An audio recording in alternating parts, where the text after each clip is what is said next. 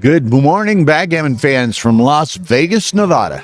It's Saturday at Rory Pascar's U.S. Open. Bill Riles and Tara Mendicino, Ace Point Backgammon, broadcasting 2 live streams continuously all week through today, through tomorrow. This morning we have 2 matches for you. On Stream 1, which is here on the Galaxy YouTube channel, is the a one-loss bracket or second chance bracket, whatever we want to call it.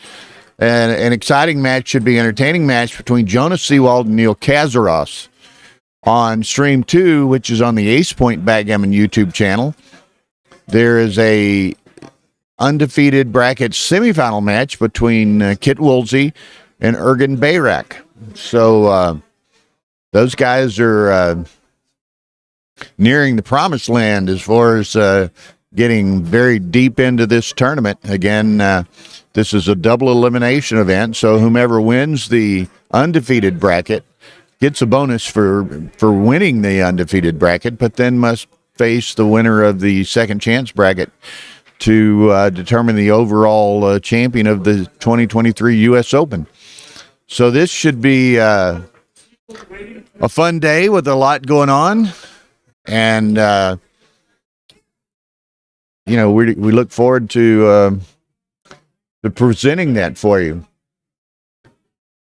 It's been, as you can see, over my shoulders here into the main playing room. All of the matches, all of the morning matches.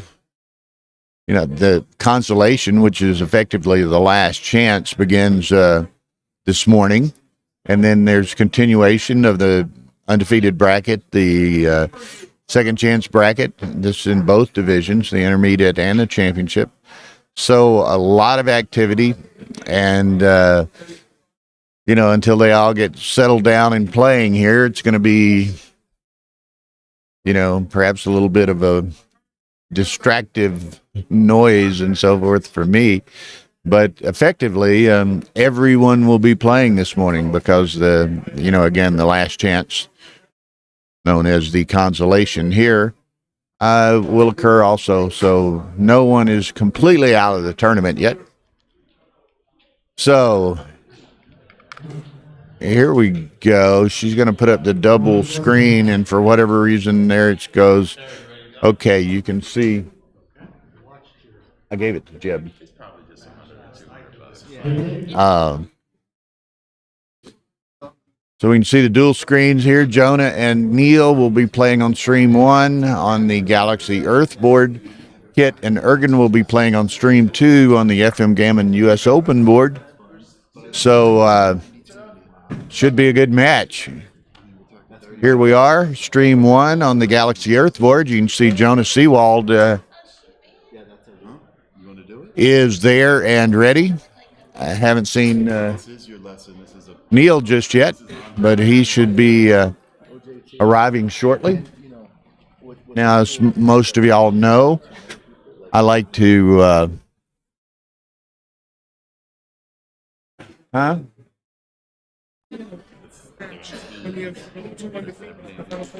That's what she wanted to do. She thought this was the match that people wanted to see. Okay, so is that sturdy? I know it's like doesn't make any sense at all. That's the best I can do. Well, I have a way to fix it. I mean, if it's sturdy, that's cool. It's just at the wrong angle. See, I'm thinking we might have to do this.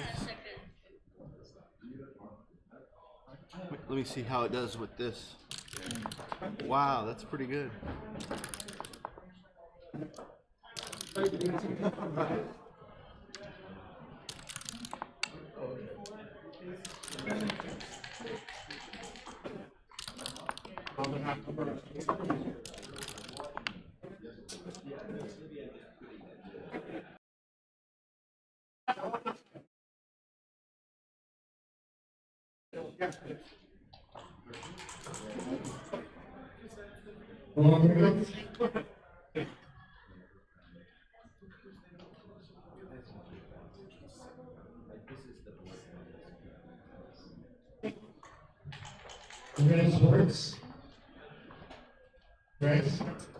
Okay, so again, we're Jonah's in the room waiting. It's 10:02. Neil should be here shortly.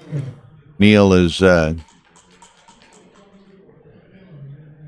traditionally at best on time and at worst ever so slightly late, but he'll be here any moment. These are two well-known players. Should be it's a match that the viewing audience wants to see.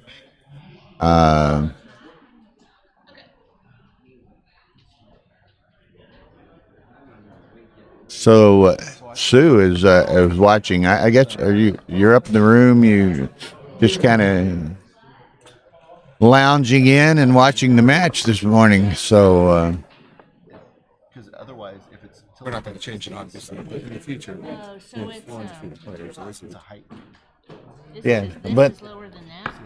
I mean, I can appreciate what she wanted to do because nobody's going to want to watch those. Yeah. Or on this board. But that one's fine. But the other one, So check this out. Yeah. See how this is the same height now? okay. And as y'all know, Bill likes to do our streaming in kind of a interactive fashion. I monitor the chat log here. So if anyone has comments, questions, suggestions, whatever, Sometimes you have to make the I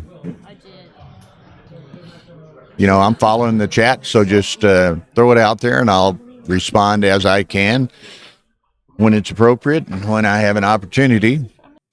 It's even I'll go as low as just shouting out to people and repeating happy birthday wishes or whatever. So we try to keep it a little light, entertaining, provide some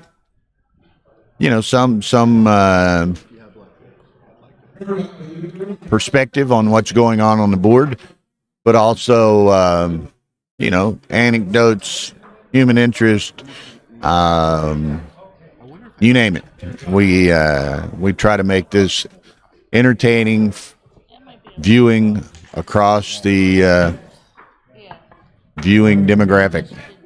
So apparently they're going to play. They want to play with Jonah wants to play with a baffle box, and they're trying to get it organized such that the baffle box will be supported in a fashion that is acceptable to them. How's that? That's pretty good, right? That's pretty good. So they're using some checkers to prop up that section of the rack. There's Neil in place. Yeah, So Yeah. that's cool. Yeah. Then it's I'll have to pay even closer attention, as you know, for about a foot and a half. since if they're using a baffle box, both players' Oh yeah. Yeah. That's rolls will be on the same side of the board. So have to pay a little closer attention to see whose roll is whose. Now they also you can oftentimes determine that by seeing whose clock's running as well.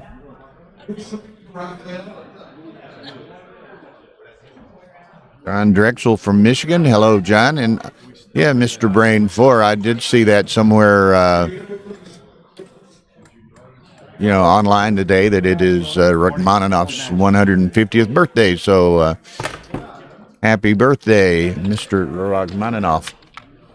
What's the purpose of the baffle boxes? Some people prefer the baffle boxes thinking they give a fairer, more random roll that are not subject necessarily to the vagaries of how well or not so well individual players shake the dice and what have you. So it's again, some feel more comfortable using the baffle box. It's an option that Pull it away. Yeah. Roll, call it. It cannot be. you know, is up to the players. If you get hit, it's what it was. But Neil Kazros on the right, playing the white checkers on the bottom, Jonah on the left on the player cam, black checkers at the top. Jonah's a extremely good player. Neil is a Hall of Fame member, all-time ABT points leader, the legend of the game. Listen, I found all the heat. Whatever. Tell him, I said, nobody would watch you. Just nobody. So anyway, so we've got getting started here. Rory's trying to make some announcements and getting people sit down and situated. So I got this loud speaking in my ear. So I apologize if I'm a bit distracted early on here. Set of sixes. It's that. And the 2 point, making the point. Yeah,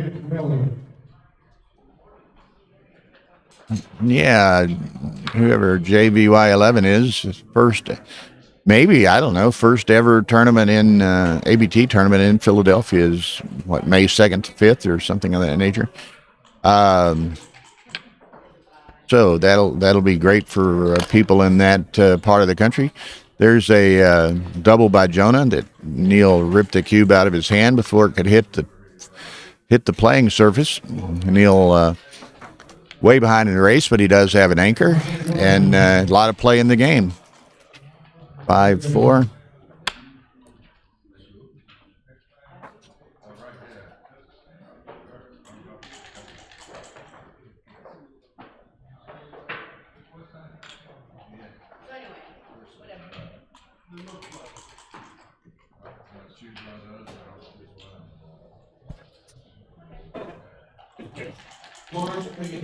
So anyway, there's Mrs. Bubbles.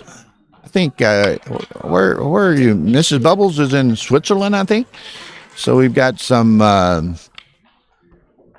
European participation here. 3-1. So Neil he can make the forward anchor. He can make his 5 point. He can only make his 5 point. He's not under a lot of immediate pressure in the blitz sense. 6-3. Jonah's able to hit. Neil still yet needs that anchor. There it is. And it's the forward anchor that he would prefer. And he can keep that trailer back there on the 24 point to make it a little bit more difficult for Jonah to play in. Mishipu. Okay. I'm sorry? We're up to 63, so we're picking up fast. Always good to have Mishipu in the crowd.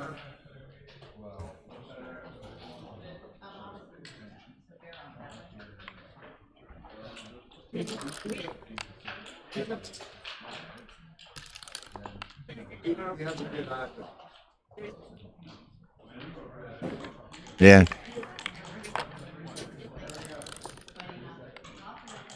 Okay, so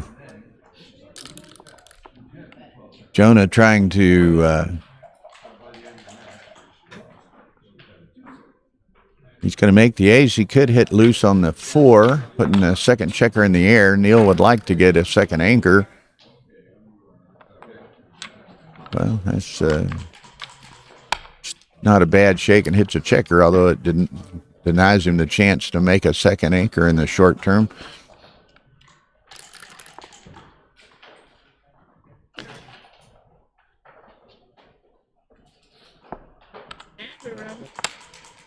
Yeah.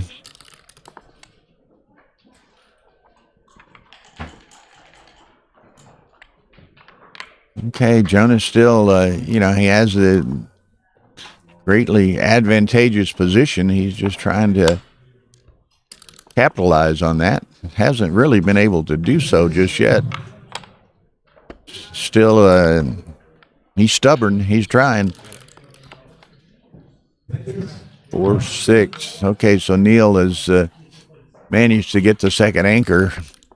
So it's quite a bit of play in this game now. And Neil's got those, in a sense, buried checkers on the ace deuce 3.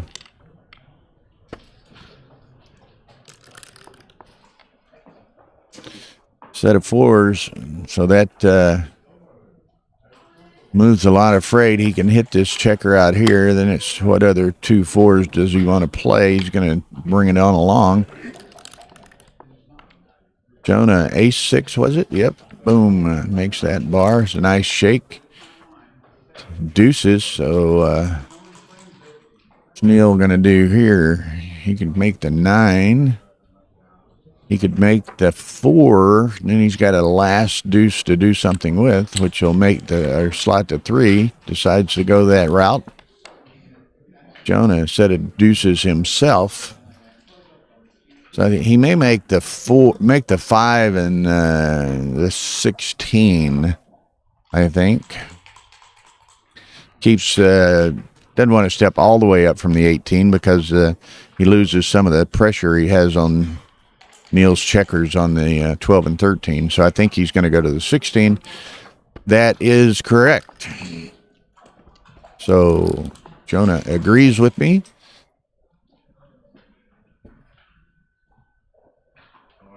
Yeah, Daphne, we were all on that page, I think. And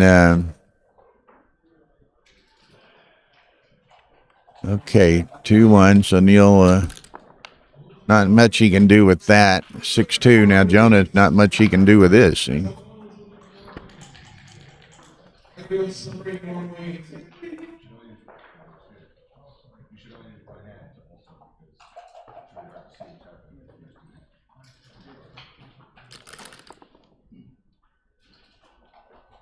Six, 5. Okay. So Neil's managed to 5 and 4. Gonna have to go on with that. He was at a decided disadvantage early on in this game, but he's managed to recover and into a pretty good position. 4-3. That one's kind of ugly. We are speaking ugly. I guess he goes what? I don't know.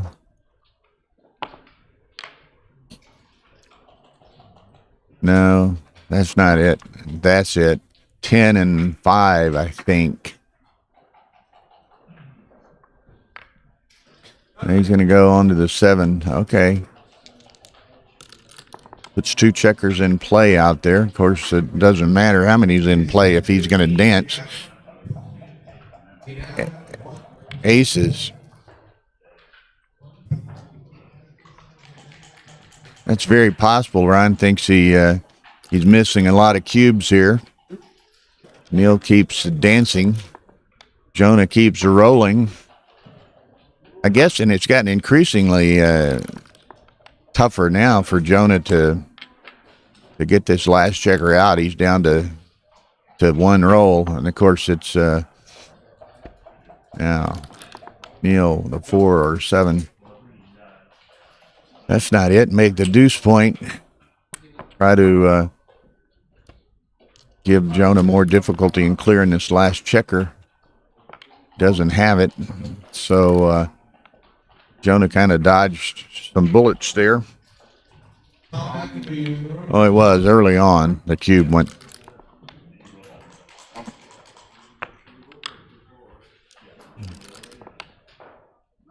Okay. Yeah. Jonah's totally stripped, but no problem for the next roll or 2. But then he's got some potential problems. 4-3. Okay, here's the key roll. 6-3 plays, so that's probably going to be 2 points for Jonah here.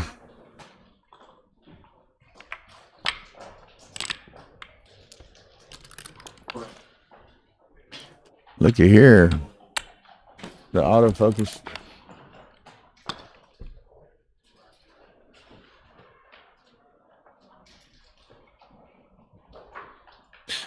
Yeah, the one game rollout wasn't too attractive on that, Ryan, but I agree with you. Jonah, he might have taken it, but he wouldn't have found it exactly tasteful. Might have been nourishing, but it wouldn't have tasted very good to take that 4 cube.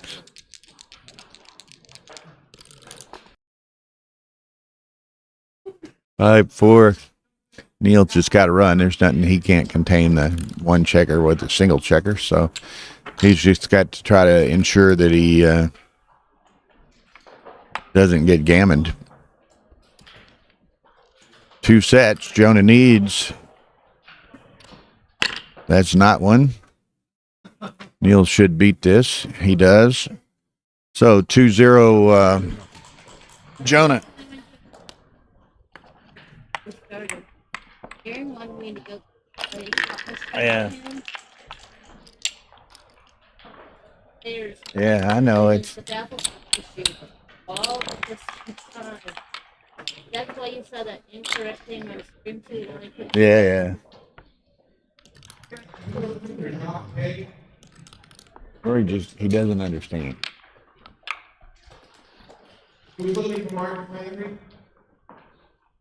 Set of 6s. Huh? Yeah. Whatever you want to do. He got all day today and tomorrow to play 3 or 4 matches, so. Okay, 6-1. So Neil has made a lot of progress, and of course Jonah has that advanced anchor.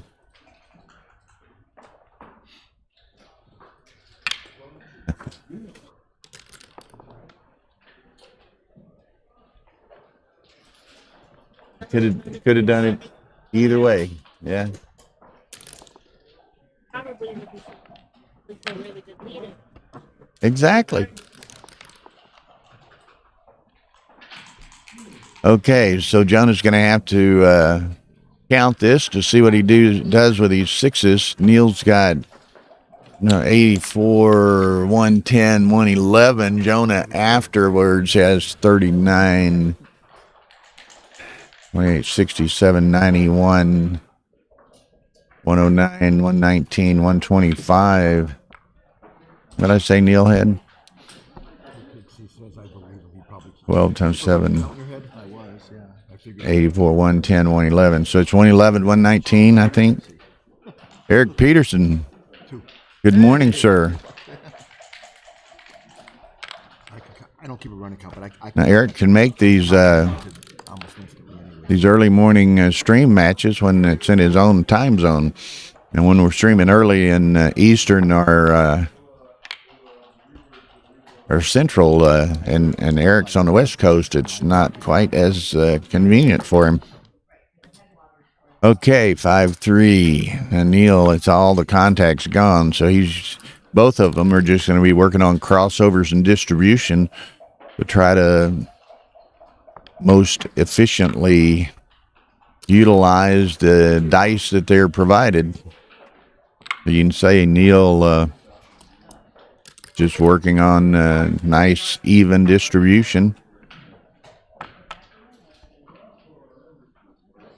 I just double check.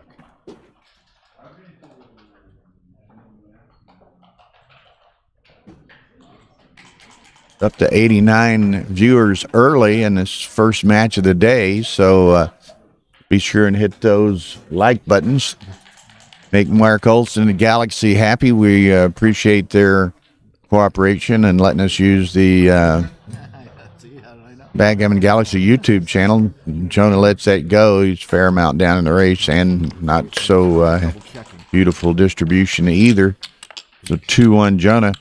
We also thank FM Gammon for as board sponsor. They provided a couple of boards for the winners of the 2 ABT events. One of those boards is on display on Stream 2 right now.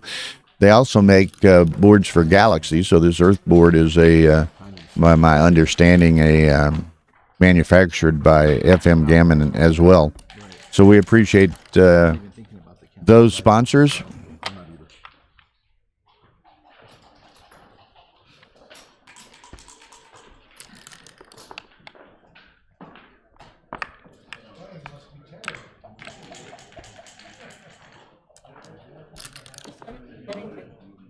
Yeah.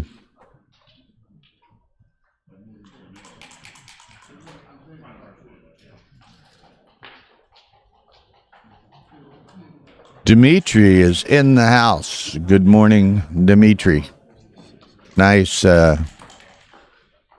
entertaining, fun match between two great players and great personalities in the game. Eddie Sawyer, there were 55 in the main and 64 in the intermediate, as I recall. So between the two ABT events, whatever that adds up to, 119. So, the little, probably 20% increase over last year's Las Vegas events, but the Las Vegas events have not totally recovered from the COVID era.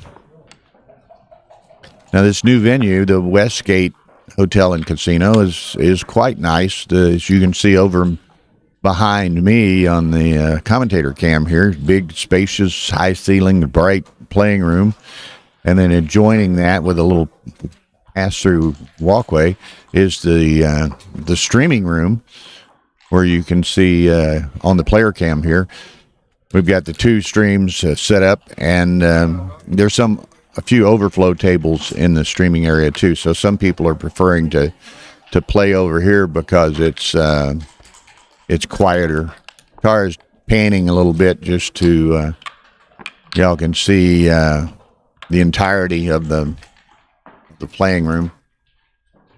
And she backs up now in the far right corner as you look now is Carol Joy Cole's Backgammon Boutique, and you can vaguely see an opening in the air wall down there by the boutique. That's what goes into the playing room. Jonah gets a big early advantage, cashes that. What did you think? And she's panning the other way. You see the director's table way down on the left, the brackets on the wall, I believe you. 4-1. what have you. I totally believe you. I thought it was close. Well, it's funny that every commentator has their own style and techniques and this, that, and the other. Nick and I are good friends. In fact, of course, Nick, we contract with Nick to provide commentating services at our big tournament in Texas every year. But everyone has their own style. Nick's very good. Nick's probably more technically oriented than I am. I try to provide some technical perspective, but keep it a little more entertaining with information and stories and anecdotes and what have you about the various players, and do much more of an interactive commentary, involving people watching on the live stream as well. So to each their own. I like this. It's my style. Some people like it, maybe some don't, but that's great. Okay, 2-2 here. Jonah's got a 3-point board, and Neil is trying to get something going, but it's not working. Threes. Now, what does he do with that? He could hit on the 9. He could make the 5 and come down. And there we go.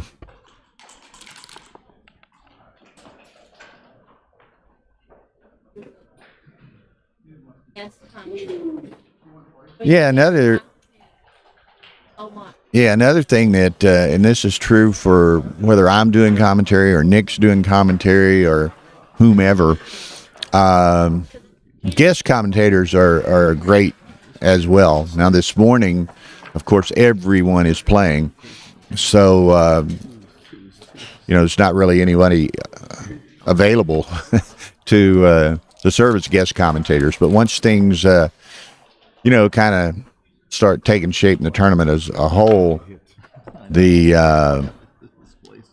we'll have any number of guest commentators. O'Hagan likes to commentate, Sachs, Woolsey on occasion, whomever. And I know at our tournament in Texas, or when we're in Chicago or wherever, people are, even in Atlanta 3 weeks ago, whenever.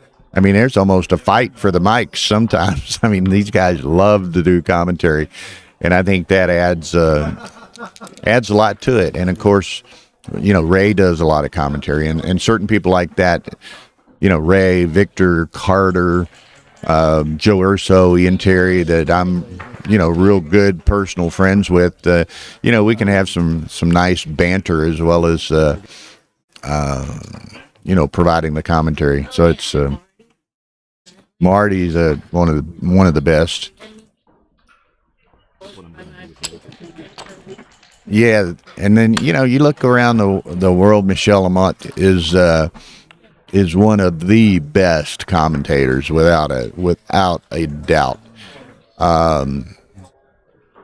So anyway, it's and it's good that you see different ones of us and different guests at different times, because it keeps it interesting. And I liked, if y'all saw from here in November, Zdenek Zisko was here, and he actually did a little commentary with me. And it's great for people to be able to virtually get to know some of these people who they may have heard the name, they may know the face, but to actually get to hear their perspectives and learn their personalities a little bit is really fun. Okay, so back to the match, huh? Shipping money. We'll get that order, Rob, next week. We've gotten, and it's funny because I think Tara puts a little notice on the Ace Point shop that we're going to be in. I count everything. I don't need to. Yeah. So anyway, we get a lot of orders, even while we're gone. Okay, so let's get back to this good match between a couple of good friends, great players, and great personalities here.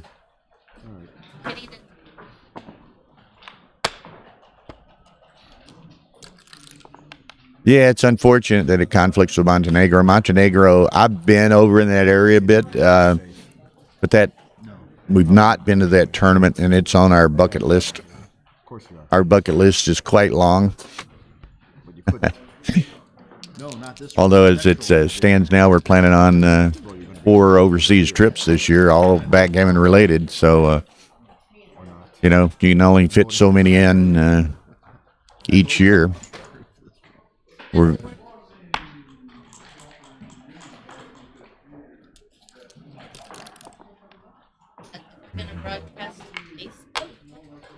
we're going to the East Tovder tournament and the UBC contender tournament in 2 or 3 weeks in Istanbul. And although we won't be streaming, we are going to take some equipment and probably do some interviews and some travel log type stuff. And so hopefully y'all will find that interesting. Then we'll be streaming in Monte Carlo this year. We're going to be streaming in Dubai this year.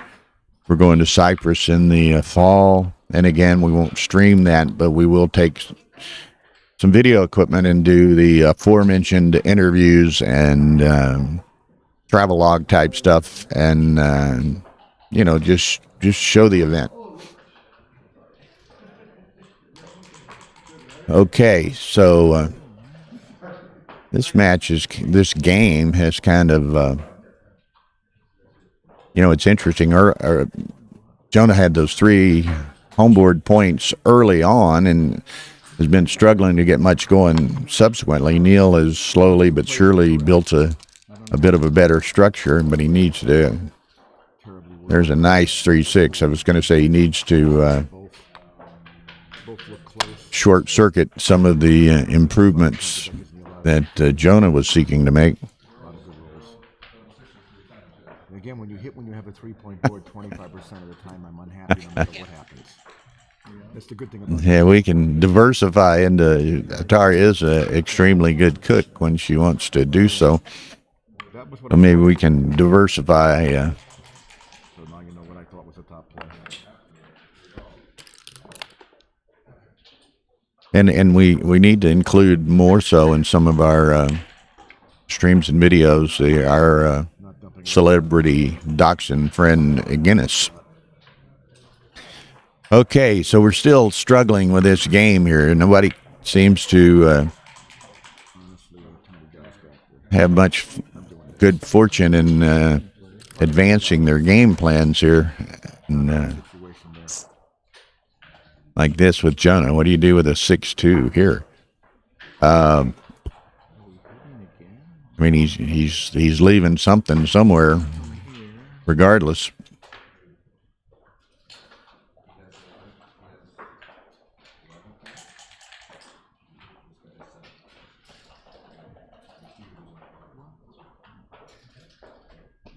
Okay, comes on around, but he has to leave the shot. 6-2.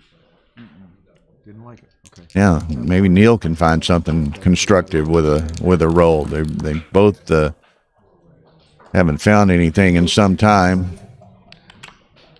Gets the hit now. Maybe Jonah does find a tune that he could dance to. 6-2 for Neil. Let's just clean it up. Safety both of those, and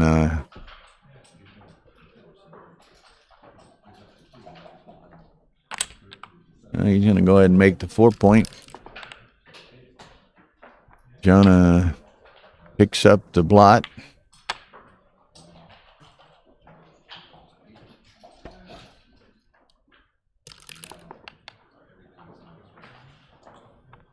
Okay, that's I guess you come across and make the 10, or you could play to the 4. This roll isn't helping my. Maybe you play to the 4 and gives you more builders working on the 2 and 3 here. He's going to even go a step further than that and slide on the 3.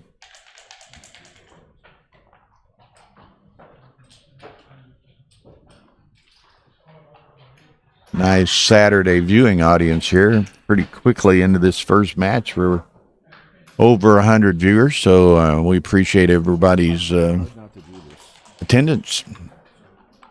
Hit that like button. And this is one option. The other option is to play to the 4, but he's gonna go a little bit bigger, 25% of the time. Jonah's going to dance, and that was one of them. This one's a drop. I would bet it's not. I mean, what are your bad rolls? You got a point. What are your bad rolls? What are your bad rolls? Okay. Why are you doing? Now, I can't hear the player mics. I think, watching the stream, y'all can perhaps hear a little bit of the banter. These guys are good friends and good-natured, enjoy playing, so there's probably a bit of not so much, trash talks, more just technical discussions about some of the positions that they've looked at. So, I'm not very good on too good and complex. Anyway, we proceed on. I'm always trying to play on too good. Jonah's going to hit. I don't play on enough.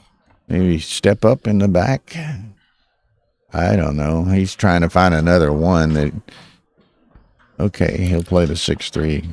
Justin Knoll is in the house. Now, there's another great commentator. Justin Knoll. I really enjoy Justin. He's an extremely good player, good communicator, has a tremendous dry wit, which I find attractive. Tara and I kind of like to think that we discovered and introduced Justin Knoll to the world in Chicago, what was it, 4 or 5 years ago, Justin, when got him and Ian Terry doing some commentary for us and on some live streams, joining me as kind of guest commentators at points, and it just really worked out well. And I think Justin discovered his talent for doing that sort of thing as well. Okay, 3-1. Gonna come down. Regretting my 4-2. Put another builder in play. Yep. 6-2 by Neil. So again, Neil, it seems to be his tendency here in this match is getting some awkward, difficult roles to play. 6-1 by Jonah. Keep doing this to me.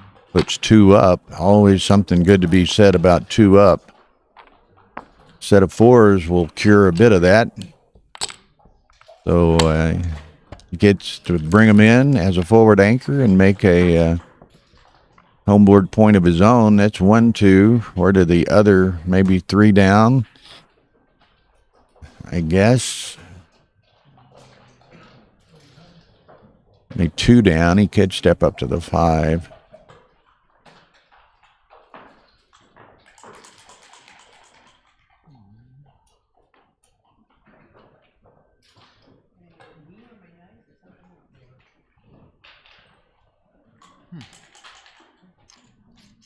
This is Saturday, day of rest for Dimitri. Okay. So he kind of goes for the gusto here. Neil's going to hit 2. Jonah needs to roll a 5. Doesn't. Only gets one of them in. So Neil's going to get a little itchy trigger finger here. Jonah says no, thank you. This was too good. We'd have a bet. I'll tell you when I think it's too good. Was it illegal? I overlooked it then. 4-2 is the score. 1. 5.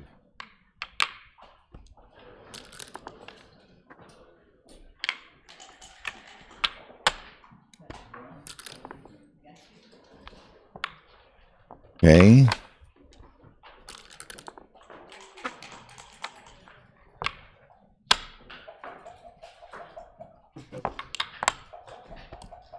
Now you can see a style of play in both of these guys. It's been apparent in each of these early games. You know, there's been several occasions I noticed. There was one earlier here with a 5-4 perhaps by Jonah.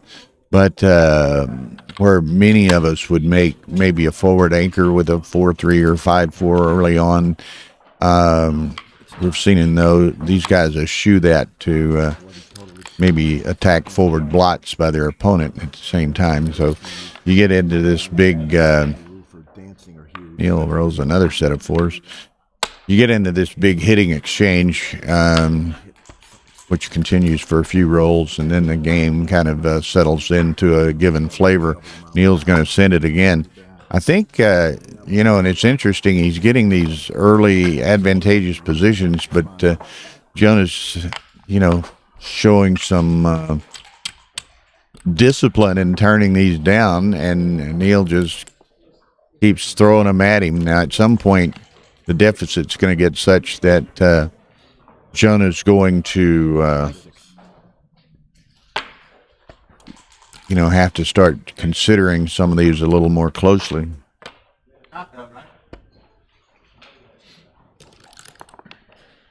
Well, we thank you, matey, for the kind words. Don't dance. Calling his numbers isn't fair. It was close. And 2 by Jonah. Now I guess, there again, he's attacking those slots, and on occasion getting away with it, which provides him great opportunities to more quickly develop a homeboard structure. So he has that now. 9, he could make the 4-point. He could hit over here. He could put another checker back. I kind of like making the 4 personally. Sooner or later, you got to, start. You got all your building materials in the yard here. You need to start building something.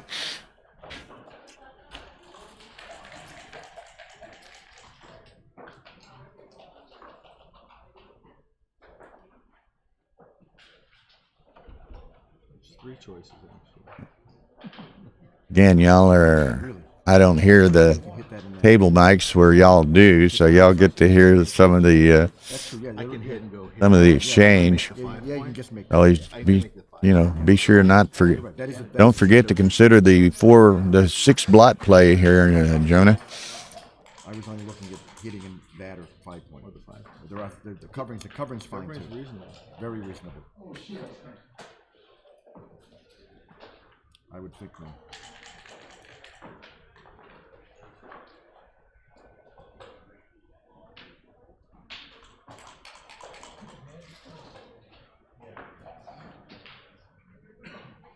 And okay, he makes the 5 points. So again, I had just seized immediately upon making the 4, but making the 5 is certainly a very nice option. And Neil rolls a 4-1, which doesn't enable him to hit that blot. Now Neil hits 2.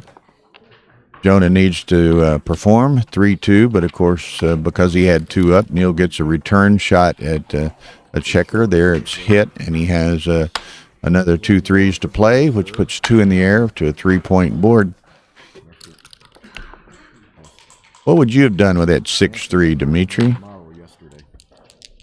Okay, so Neil, another set of 3s. Now, what do we do with that? I think I'm coming to the 10 and maybe running out to the 15.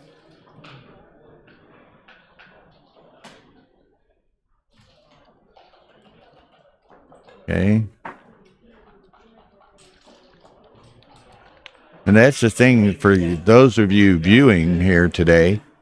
You can not only listen to what I have to say, you can follow what's going on the board. Maybe you hear a little table banter by the players, but there's also some excellent players in the chat line viewing this and offering comments and perspectives. So be sure and follow that chat log as well and read what these guys are saying. You've got people like Ryan Rebello and Dmitry Obakov, Justin Noel, and others are here, and that's only another avenue of learning that you can take advantage of in these streams. This is like free lessons. It's like, I know Victor Ashkenazi is one of the best players in the world and a very good friend of mine. I know he's been kind enough in Atlanta last year and this year. I'm sorry, huh? Oh. So, but Victor, in Atlanta last year and this year, he's, done some guest commentary work with us. And, he laughs. He says, you people need to listen to what I have to say. I'm normally charging $100 an hour for lessons, and you're getting this for free. So,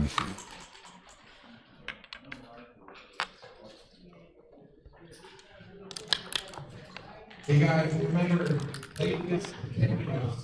okay. Okay, so Neil, he doesn't need 3 anchors, so he's just going to position that newest spare such that he can run that checker when he might to try to maybe recirculate a checker, save some timing. Jonah, with that set of 6s, is really well advanced. Now the question is he going to try to cash this, or is Neil's in a position that he can probably play on? Mr. B-Mac. What's up? Brandon Macklin sitting behind me here.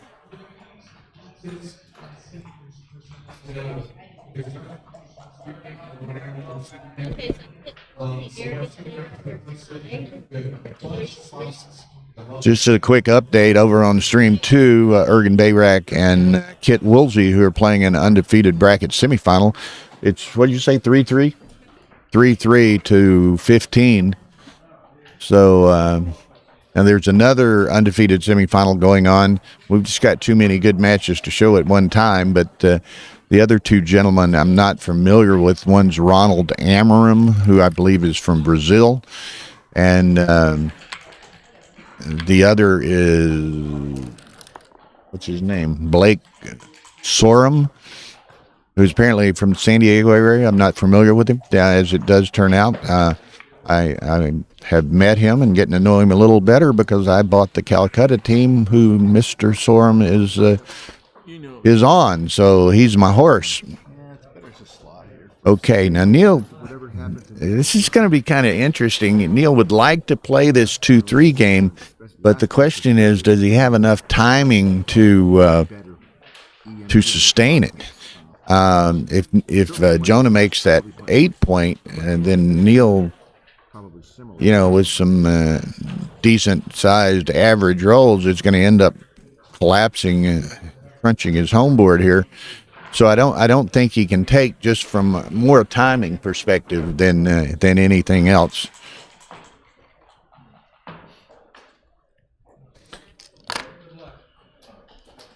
He does take it. Now, again, I think he's going to get into timing problems, but let's see what happens.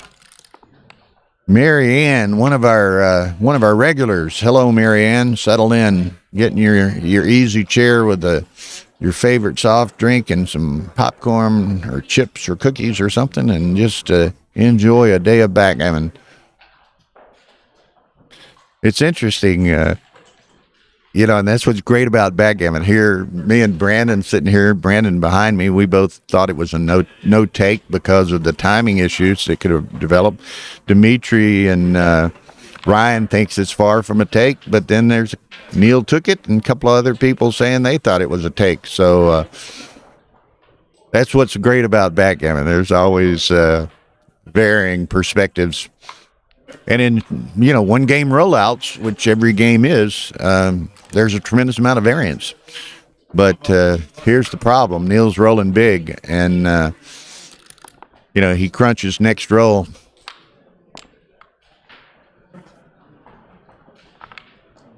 That's exactly what we all thought was likely to happen.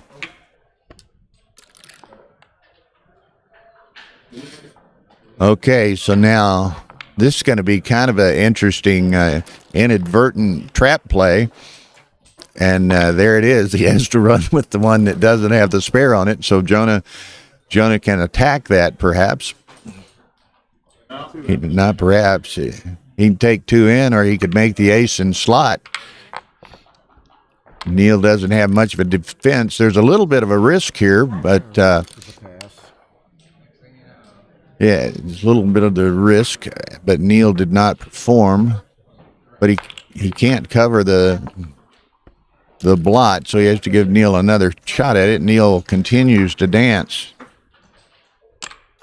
There's the 6-5. So now 3-4. Neil's going to make the ace point just in the unlikely event he gets a shot here. Not going to be soon if he does. Timing wasn't that good.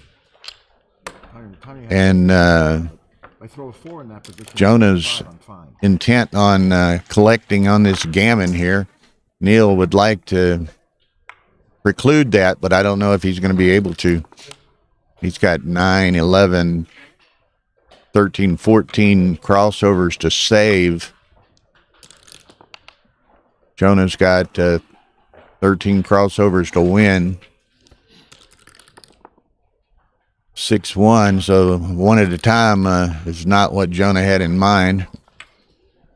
So now Neil's still got 12 crossovers to save.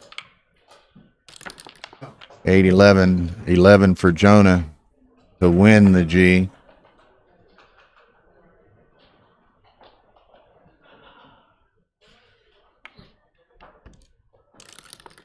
Yeah, that was Hussein is doing some transcribing for us. Hussein Paknahad, great asset to backgammon and on the Galaxy team and so forth. And he says it was a 400 pass So that's some.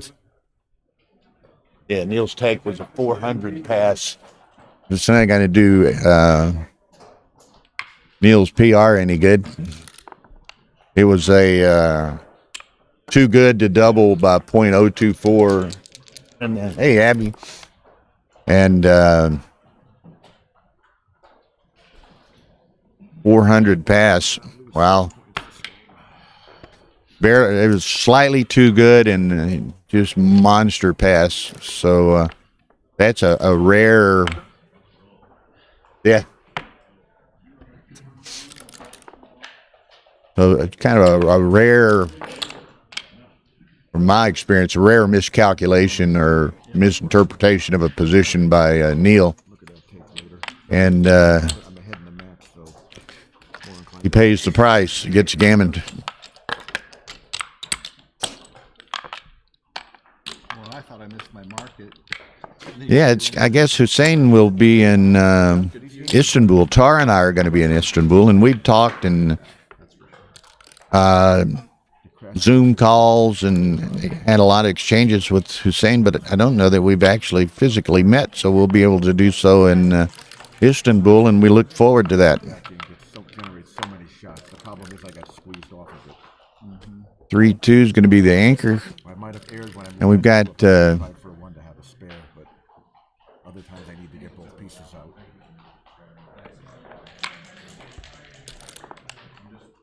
got a nice close match here. Now this is a second chance match, so this is only an 11-pointer. Ergen and Kit are playing a undefeated bracket match on stream 2, and that's a 15-pointer.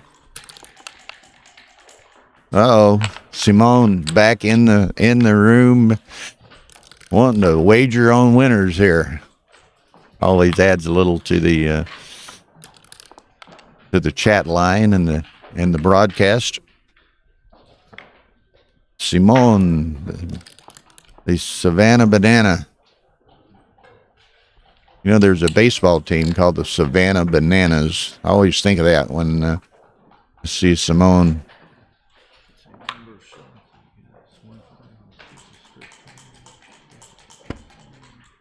Sean says that in his mind, the take wasn't as bad as Double Plus says, but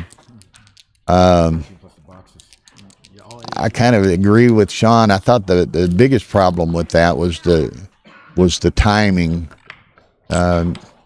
Neil had the 2 spares on the 3 or whatever that was, but he didn't have many rolls to maintain his board before he started cracking. If he couldn't, if Jonah didn't break that 6' and activate Neil's spares, and that's exactly what happened. So nice to see Sean in the house this morning as well.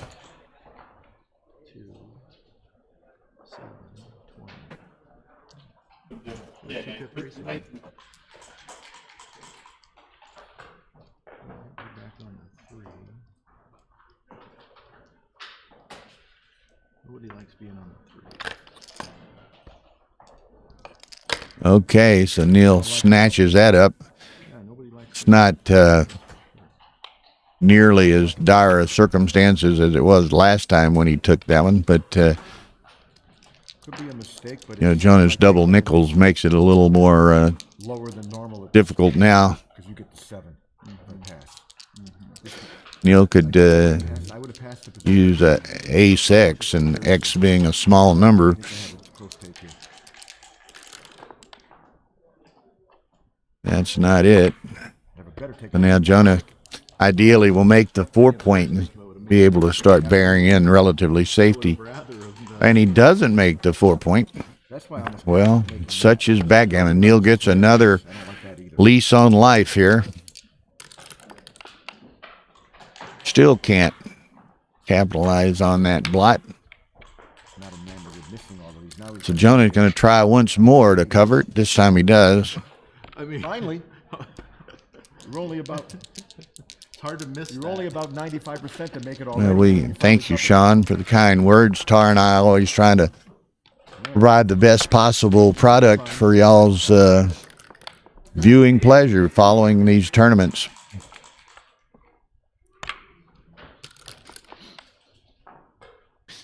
the best possible product, and as we can, the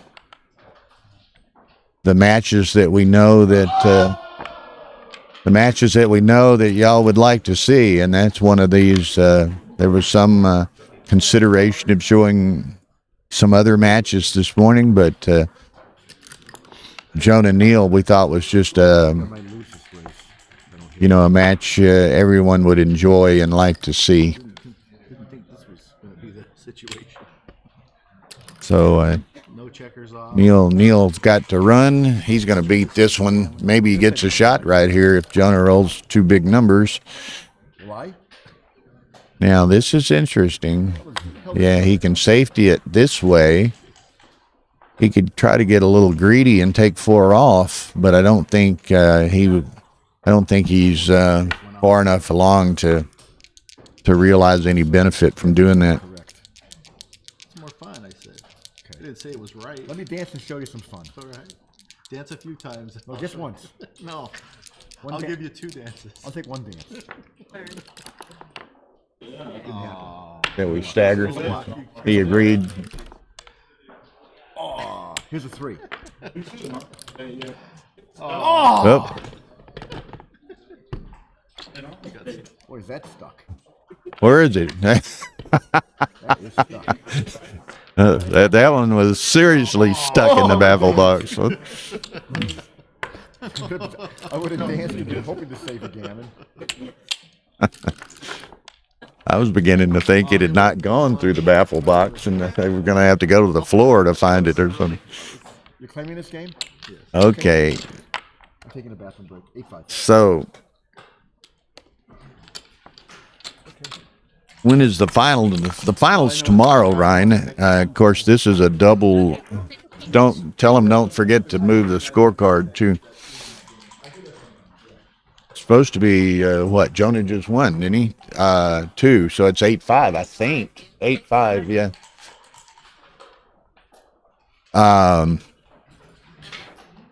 Yeah, Jonah noticed it now, so he got it. Okay, very good.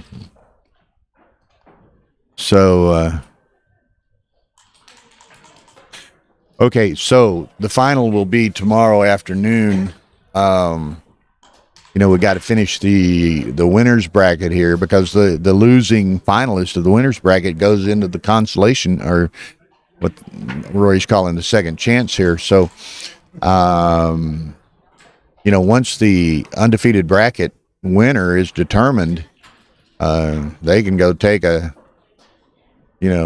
overnight nap or something, because there's several matches to be played after that to determine their ultimate opponent for the championship.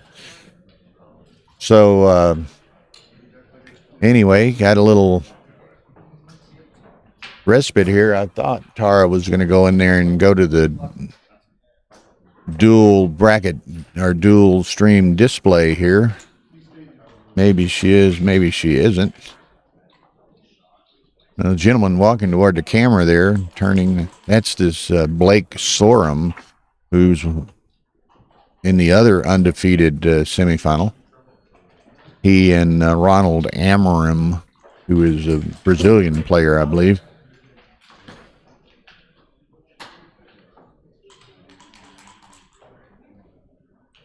There's Candace Miron. Candace sitting behind me. She announced yesterday that there will be a BMAB event in Los Angeles in June. Good afternoon, everybody. It's actually, it's a good afternoon in most of the country. Once again, you have a good turnout. What, as far as viewers? And there we have, obviously, Kit and Ergen. Ergen's trying to fend off a G here, probably will. So it's going to be 5-3 Kit in that undefeated semifinal match on stream 2. Yeah, he beats that. So, okay. I don't know how familiar everybody is with Ergen Bayrak. I don't know. He's a economics professor at He is. He's USC. a professor of economics at USC and has been for quite a while. Obviously, that plays into his abilities at backgammon. He has won the California State Championship. Okay.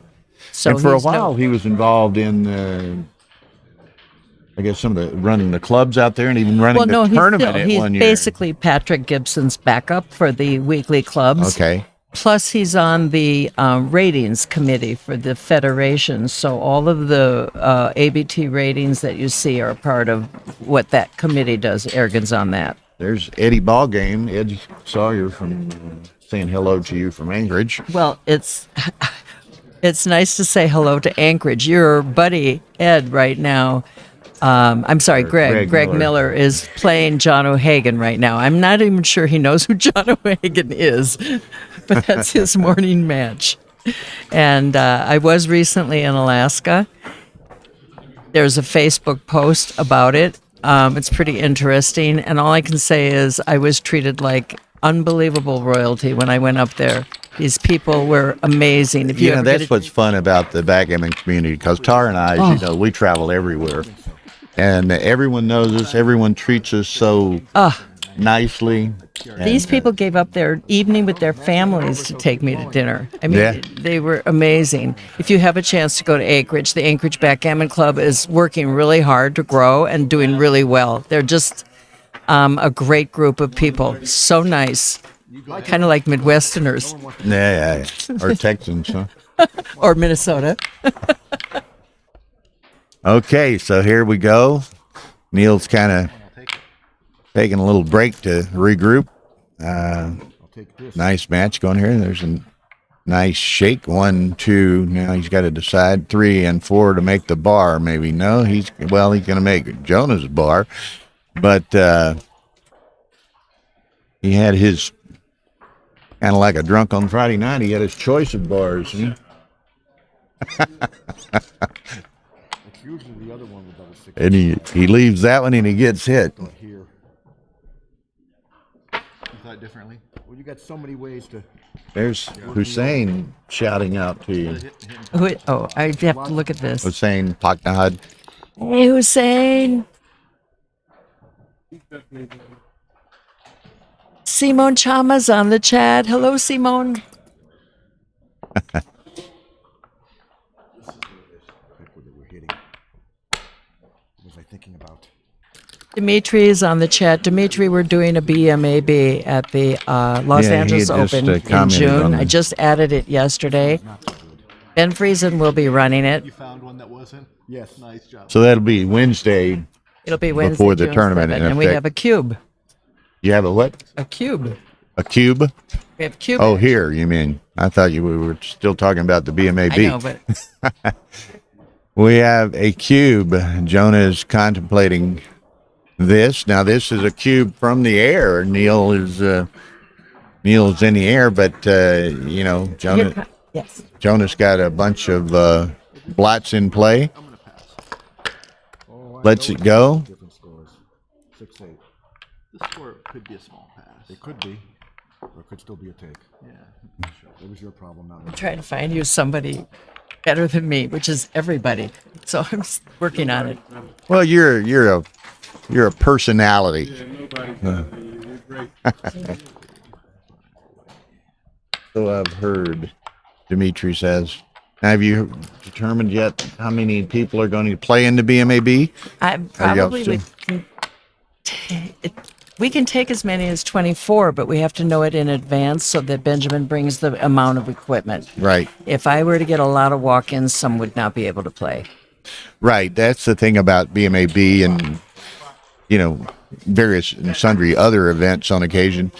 A certain amount of equipment and labor is involved in getting this done. So you need to know, you need to have a good feel for how many people are going to be involved in advance. They do to the extent, I know in Atlanta, several people who played in the BMAB in Atlanta brought their own equipment to Dimitri's on the chat. Maybe to he can clear it supplement up. the equipment that Roberto had. I know Ian and a few Yeah, others Roberto brought does their them own now. equipment.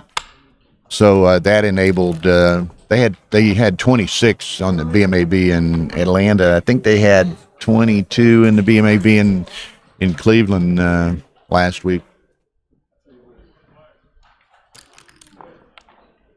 iPod and your laptop in camp, right? Or you don't need a laptop. No, you don't need a laptop. They just need a camera stand and a camera that has recording capabilities, typically a chip or, plug in a little chip.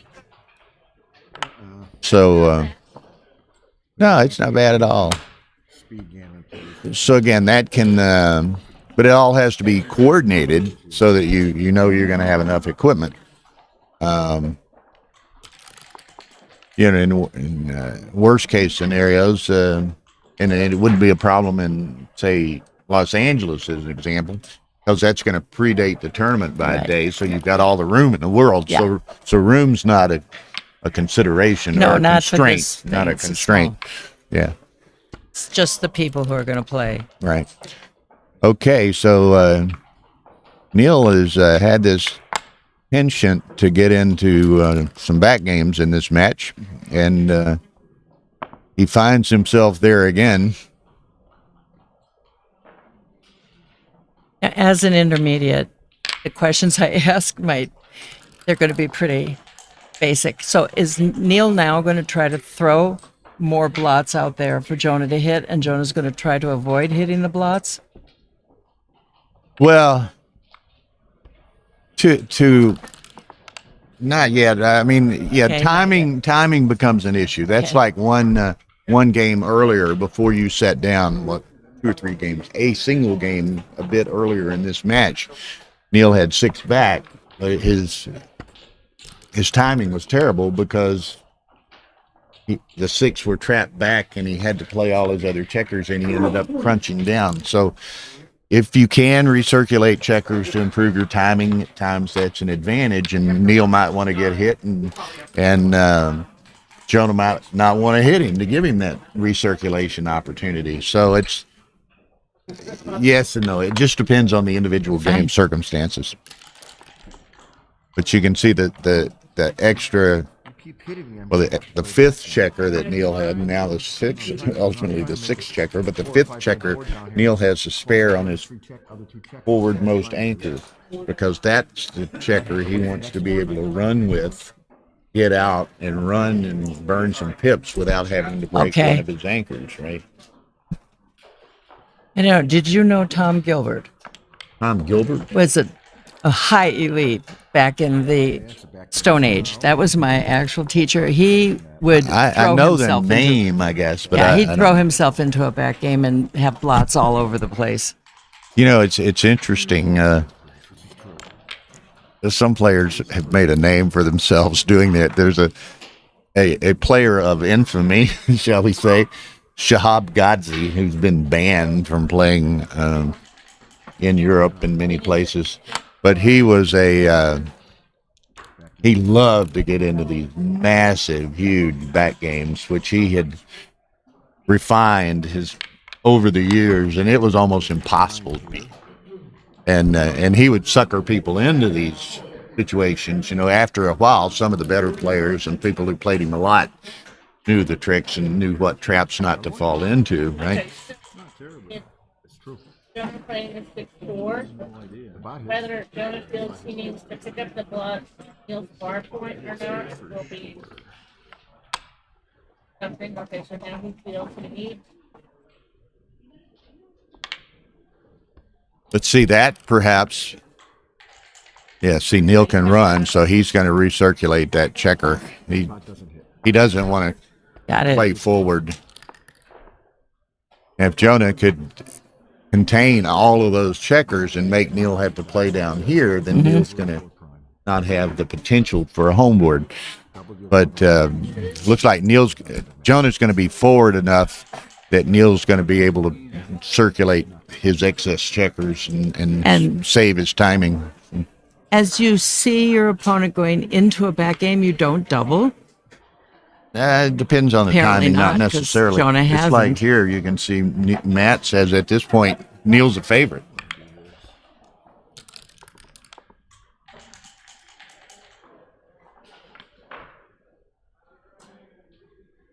Oh, that's Alex Shagan here. Alex Shagan is starting to be a real force in backgammon. That's good. Alex, I've known him He just to a works limited too hard. extent over a long time, and it seems like a really nice guy. He's a dermatologist, I guess, or No, he has a skin clinic. He's skin clinic. Okay. Yeah, big time.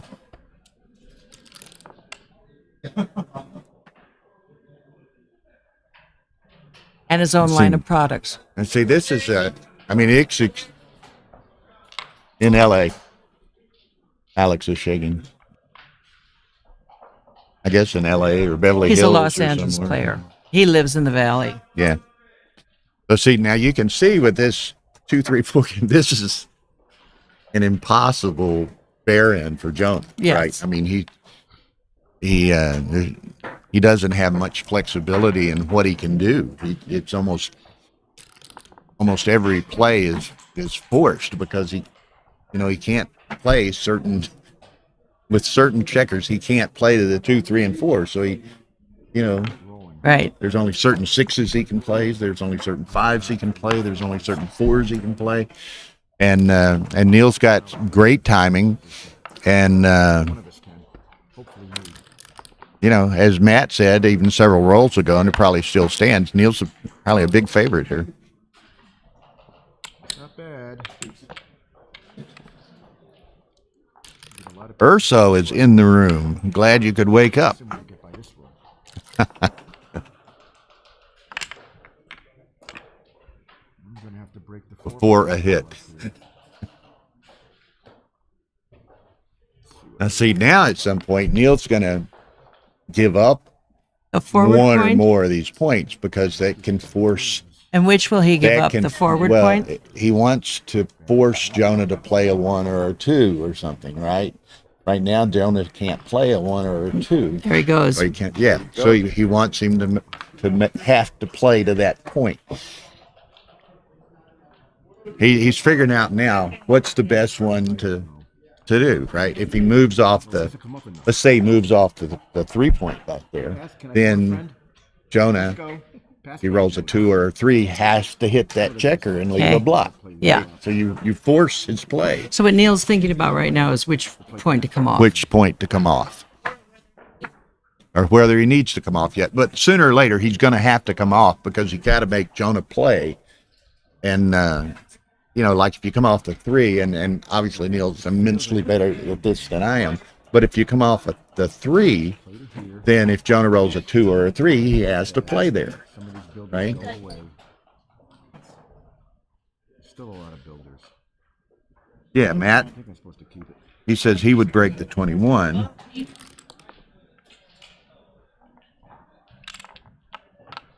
But see, this is a I saw similar. It was like, this is a great instructive game. This particular game is really a lot to be learned here. And and we've got Matt and Dimitri and Joe and Ian and Justin Noel and others here to help us somewhat. And see, right now, yeah, you gotta make him. You gotta give him numbers to play, right? That he doesn't want to play. this is make that and get out. One out here though. This goes. Okay, so there, Neil. So now a deuce he has to play there. A 1 he can stack. See, or take it off even, but he's already played the 6. I think I would have, and maybe I'm not wrong, and Matt and Neil are a hell of a lot better than I am. I would have come off the 3-point so that he had to play 2s and 3s, but.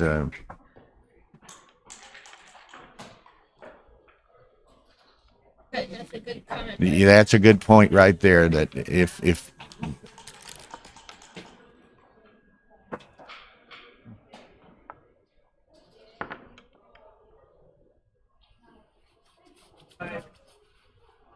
now you can take one off. Need to keep the ace. Okay, now Plotting. now I may leave off the 3 now, right? I think I need to stay there and maximize my hits. Neil could potentially even take both spares out, right, and just leave 3 blots. And Jonah rolls a 3-4 or something, and you'd have to hit 2 blots. That worked out well that Neil had not emptied. The double 3 would have been a killer play. Whether you cover. He's covering. Good. Yeah, that playing that ace from 6-5, the last spare was, everybody disagreed with that. 5-4.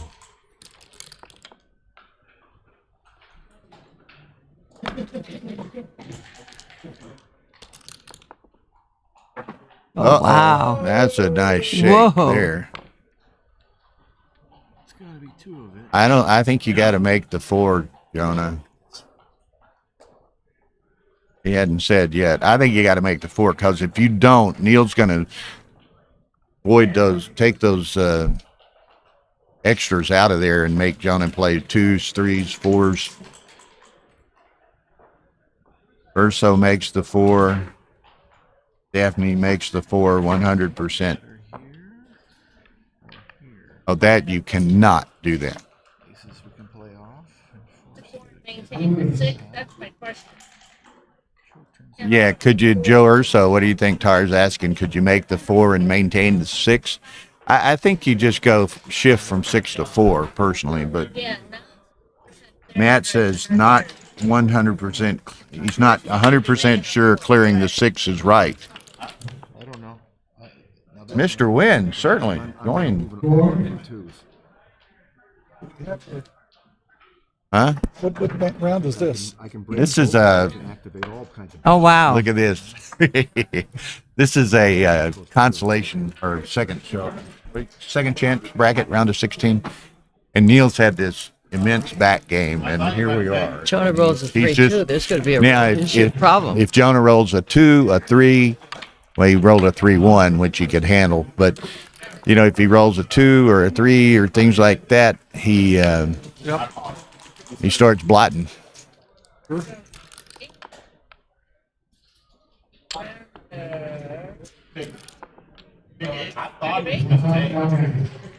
Pardon me? Here's round of 8.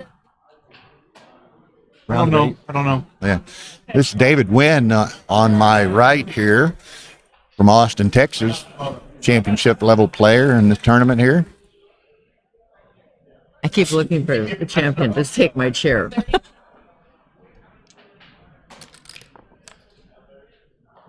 Okay, so there's the shot. Neil's been waiting long and hard for that shot. Now he'd like to hit it, or if not, he'd like to roll a deuce. And he does. Hits it. So now he's got a very good chance of picking up another checker. Right. And when does he have the cube? He's got to have another checker. Oh, there's 6 checkers, 7. Okay. Jonah has 7 remaining. He's got to have another checker. But he's going to play it so that if Jonah enters with a 1 and 2, then Jonah's got to play up there and may leave a blot with a 2 or something. Or even a 1, since he can't be bearing off while over here. So Alex Jonah's, says there won't be a cube for a while because of the 7 checkers that Jonah has. But if he can get his second checker, though, it'll be a lot sooner. And Neil just wants to stay right where he's at with those back checkers. He wants Jonah to come in. Well, I'm surprised that he went ahead and made that. I wouldn't have done that. I wouldn't either because you make the think that's a 7th big point mistake. and then Yeah, I split think your that's a 1 and mistake. 2. Yeah, you want him to come in. Why are these good players making these mistakes? So after you have worn on 5 checkers, then you're I don't understand how Neil did that. Made that 2. considering If you do it next year, you'll find it was a mistake. I think you're right. Okay, Neil still needs to he wants Jonah to come in. Yeah, to make, well, what was that? That was back on the double aces. I'm not sure.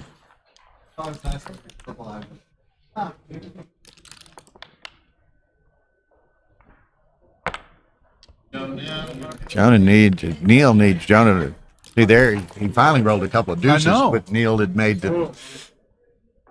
And now he has to break because he can't. This is interesting. 1, 2, 3, and play 3-2 or 4-2. I want to slow down. I just soon get hit. Okay, but that. No, maybe so, but man, he didn't fish for all of it, really, for that second checker. I know. Never went fishing for it, and he had all kinds of opportunities to. That go through? You dropped. I wasn't watching. And you're going to gain a. It doesn't really matter. Doesn't matter.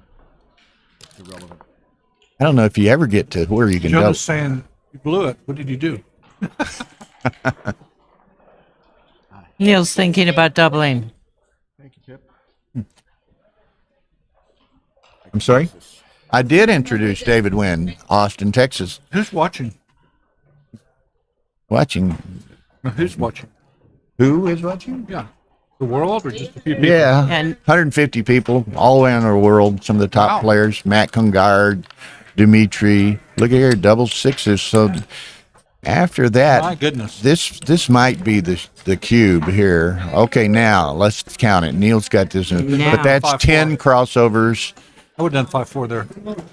I don't think it matters though. I think if you Yeah, doubled out. I think he cashes here. Alex saying he lost his market. Yeah. Well, here it goes. Now we'll find out. Okay, so see, Neil's got 10 checkers to get across, right?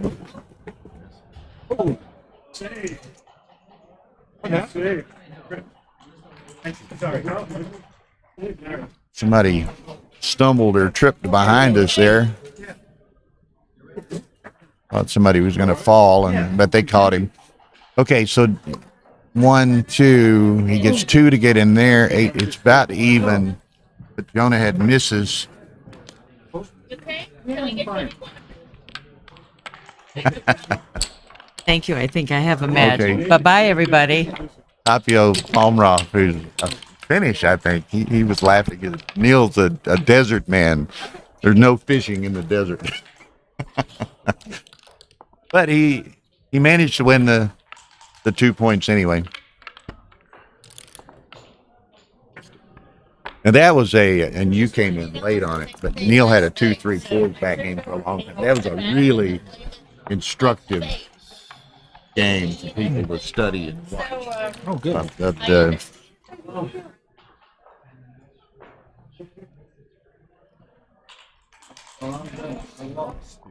That was I think one of the best games,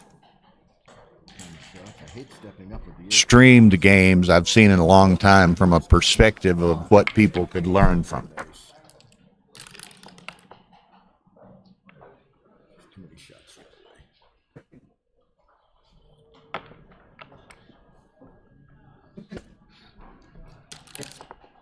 Oh, that's interesting. Alex Ashigin says for our information, he's working on a book on back games. Well, I'm sure you may want to interview the infamous Shahab Ghazi, who again is banned from play in many arenas at the moment just because of his behavior. But he was the god of back games.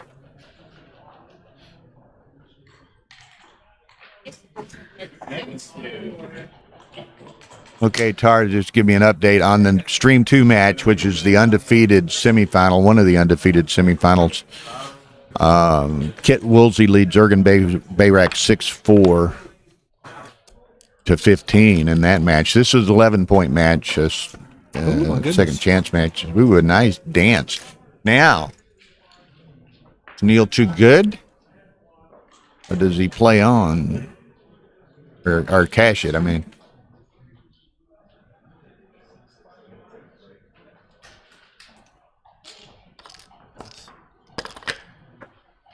Thank you, Joe, for running that. That's quite interesting. Joe said that the correct play on those aces back there think I was too good. was to Double fours and then I dance. It's thought there's no take in there. I thought I was close to two. clear the 6 and take 2 off, Definitely not a take. Might have had making the double 4 was a 240 blunder. Obviously doubled if it was 7-9. Well, that'll be an interesting one to go back and study because there was immense things to be learned from that particular.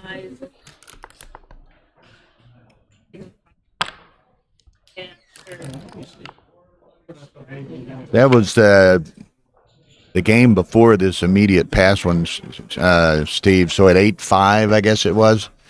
Neil had a 2-3-4 back game and went on forever. And there were some incredible decisions to be made as to how to bear in against that back game and how to play that back game.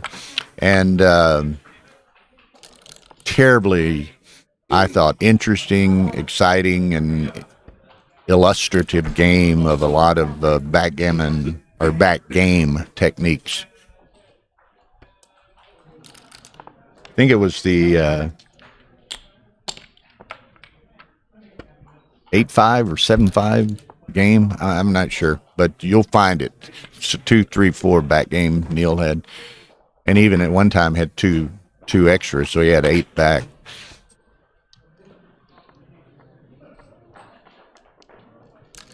And also, when you watch that, Steve, watch it with the chat line, visible to you, because Matt and Dimitri and Joe Urso and others were making some, Ryan Rebello were making some, very astute observations and opinions related to how that back game should be played.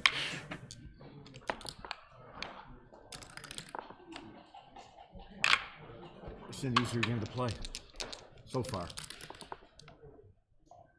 Yes, it's easier to play.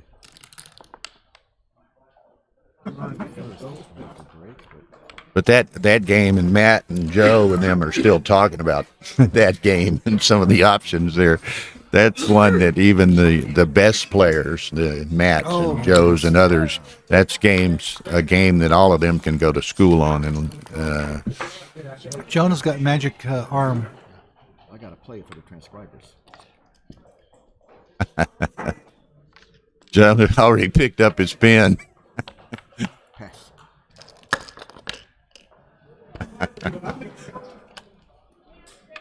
Pretty good when your opponent It just doesn't, after that roll, it doesn't matter what you do. sends you the cube and picks up his pen. It might be a clue. That wasn't a very hard one to figure out. I do. Yeah. That's why I play it. Fair. I don't want her to have to guess. What did he do? Or whoever transcribed it have to Well, guess. she might not know. It doesn't matter what you do. Right. Right.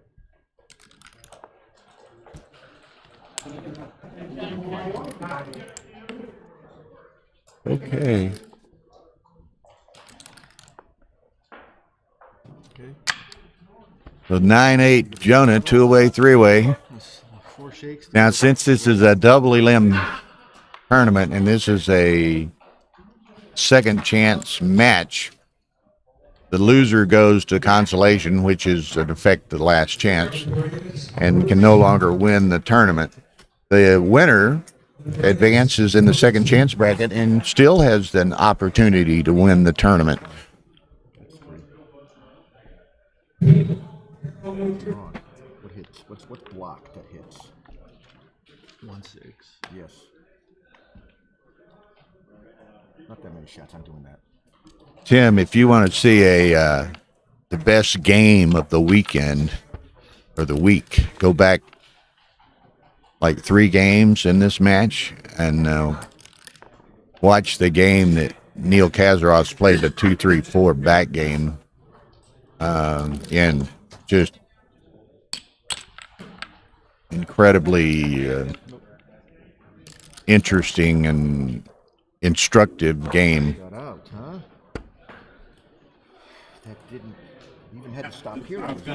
Apparently, Joe and Matt and them are still discussing that double one play, and they're saying it more so than perhaps any position they've ever seen XG between like 3-ply and double plus, and the variations are just huge. Huh. Gotta look at that. I'm sure. That was I think I walked in when y'all were. It's during that play, I think. Yeah. 76, 89, I'm down 5 picks. Doesn't look like a double. Not a double. Okay.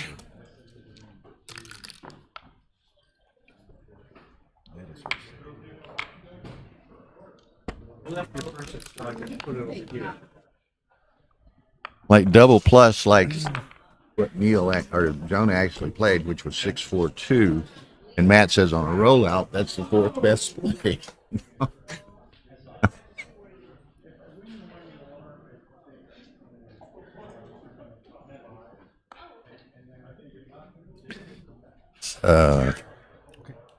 Most interesting. You can just run the video back and look at the actual position, Joe, when you get the opportunity.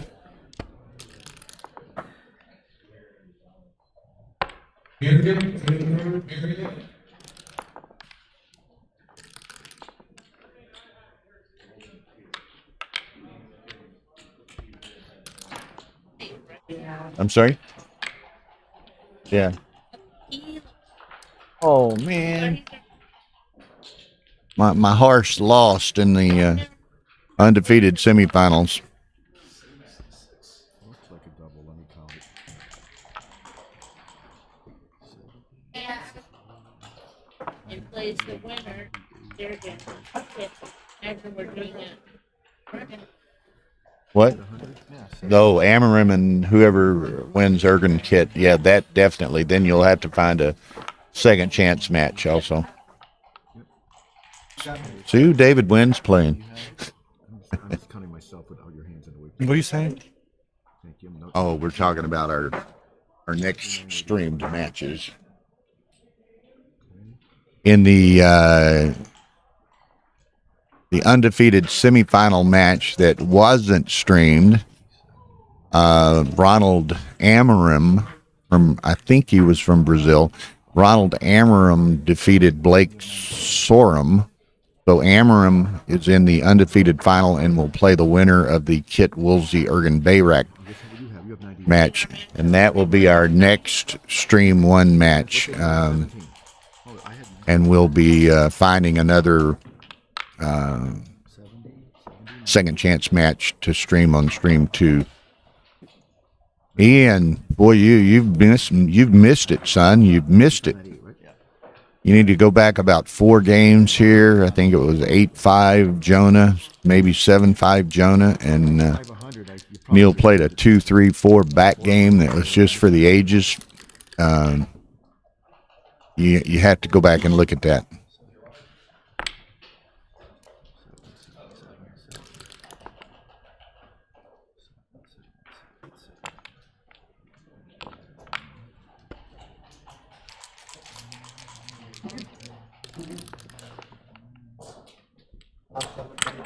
Now this is kind of an interesting. It should be fairly easy to count. What's that? 66, 75, 81, 44, 59, 70. I think Neil's quite a bit ahead. I would double this. Yeah, I would double this too. He's way ahead.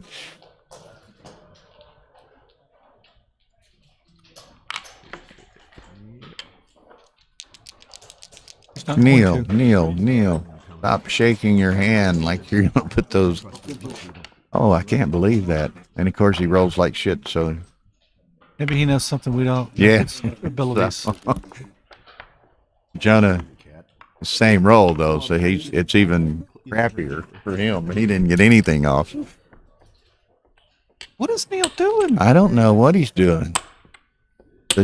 Maybe he can't think it's Crawford. I mean, I don't think. Makes no sense. Yep. Man. And the score even more dictates that, No kidding. right? I mean, I'm beginning to think some of the older players are starting to have some dementia. and hey, finally, like I said, oh, Jonas snaps it up. What's the pip count? 4 pips, right? Yep. Had the double. 32, 30. He was, I don't know, he was down 7 or 8 pips, and then that got that terrible roll there.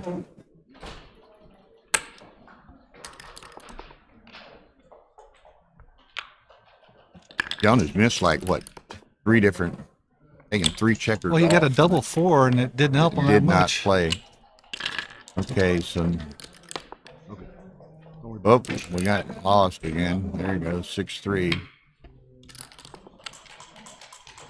Another Double set four of again. non-playing, rolled 2 sets of non-playing double 4s. But Neil plays nothing off too.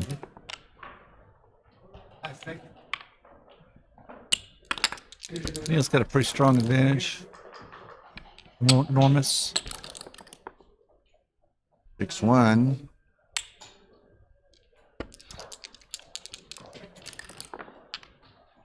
Oh, perfect. 5-1.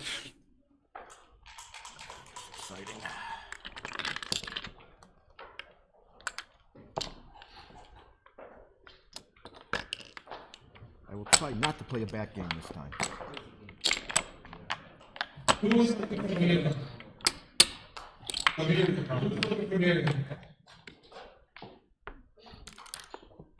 4. 4 away, please. Thank you. Okay, 10-9 Crawford. Neil. Jonah needs a natural G here, and that's what he'll be playing for. Neil will be playing Gammon Save.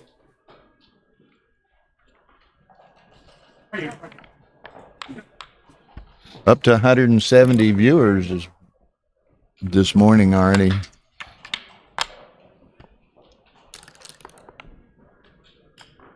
Okay.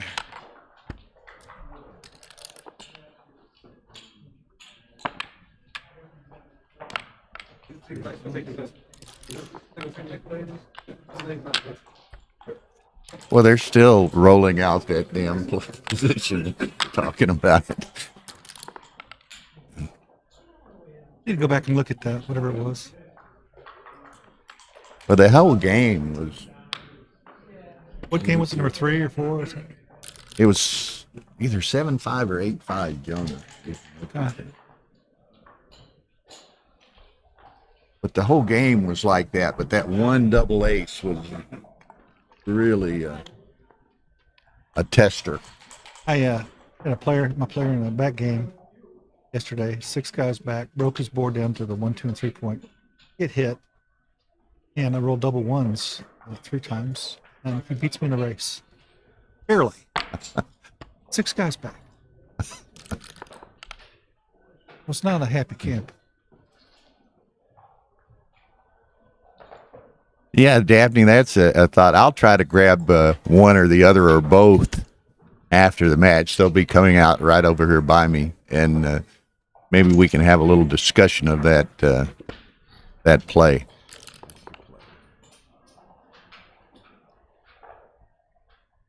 I don't like it. I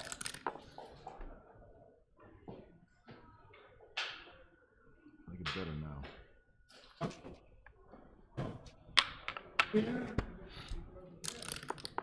And this is, and it's funny because I don't like it. I can't split. Tara and I debated hard and long, and we actually caught a little flack about which match we put on stream 1 today. Point, I like it. But this, in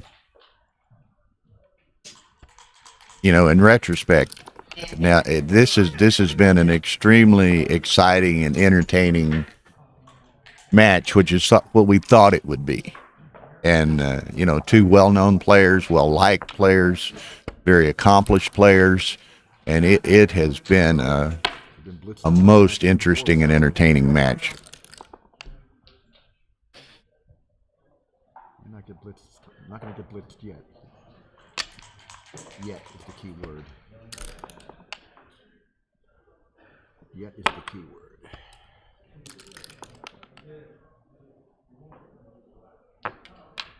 Okay, so here again, it's Crawford match at 1-way, 2-way. Jonah wants a G, and Neil does not want Jonah to get a G. Neil would like to win, first of all, but secondly, if he doesn't win, he doesn't want to lose a gammon. Make 5 point here. I think that's I agree with you. Make the 5 point and just Everybody say what the Matt says hit here. No, Matt, that was the earlier roll. Matt says 5 point. So,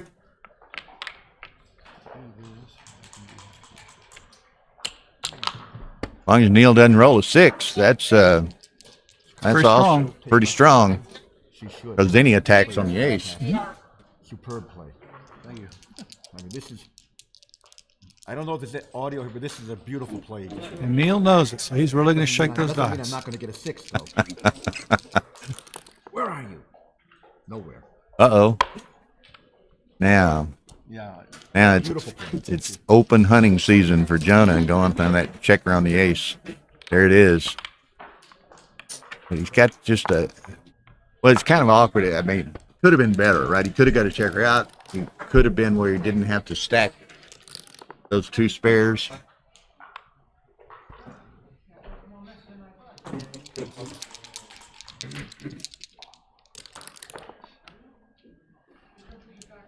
This may be a gammon. Could be. Well, He can't cover it. Or at least a small. Neil margin. can't roll an ace and Jonah can't cover. Not happening. I bet he covers this time. You got me. Boom.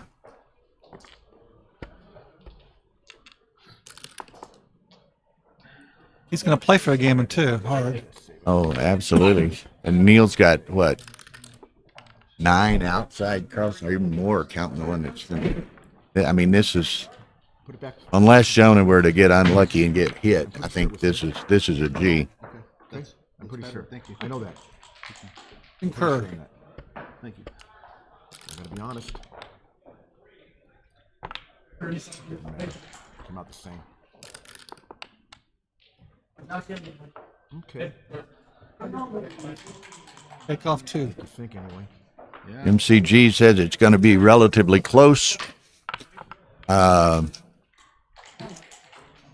I mean, it just. Take off 3. 1 and 6, and then the 2. Yeah, you're correct. 3 point.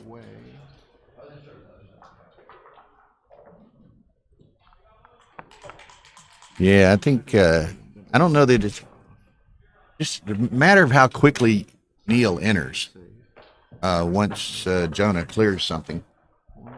And Jonah's worried about losing 2. So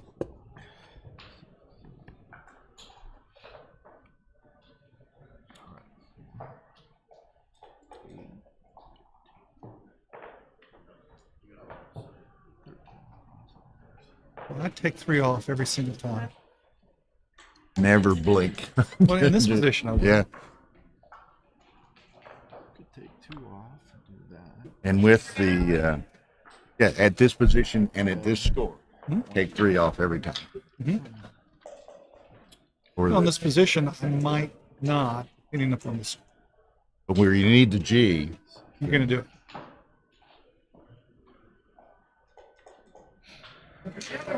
Everybody says, well, I say that. Matt says take off 3 or clear the 6. I think you don't clear the 6.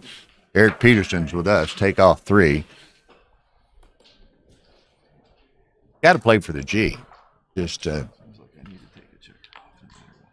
my Oh man, are you kidding me? I mean, just you come in right. If you come in right. And now he's odd on the back I know, too. it's a terrible play. And if I don't come in, you got 9 bad numbers. Somebody needs to run that XG and see how big an error that was. But Yeah. bad numbers take 2 more pieces off, and this allows you to keep a 5-point board longer. Yep. I was just like, I gotta take a piece off. I agree. That's a nice play.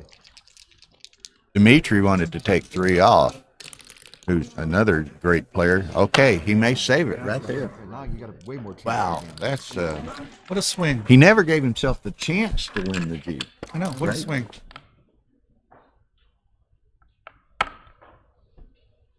Go to But he the can still win the three G to- if he rolls a double. yeah. Play to the 10. Give yourself a good 4. Probably that. That's possible. Already? Got to have one on the 5 ultimately. There'll be more wastage later. That I'm pretty sure. In spite of getting a 6 that crosses over from here, I might not roll said 6.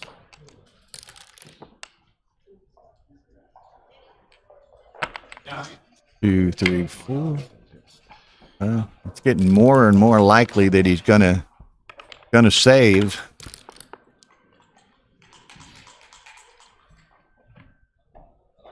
Got to take the crossover.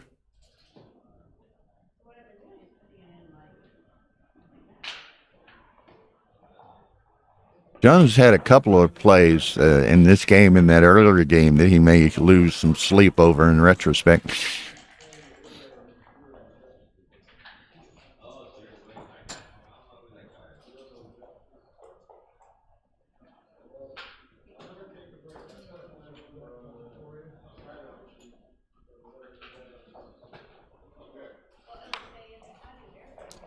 Okay, he plays 11-9. I thought he might have taken the crossover, but 5-1, that's 2 of Better them. for that roll. Worked out better there. 3-1. He's going to save it. In all likelihood, he's going to save it. I wouldn't have given you much for his chances.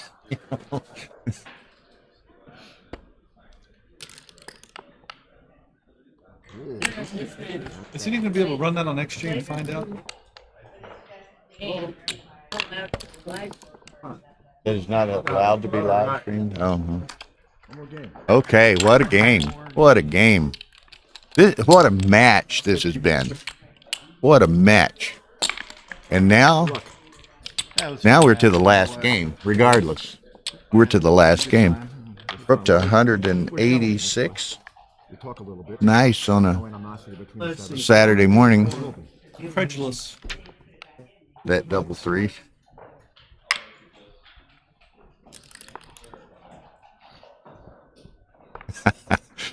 I like that. Tim Sullivan says that good news for Jonah is his blunder won't matter 50% of the time. I like that, Tim. That's a good line. Me. Yes. 20 pips. 2. The score is currently 9-6. Arrogance leading. So basically, those strings are going to be tied up because we'll be moving into Okay. At over on stream 2, which is the undefeated semifinal, Ergen Bayrak leads Kit Woolsey 9-6. You said 9-6. That's I actually like that 15-point match. Okay. That's the pure play. This has been an incredible match. I understand. Well, you might not hit me. This is one to go back You and might not hit me. replay and For me, you might not kind of study it.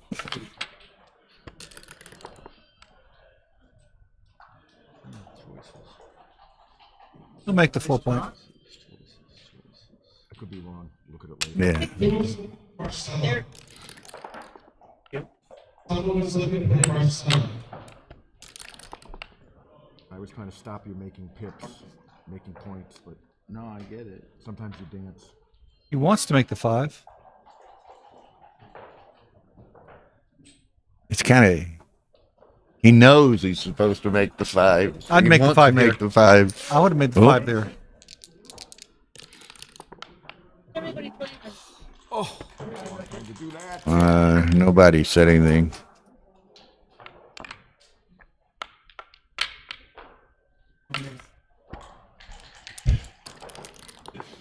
Well, the only Starting to get dicey. he's getting way out ahead of himself, though. He may get burned with the Wilbur back here. Jonah better come up a little bit real quick. Uh-oh. Uh-oh. Long time to do that. Now Jonah gets burned. He's fixing to get burned. Can't help what you get. But Neil can't come in at all. Jonah needs to. Okay, that's the first step. He has to have a 6. Fever man. has a loss. Had to have a 6 right then. Good looking position. While you're never moving. No, he's Oh. come 6-5. About this. Thinking about this. He's got to close the gap. Don't give him the aces Yeah. and close the gap. Isn't close. You like it? It's a lot. I saw it. 2 reasons, right? David's point: you close the gap. You don't give him the freak double These guys do aces. this just to screw with us. No, I don't want to be hit, do I? That's for sure. Well, but I agree. The gap is the overriding problem, but the aces is a problem too. Gambling forever. Kind of scary.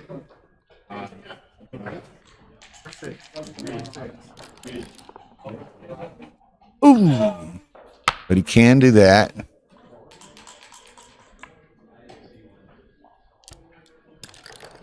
It wasn't double 3. You didn't ask. Potential double blotter from there, though. Call your opponent's numbers. After the fact. So Jonah's error didn't matter. Put it back. Well, she might still hit him in the barrel. I agree, Tim. This has been unbelievable.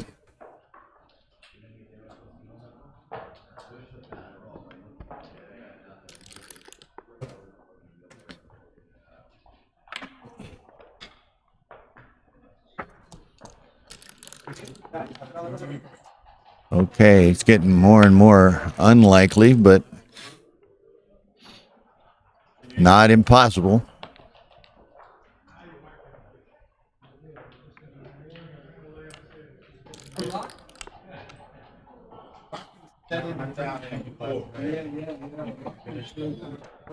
Okay, he's odd on the back. Neil's got enough timing to sustain that ace the game as long as he wants to. At some point, he leaves to. If Jonah only has, look, there it is, the shot. And I got a 2. Boom. What's up next? We're going to switch over, bring stream 2 over here, Ryan, which is the undefeated semifinal between Ergen Bayrak and Kit Woolsey. And the winner of that plays Ronald Ameren in the undefeated final. That'll be on.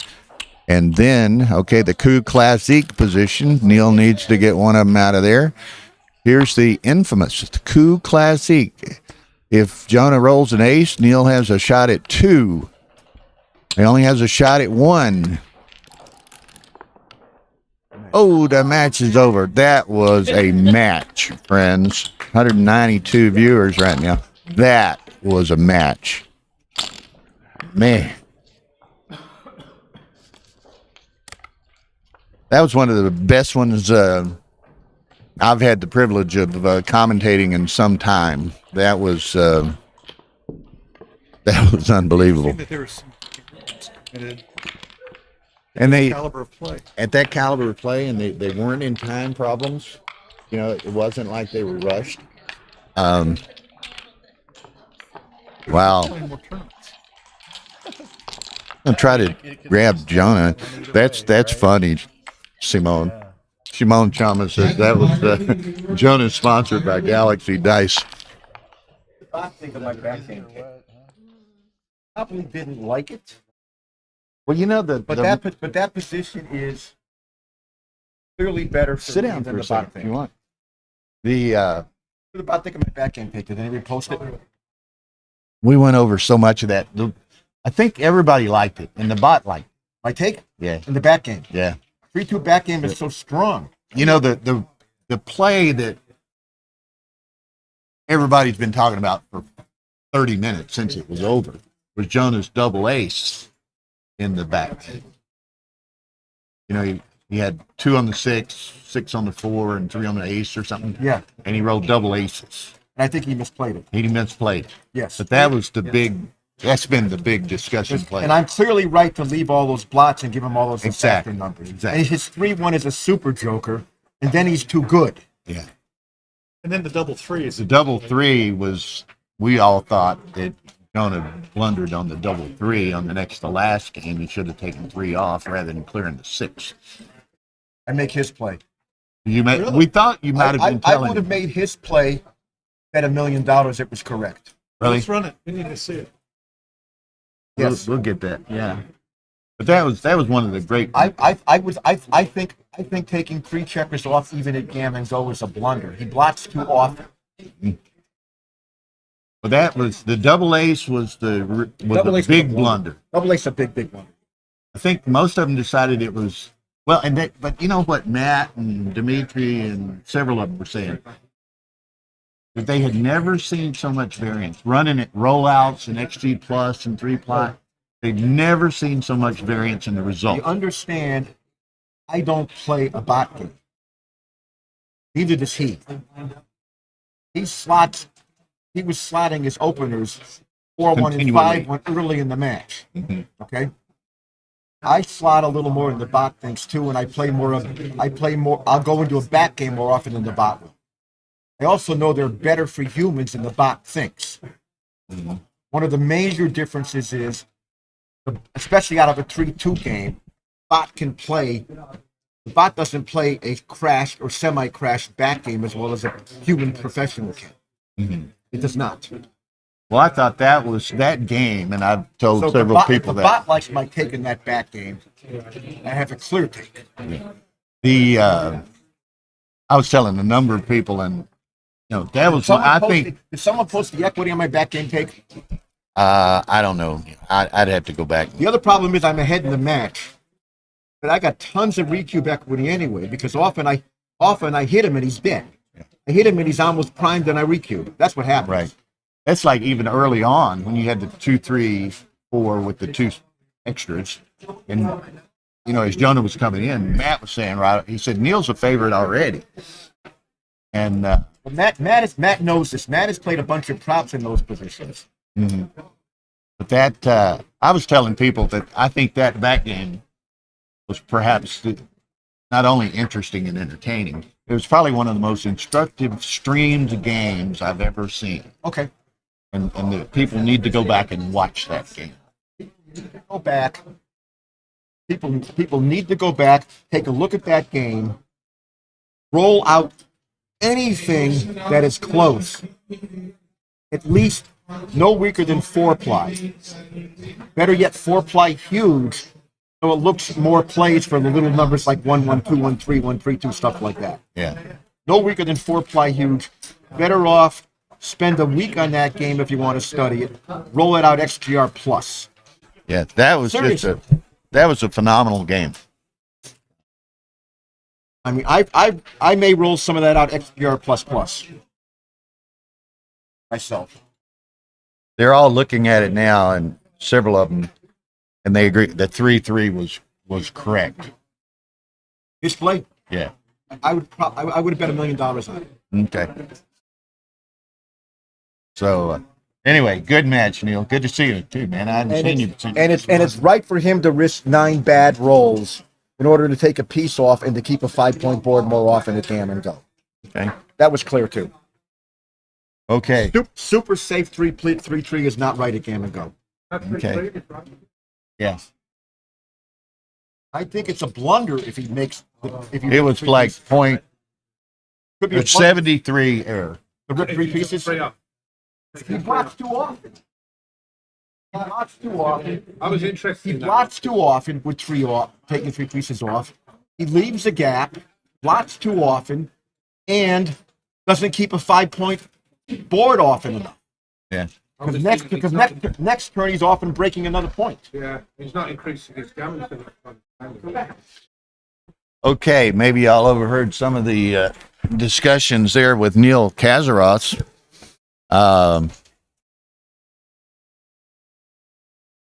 So now I'll catch back up here. We've switched over to the undefeated semifinal between Kit Woolsey and Ergen Bayrak. Here we are, 9-9 to 15. Both have got 7 minutes, 8 minutes, so time's not a huge factor yet.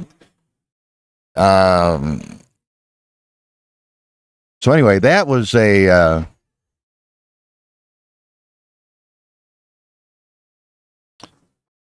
match for the ages. And like I say, it's kind of funny, humorous to me in retrospect. Now, Tara and I, we debated which match we wanted to stream. Well, which two matches we wanted to stream, and which of the two matches that we did choose to stream, which match should be on stream one with the live commentary, and we chose to go with the second chance match rather than the undefeated bracket matches.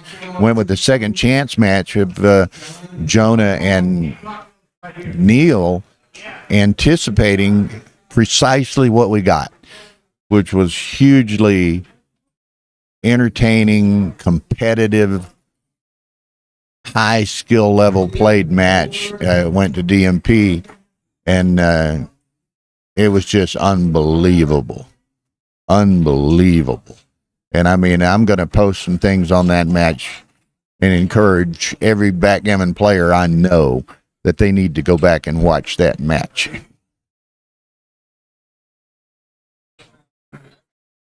The 3-3, his 3-3 was correct. Jonah's was correct. And David Wynn and I and others thought that in that last game that Jonah should take, or no, in the next to last game where he's playing for the G, that he could take 3 off with the double 3, but Jonah cleared the 6.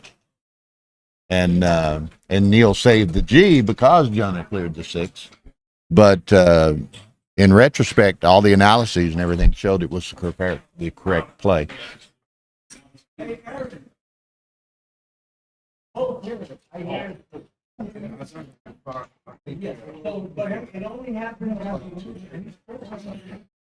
Okay, so here we got what? Kit doubling Ergen. Ergen lets it go. 10-9 Kit.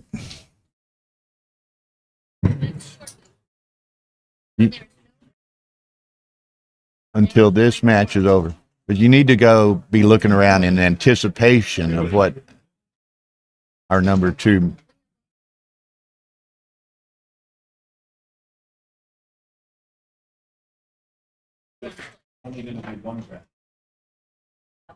I know. But we need to find a match to put on stream 2. Okay.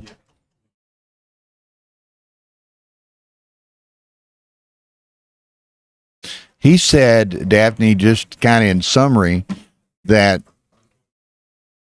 taking 3 off, which would have left the 3 void, that Jonah blotted too many times going forward from there to justify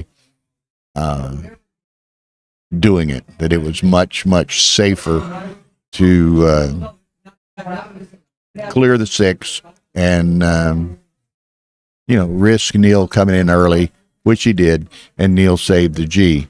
But like I love Tim's comment there during that. I don't know if you heard that. This one guy was saying, and he considered that the 3-3 play had been a blunder. But this one guy said, well, the good thing about it is that 50% of the time, it got, that took it to DMP, right? 10-10. But 50% of the time, Jonah's blunder won't have mattered. We're in it on XG Mobile. Yeah. It's a .09 error to take guys off. So, to move on. To clear the 6. It's better to clear 6. Yeah. Apparently they've run it. I mean, it was, again, another one of those positions that there's been a lot of interest in it. And for the Gammon, the extra big for the Gammon. Apparently at the higher levels of analyses and so forth, it's a blunder to take 3 off. So it's amazing. That says to me, you always play from the higher points.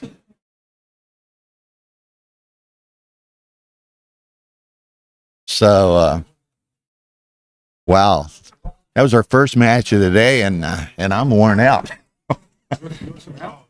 Sure, come on up if you wish. We got Mr. Jeff Hall from the UK, winner in January or February, I guess it was, the winner of the Gibraltar tournament. Yeah. So that was a great win for you. Yeah, it was. It was especially because I lost my first match. So, Oh, did you? yeah. I had to go Oh, and now did you have to beat Farron twice to win? No, we made the way that I Oh, we yeah. made it at 17-point match. But Farron was the undefeated winner. Correct. He got extra money for that. He got a bit more of the split anyway to compensate. So it's a good way to do it because you're just playing the one match then. Yeah, you're correct. I recall that now. And in fact, Rory's doing that this way. Doing this tournament that way as well. Yeah. The undefeated bracket winner in this tournament and in the Gibraltar tournament that Jeff won a couple months ago, the undefeated bracket winner gets a cash bonus for winning the undefeated bracket, but then plays a single match against the second chance winner to determine the tournament champion. Cash bonus. That's nice. I like bonuses. You like bonuses? Yeah. Okay. In all aspects. So anyway, this Ronald Amarim from Brazil is already a undefeated bracket finalist. Okay. Yeah, And the winner of this will play Ronald Amarim, for the undefeated bracket That's a nice roll. championship, shall we say. Right. Well, it looks like this game's over. Yeah. All right, 9-11. Be nice to get a Gammon for the match on the next one for Kit. Yeah, it's always nice to be 4 away. Yeah, 4 away is a good number. So much nicer than being 3 away. So much nicer. Agreed. Well, and that because he's going to be 4-way. I mean, Ergen's going to have to play with a little bit more caution than he might otherwise. And Got to be careful. It can't be as aggressive as he'd like to be. If it was, if it had an extra point, it would make a big difference. Ironic. Yeah. So 4 down, slot the 5, go to 5, 6-5.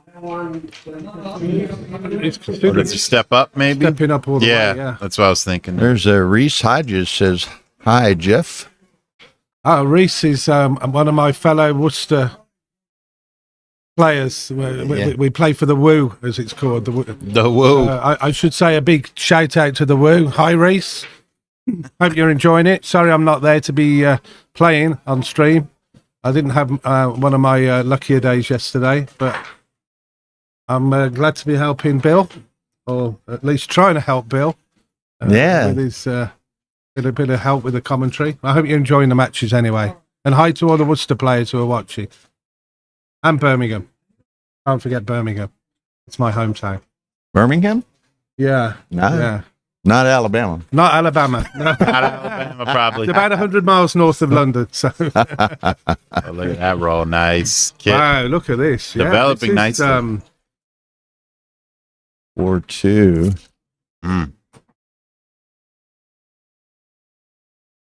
At 4 away, you've got to be thinking of the cube here. 3 go to 5. Our kid's going to consider the cube here because he's got a very strong position. Yep, and that's what he looks like he's doing. I might be wrong. I would cube this at 4 away, but Yeah, you could steal a Gammon here. Got the ace point though. If Ray went over yesterday, 15%. yeah, but that's the idea. I would cube it while it's still a nervy take. I mean, Kit rolls something like. I mean, he's got a 3-3. Even 6-5 is a good roll because he gets out. Any one is reasonable because he locks up the anchor. But there's still enough there for Ergin to take at the moment. For people's a Okay, little background here, Kid, of course, is a Hall of Famer backgammon player and bridge player. Top bridge player, yeah. And is well known in both circles. So just a tremendous games player. Ergen is a economics professor at the University of Southern California in Los Angeles. Oh boy. So, and quite an accomplished player in his own right, and of course has the, I guess, academic background that supports it in some fashion. As far as There it is. there it is. I think this is a pass. I think it's a pass now. Didn't he misplay it? Yeah, Oh yeah, he hit with a 6. It was a 5. That was incorrect. Oh, and he got a drop. Uh-oh. Are we supposed to say something, Bill, or do we let that play? Because that was not legal. I don't know. 100% not legal. Let me hang on. 100%. You better hurry up. They doubled and passed already. Totally not legal. You're right, Jeff. I mean, it was certainly a pass the way that the checkers were, but I don't know if they can. I don't know the rule here. How did he even hit there? He must have thought it would. Maybe he did. Maybe he had one on the 8 point and he hit on the 2.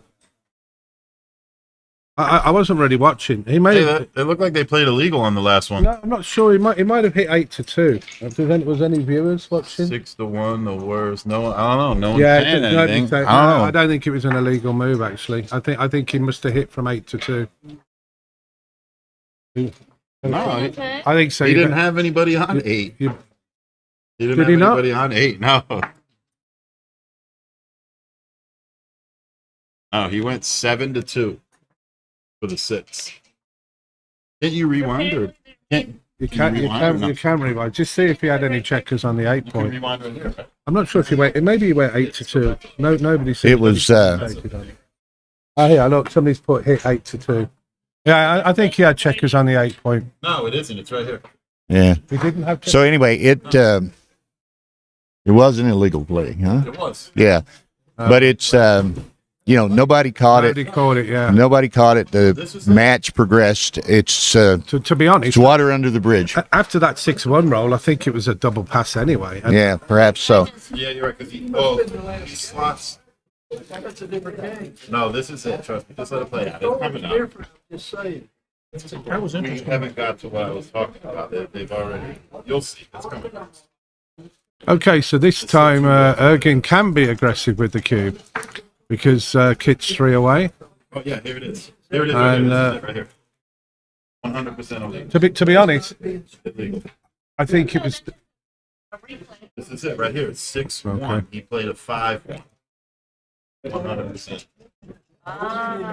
And then double pass. So you're familiar, Bill, with Ergin's play Of course he then? did. Obviously, he's a fairly new name to me. Ergen. But Yeah, he's Wilson didn't pick it up. Woolsey didn't pick it up, and, No, not the pound again. but it neither one of them caught it, and it progressed so fast into the next game. There's nothing you can do about it. if it's any consolation, I think if it had played the 6-1 any other way, it was probably double pass anyway. It was such a bad run. So it wasn't like it changed the whole Yeah. structure of the Well, it match. was 6-1, and he played 5-1. Right? Yeah. So, Yeah. yeah. It again, like you say, he didn't have us. I mean, it's only 6 was to the ace. So Yeah. It wouldn't have been any. Oh, Pitt's playing double 5 wrong now. Yeah, I saw that. Well, how I thought it was how quite. appropriate Ray mentioned Undertaker's in it. So Yeah, he did. I think it was appropriate because my dice were absolutely dead yesterday, so they've obviously called them in. it's funny. Once a couple of old one, they were talking. Ergen won the LA tournament 4 Okay. years ago, but then another guy was what we were talking about, and I'll use the British pronunciation. Controversy. They said you're the okay. expert on controversies. We should have. I say controversy, so Do you? I've yeah. always heard it controversy. Anyway, I do say advertisement, and you'd say advertisement. yeah. Yeah. So anyway, somebody was kidding that you were the controversies expert. Okay, I think I'd come in on the 4 here and may even slot the 4. Yeah. Gotta try So something this isn't here. even an interesting score at 3-way, 5-way as well. It's Yeah, yeah. I mean, a double gammon is puts Ergin at Crawford, so he's going to be pretty aggressive as well. Okay, we Okay. could have one of these back games, but except his timing's nowhere near at the moment. yeah, and the 4-5's not nearly as strong No. as like the 2-3 or the 2-3-4 in Neil's case. Yeah, unfortunately, I missed most of that match, but I heard a lot about it. I watched the ending, so You'll have to that go was a back good and bit. you'll have I to go must back watch that back game. Yeah. and watch that. So how do you play this? 2 and then okay, it's probably the safest way to bring them in. Leave 10 and 11s.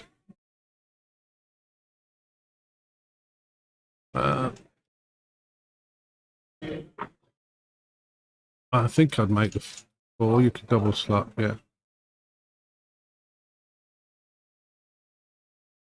Oh, Jonah won in a 10-10 nail biter, and just a couple of the Crawford game and then the final game, just incredible games. I mean, that was a match. You have to go back and watch that entire match, Ian. What are we up in the mid 80s there, Ian? He's out by the pool. He said it's just too nice a day to stay in. Yeah, the sun is shining.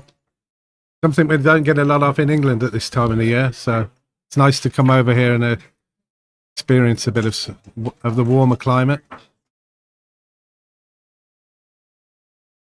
So I think 88 and sunny in Houston. Wow.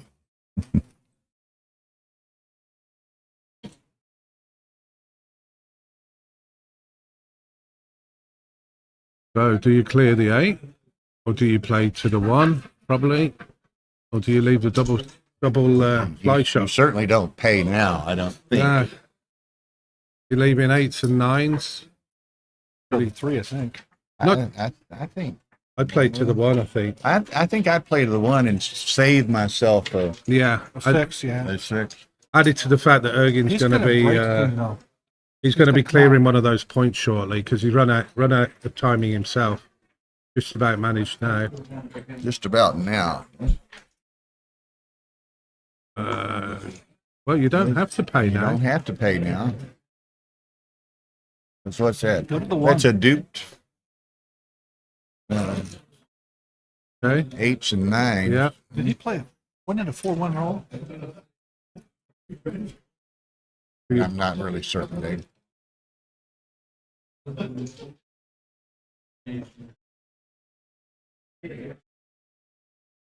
Matt said that 8-3 right play was correct earlier rather than going to the ace.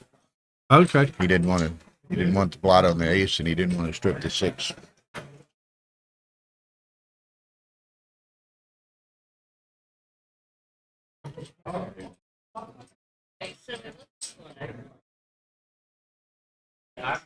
So now, I'm sorry? The loser of the final plays David Wynn? The loser of this match plays me. No, the loser of the final plays David Wynn. The winner of Pull this. this match.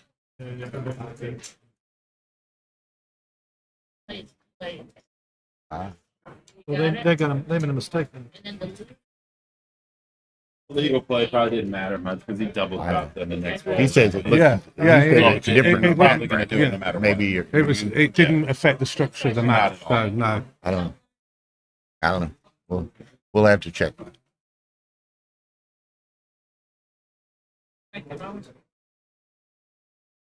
Okay, so 2 away, 5 away. So Kit would love to get a G. Ergin's got to try to make sure he doesn't get a G. Yeah. Okay, so I'd come in on the 22 and stop them. he said he plays the loser of this.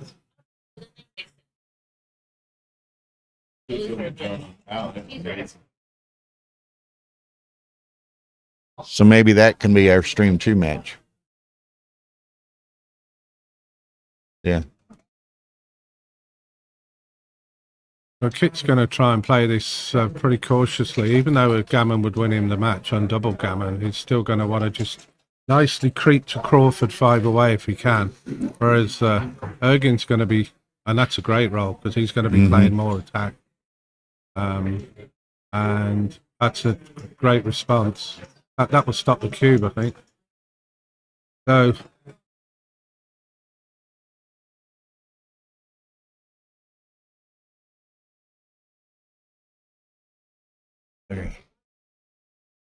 You had him confused. He went to look at the bracket again, I think.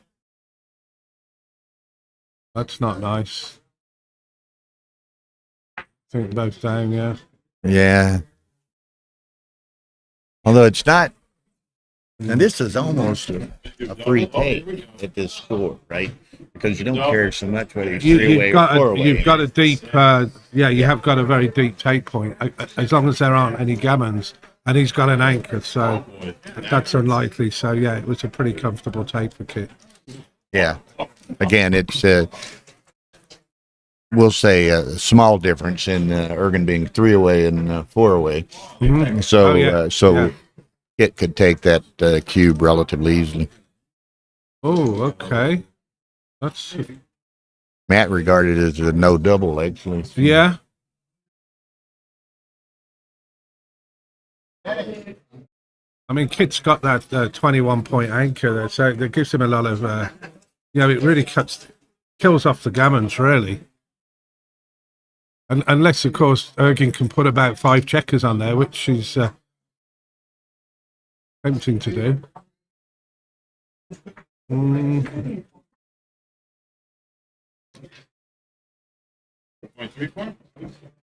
You can just come out with a 6.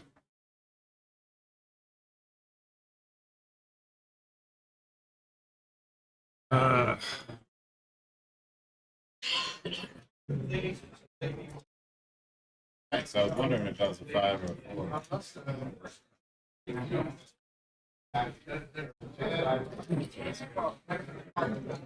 4-2 hits. Well, 4-2 was a good roll anyway. Yeah. So.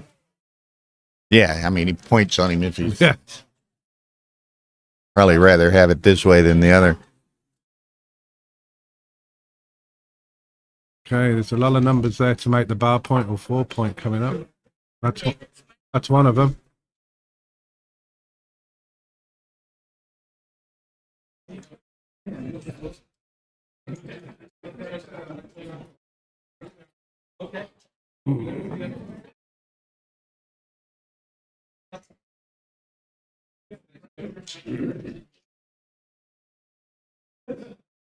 I don't know if you know, because she said, sorry, you were right.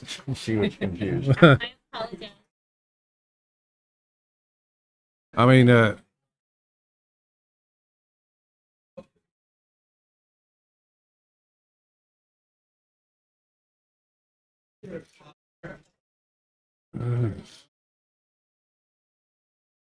Okay. Well, he can hit, but I don't think I'd be hitting. So this, oh, he's going to hit. He's got a stronger board. No, he's got slightly stronger board. He's got an anchor. That comes out. So needs a 1. Kit needs a 1. Kit gets the 1 and a 4 to cover. Not a bad roll. That's a great Not a bad roll.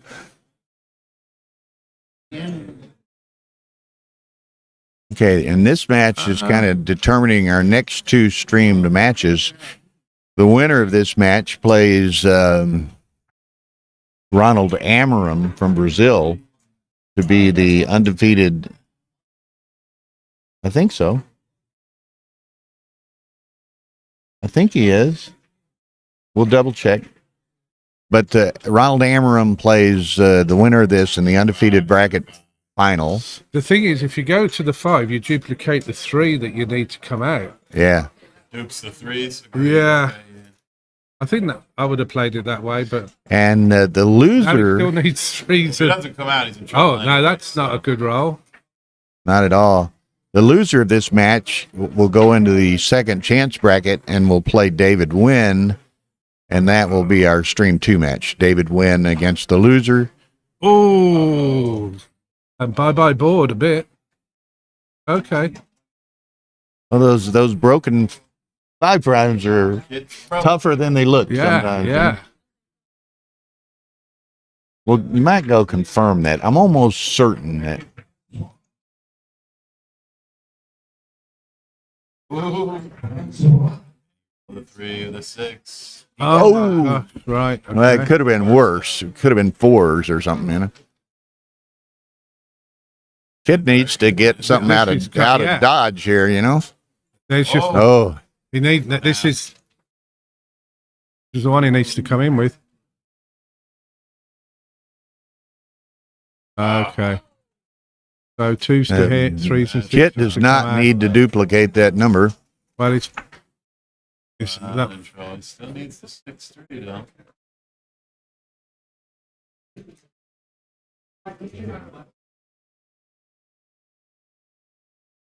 Oh. Okay. Oh, he gets out. Okay, now you got to. I think he's going to play safety. Pick up this guy, huh? Yeah, he's leaving 4 shots otherwise. Well, he's going to leave him the 4 shots. Gives him 4 numbers. 11%. Whoa! Right. Yeah. I'm gonna hate that choice. 11% is more than 0, right? That's crazy. Yeah, I think he's got to. Just leave the nah. Although Ergen can still possibly go to the 4 or the 5. Maximize covering that. Don't you think? Play all out here. I think. Yeah. I play the 5. Maximize making that 4 point. Oh, look at here. But he's got it. He's got him. He's got him. But he has no margin for error here. No margin for rolling errors. Okay. 1s, 2s, and 4s will break otherwise. Oh, there you go. Look at there. Unbelievable. He still needs to come in. There was a rolling error. I said there was no margin for rolling errors, and he rolled an error. Well, he's going to leave the shot. You can't banana split. So do you play to the bar? Takes it from 13 numbers to 11.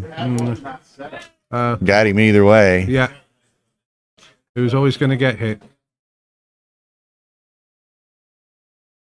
Okay, here we go.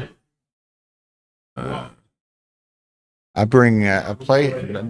Take this one in closer. Don't give him the 6. Yeah, give him a 3. Yeah. Oh, look at this! But he's got a shot back. He'd be here anyway with 1 in the air rather than 2 in the air. So he still needs a 5. Similar needs a 5 either way. Oh man! You don't get to this point in the tournament without rolling well, you know? Yeah. Okay. 5 would be interesting. Okay, here we are. You don't want to come out. Don't want to give him the direct, so I would just play the 5.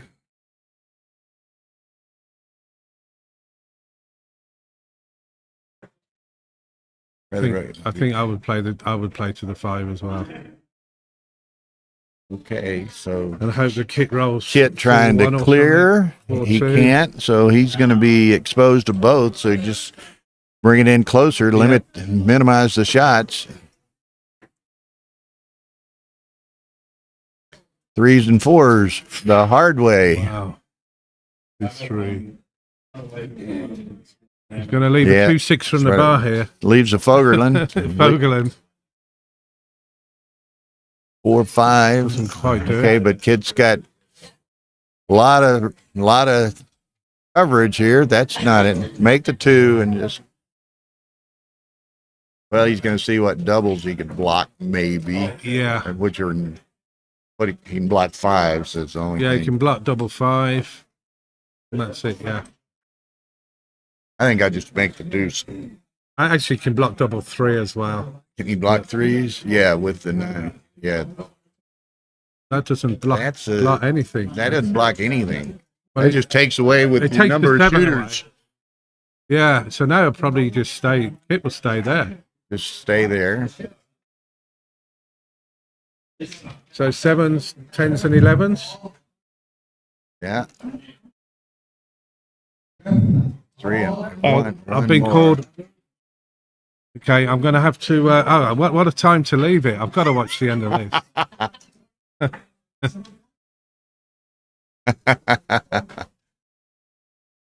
Oh, 1 second. oh, Rory's coming. He's going to tell me off now. Can we wait till the end of this little part of the game? Last game of the match. It couldn't be tighter. Oh, okay. It's kind of interesting. Very interesting. Yeah, but are you adding any value? Not really. He needs a 6. This has happened about 3 or 4 times. This match could Well, have. that's This what happens.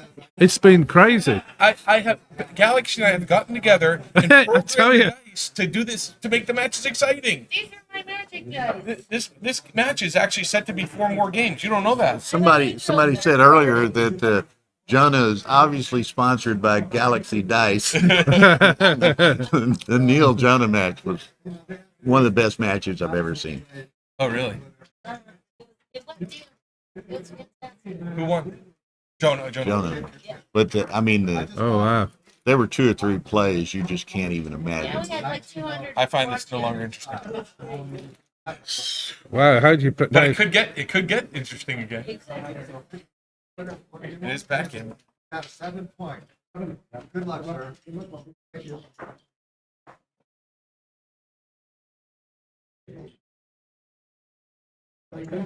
I like that play. Spreads them out nicely. Yeah.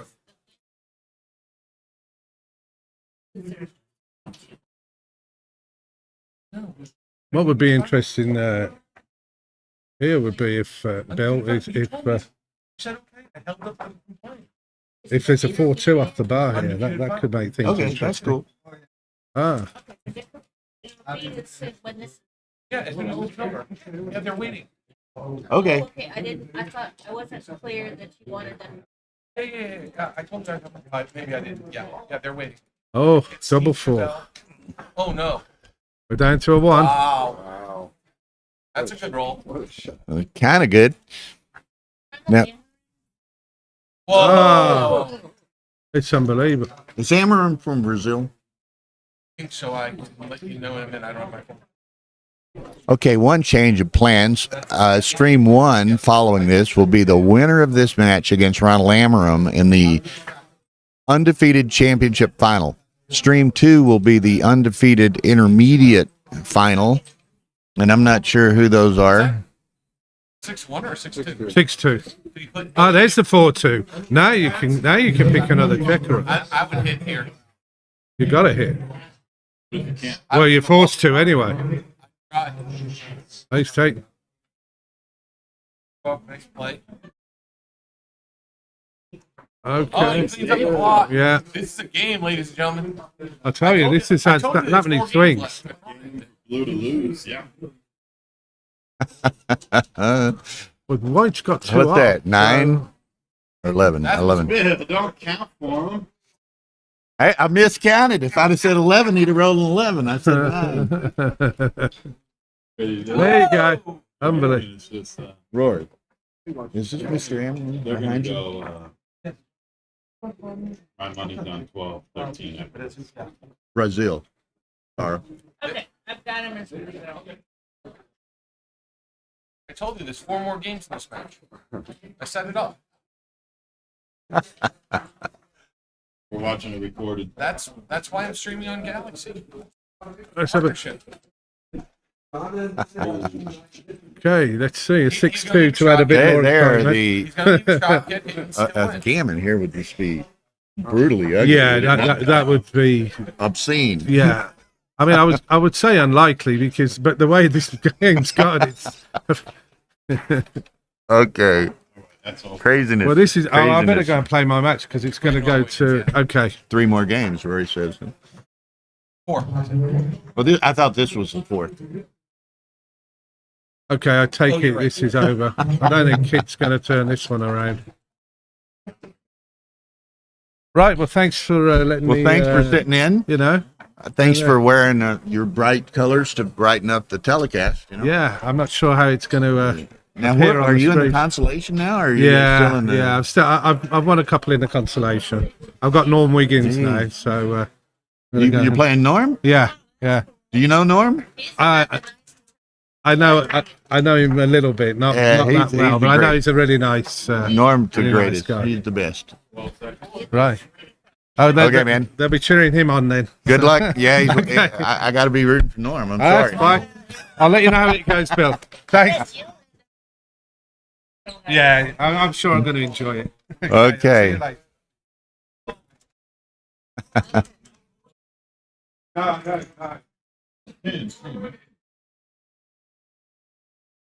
Okay, 13-12. Jesus, it seems like every match we have streamed this week has been great. Other than Ray Fogerty getting crushed by John O'Hagan yesterday. But other than that, almost every match that we have streamed is unbelievable. Some great matches. I have to say, and y'all have heard it till you're probably sick of it. The Jonah Neal match earlier this morning was one of the best matches I have ever had the pleasure of commentating on, of watching and or commentating on.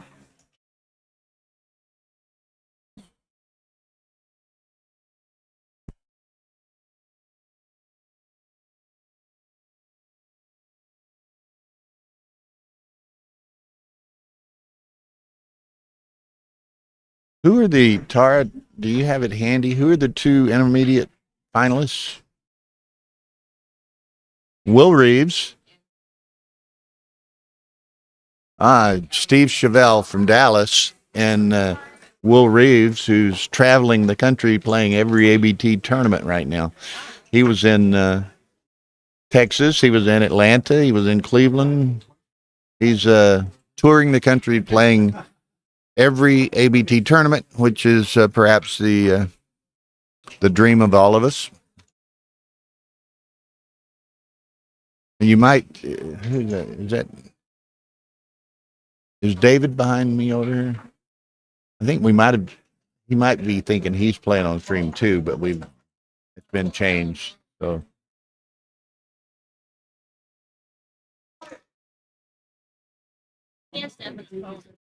Well, he'll have an opponent.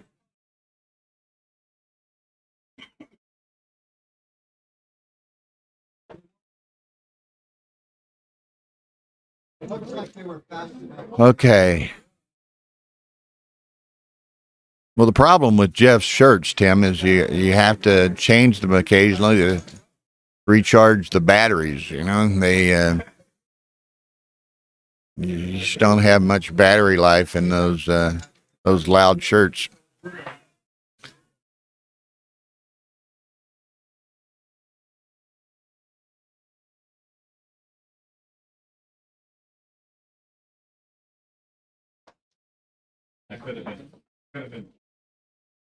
Look out, little dance action now. Now, when does, if any, I mean, I thought Ergen should have at least thought about a cube there.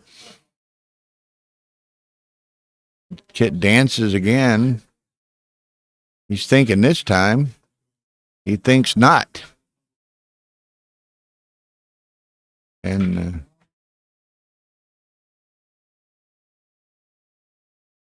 yeah, 2-6. He's shooting. Well, he could play to the 3 safely without leaving another shot. He doesn't.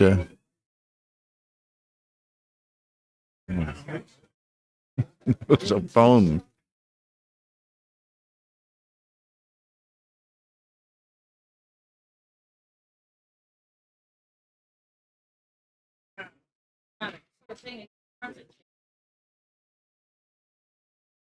Yeah. Okay, so here we are, folks. Hey, I'm taking y'all on it, but I'm sitting in the front seat. Bill's getting whiplash from these all of these matches. Here we go. Kit may as well double him because it's coming his way the next roll anyway. Oh, dueling 5-3s. Neither has the necessarily, well, Ergen has the advantage of the roll, but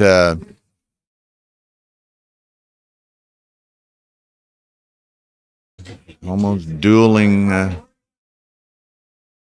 Somebody needs to put this, what's that, 6-4, he's going to make the 9. Somebody needs to double this. 2-2 and the 11.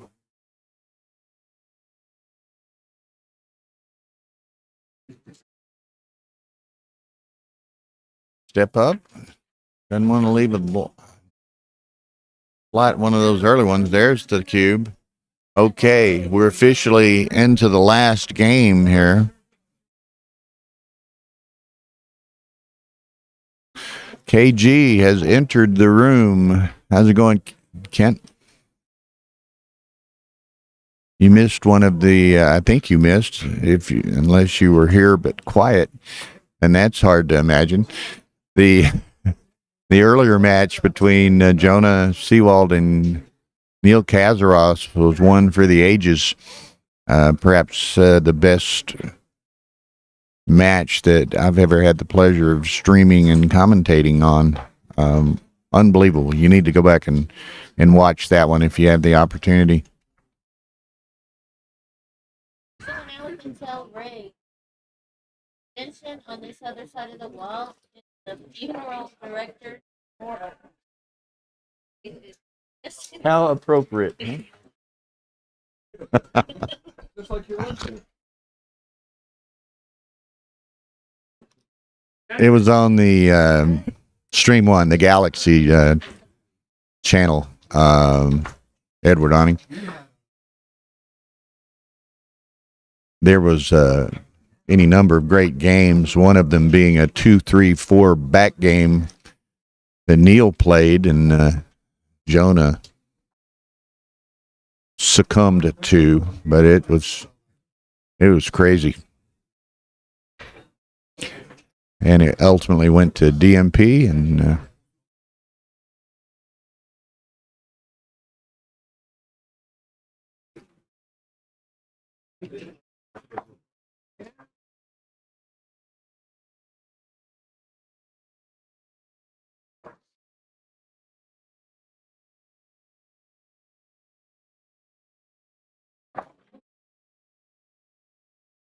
okay. First dancer loses. How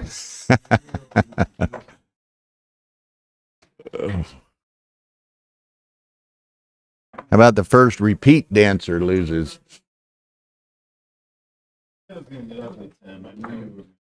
Running.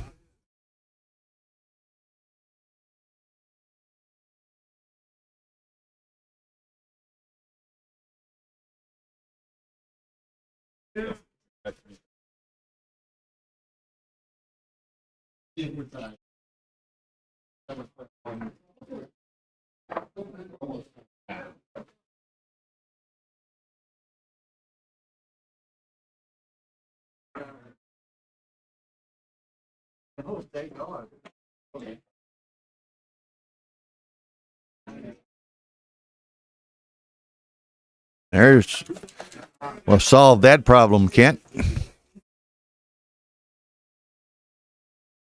Yeah, exactly.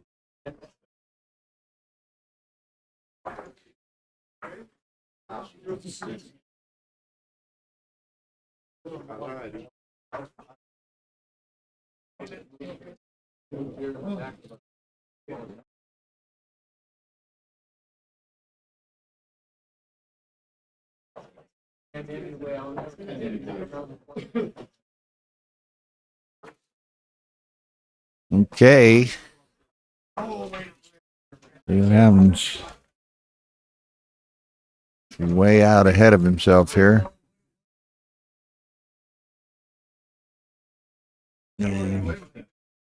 could make the ace point, but he didn't want to potentially give up another checker, I don't think. Although it would keep some pressure on Kit clearing this midpoint, but I just don't think he can do that.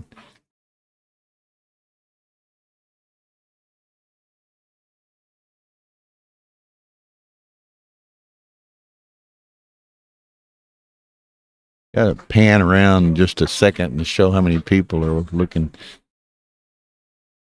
Really, people here in the audience are really enjoying this viewing and commentary area. I was going to have Tara pan around a little bit and show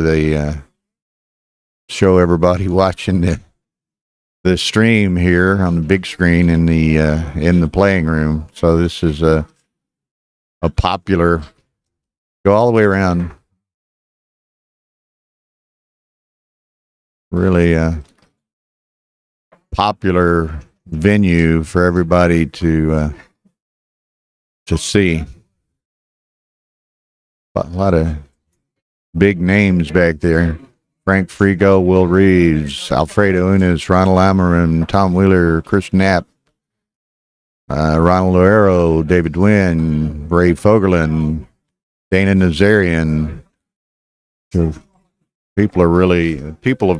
We've started doing this several years ago. First time really in Chicago, I guess, with the kind of a theater set up and so people can watch the stream matches and listen to the commentary live, and it's really popular. It's kind of a great social setting within tournaments.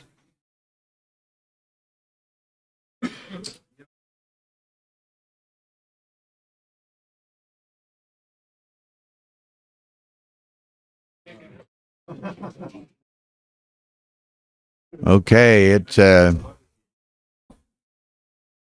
looking like Slim and None, and Slim is on his way out of town, or his chances go. Now, he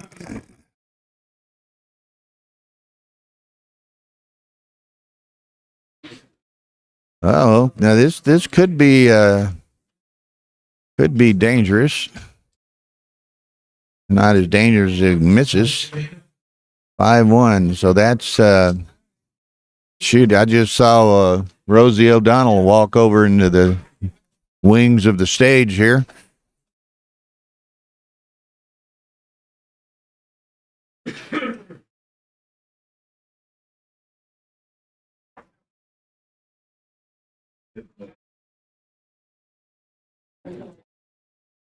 Okay, so likely, very likely, increasingly likely, Kit is going to win this match and move to the undefeated final. Boom, there it is.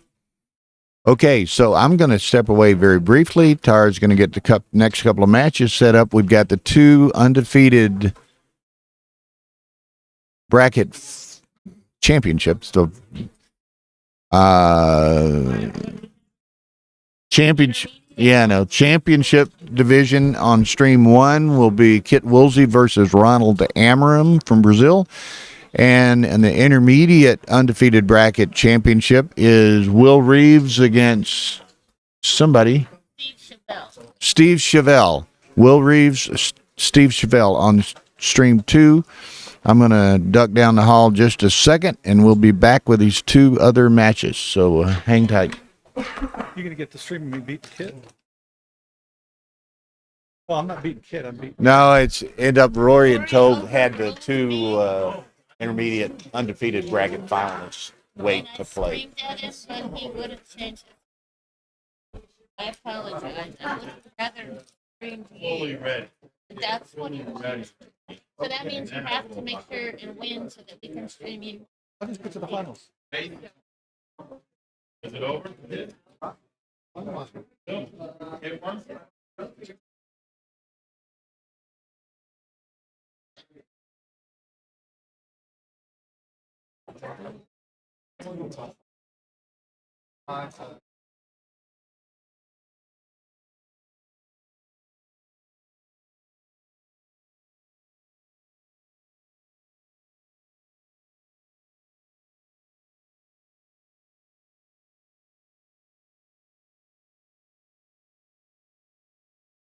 Get enough excitement for you? That was a lot. How about enough excitement for you too, right? I said, that previous game when I was at 13-10, I think he hit like 7 straight direct shots. Okay, so take a break Yeah. and play Ronald Amarim. That's the under. Yeah. Take break. Oh, that's good.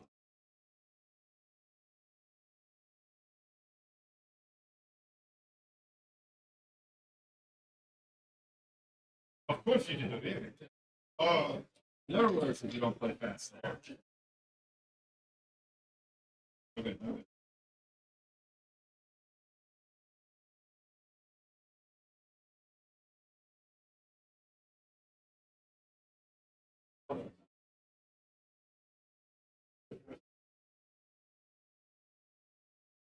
Yeah, you got me that.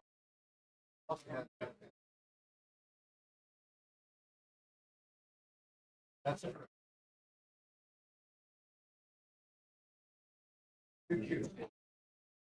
Oh, no. Yeah. I might have done this before that.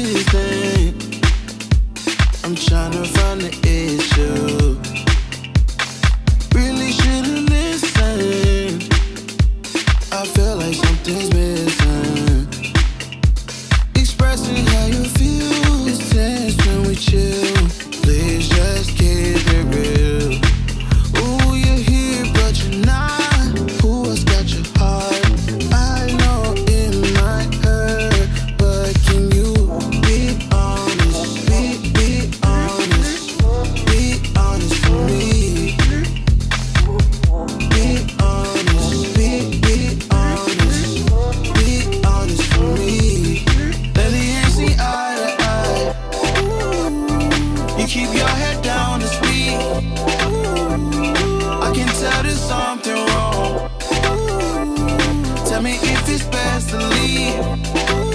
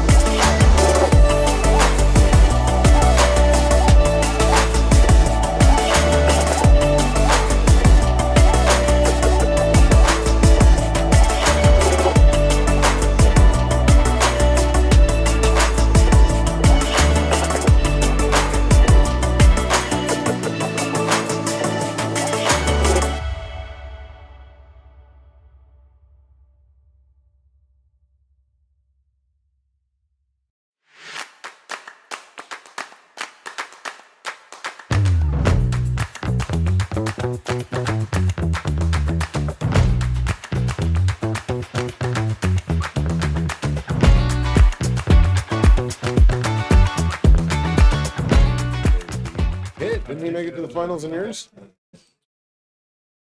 Okay, backgammon fans. Bill Riles here. We've got two matches coming up. The finals of the undefeated bracket in the championship, and the finals of the undefeated bracket in the intermediate.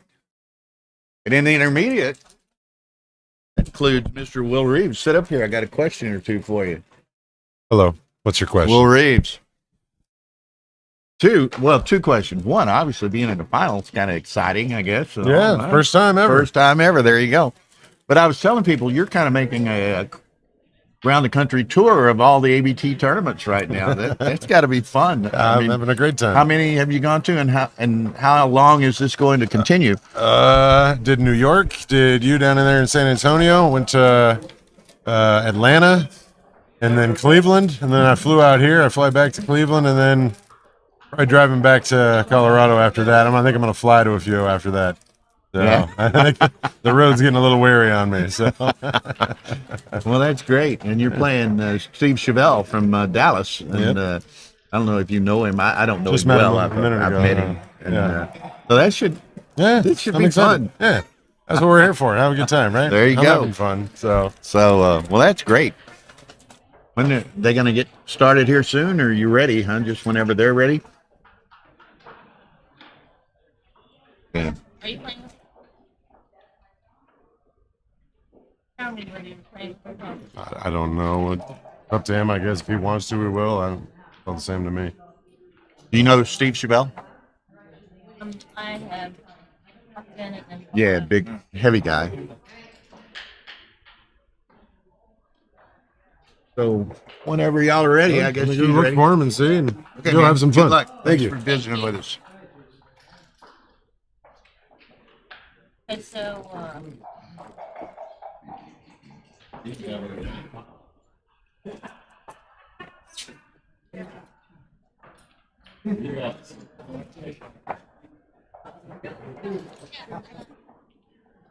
What are you leaving? Yeah, I have an event later tonight, and I ate the whole but I drank too much, and I stayed up until 4 a.m. So I'm like, You got to drive that? no, I have a flight. I just changed it from yesterday to today. Okay. Good to see you again. Yeah, will you tell him or just figure it out later? It's like, I don't know, it's like $400 or something. Whatever it was. I have my appointment with my accountant Friday, and I just went to the good girl. I've been collecting my cash receipt. So they gave me one too. okay, not a The date, the events. Okay, so we're gonna do love you. Okay, bye-bye. Be safe.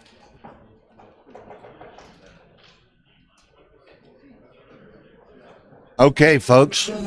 Bill is back. I guess I'm live. Hopefully I'm live. Fixing to get kicked off the Will Reeves, Steve Chevelle intermediate undefeated bracket final. That'll be on stream 2 on the Ace Point Backgammon YouTube channel. Steve Chevelle from Dallas, Will Reeves from Colorado. And then we'll also soon, I guess Kit's probably taking a little bit of a break to recover from that match with Ergen. But we've got the championship or open level undefeated bracket final between Kit Woolsey and Ronald Amaram. Ronald's from Brazil. Number of Brazilian players here this week. And here one of them has made it to the undefeated final.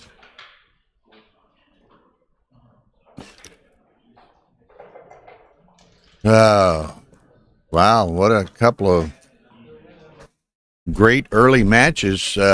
DMP, both of them. And y'all pardon my snacking here. But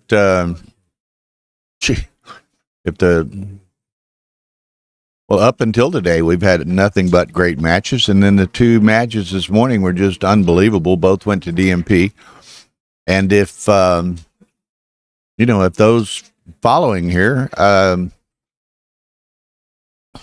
continue the trend, we're in for 2 more treats. So this should be interesting. My next match. You'll be streamed, but it won't be on the commentary. Remember, I'm Texas. I know. I've told him Dallas, Texas, huh?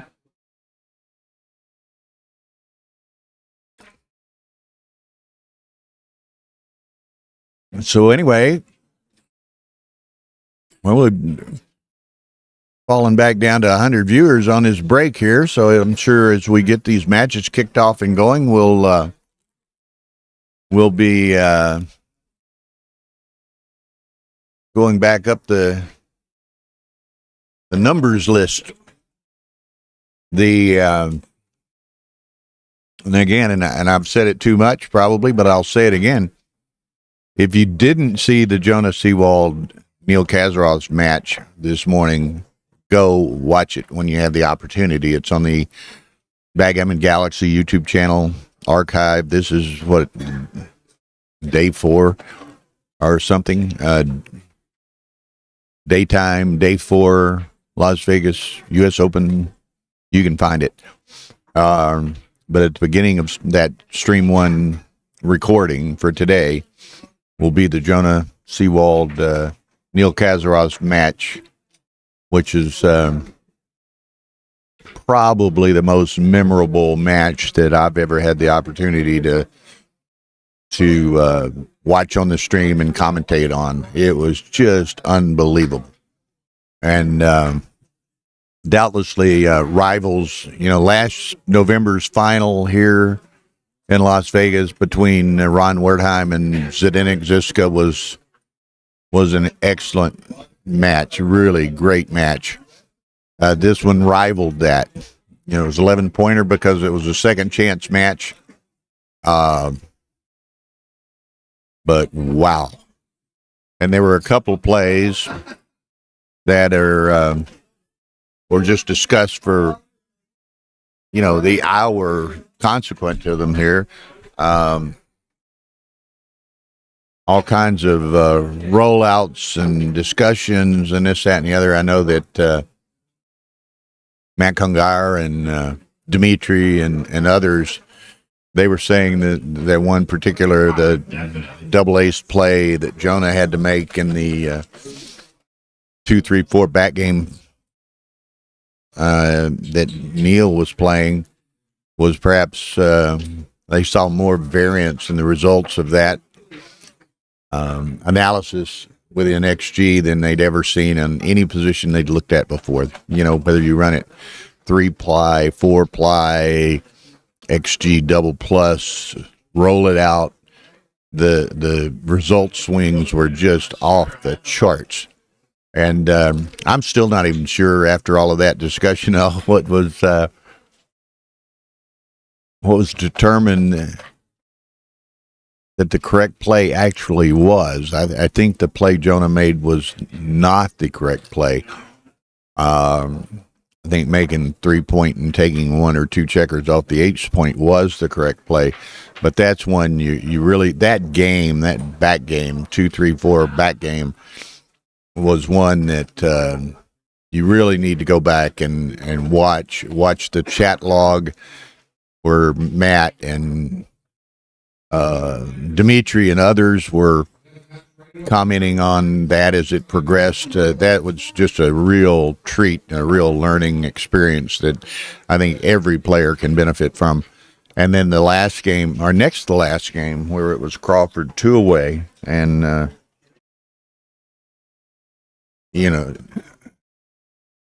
Neil up Crawford 2 away, Jonah needing a Gammon to win the match, and he had a double 3 to play, beginning the bear off, and that created a tremendous amount of discussion as to whether he should clear the 6-point, taking 1 checker off. Maybe it was 2. I don't know. The question was taking clearing the 6-point, or taking 3 checkers off, which would have been 1 from the 6 and 2 from the 3, leaving a void on the 3. And many people thought that he should take 3 checkers off to enhance his. Jonah won. It looks like it is now playing Blake. Lower. Well, we knew Jonah won. Oh, you're talking about a later.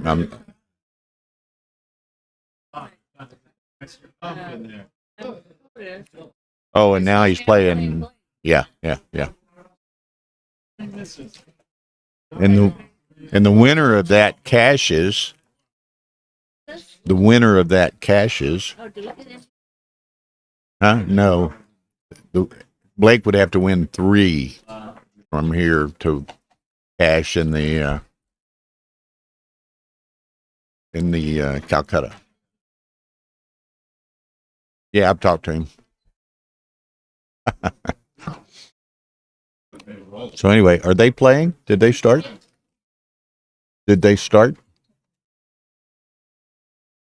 Chabelle and Will Reeves. I didn't know if you wanted to show that until the other ones. Whatever. That's fine. I guess I'm live. I've been talking away here. You are. So anyway, some great matches. Y'all can see the new venue here in Las Vegas behind me. It's at the Westgate Hotel and Casino, big, huge complex. It was originally the Las Vegas Hilton. If you go back longer than I want to remember, 40, 50 years. This was the Las Vegas Hilton, the home of Elvis Presley, and on and on and on. And it's now been completely renovated and refurbished in certain regards. Huge complex. They have several 100,000 feet of convention and ballroom space. And in addition to that, they're right across the street from the Las Vegas Convention Center. So they provide, hotel access to that space as well. So it's been a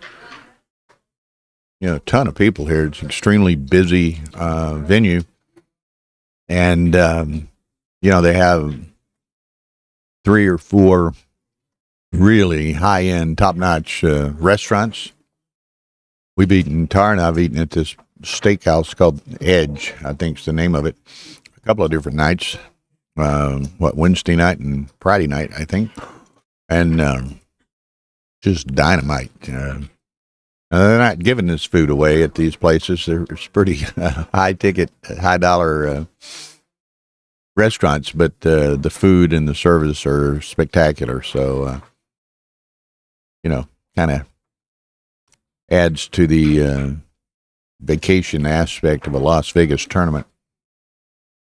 But anyway, I see right over my head here, if you can see, Jonah Seawald is playing Blake Sorin or Sorim, in a second chance, like round of 8, I think, maybe match. The winner of this cashes in the tournament. Coincidentally, I own Blake Sorum in the Calcutta, so I don't know him, but I'm got a bit of a rooting interest in him over my good buddy Jonas Ewald. So we'll see how that goes. Anyway, we should be shortly. In fact, well, here we are. We're at the table for the championship final, undefeated final. This is Ronald Amorim from Brazil. He'll be playing the black checkers, top of the board. And sometime soon, Kit Woolsey will be entering the arena. Fresh, there he is, fresh off a 50 points. tough DMP match with Ergen Bayrak. Then our Kit's probably had a, 20-minute break, something of that nature. And No. we're off and running again. Money already, so. No problem. So hopefully this match will Too complicated for me. continue the string of great matches that we've had the privilege of streaming here this week. And the winner of this will get a bonus 5,000 or 5% of the prize pool, 5% bonus for winning the undefeated bracket, and then we'll await the winner of the second chance bracket to play in the Ultimate Championship tomorrow afternoon. So the winner of this is done for until tomorrow afternoon. And the loser of this probably would have to play like 3 more matches to get to the final. So this is a very meaningful match in any number of regards. And of course, I'm not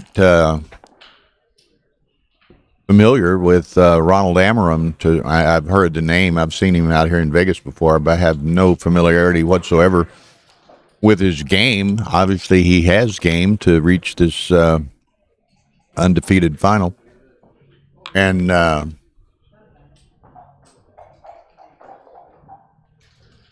anyone's, those of you listening out there, somebody say something in the chat line. I'm not getting any updates here. I'm not getting any chat for some time. I don't know if It's okay. maybe somebody type hello or something in the chat You line. can always type it yourself. I can't get the Yuki thing to work here. Okay, there's a hello. Thank y'all. It's working now. So Type right here. I understand. Absolutely, Jono. There's a John O'Hagan. Thank you. You're experienced and know the drill. All You right. want to? Camera's okay, I guess. I'm still alive in the console, so I might have to leave after a while. Playing it. So, yeah. So Okay. 0-0 to 15.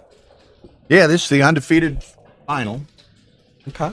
The winner waits until tomorrow to play the winner of the second chance bracket. Yeah.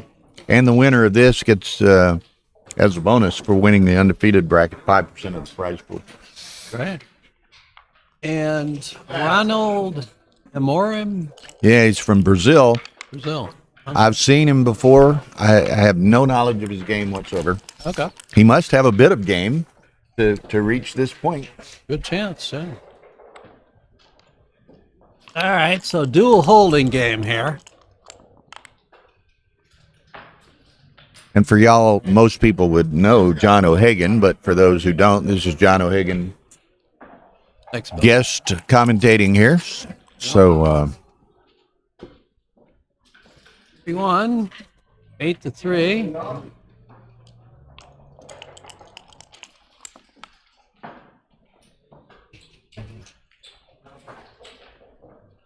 I think 5-3-2-1 looks right. Yep, what he does.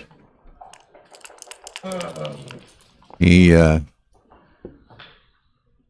probably rightfully turned down the chance to hit that checker just because he wasn't really prepared to receive the checker over there. Yeah.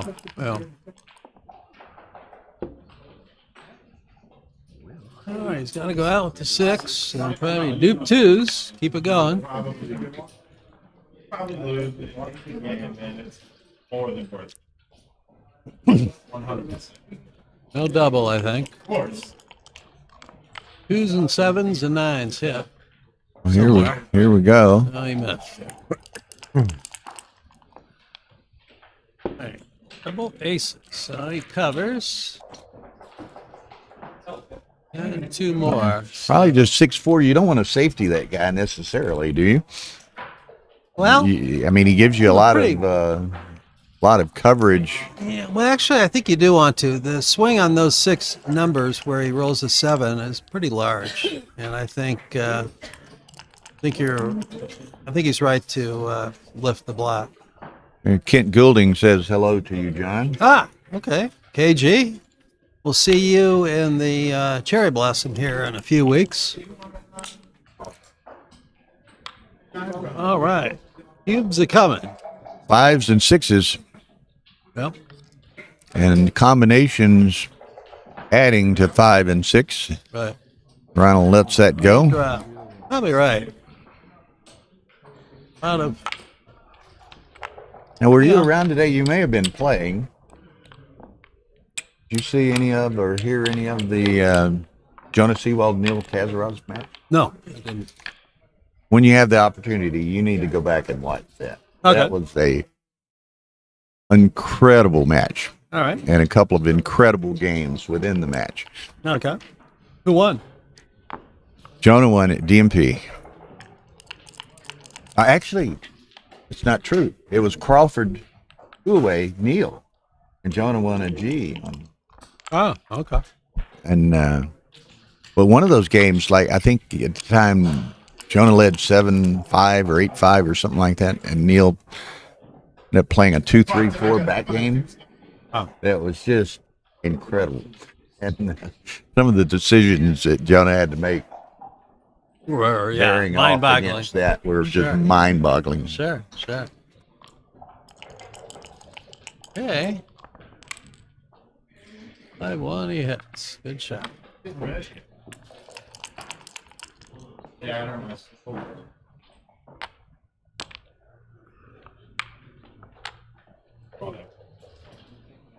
So you've won a couple of matches in Yeah, the I've consolation? won 2 in the console, so waiting for the winner of Norm Wiggins and Jeff Hall.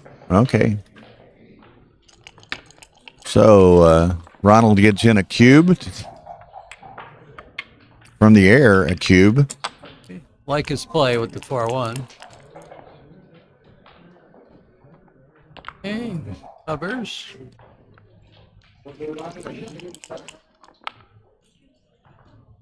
Well, that 4-1 play was a good play because Kid had so much potential and ammo and so forth that he really needed to disarm him, take one half of that roll out of his hand.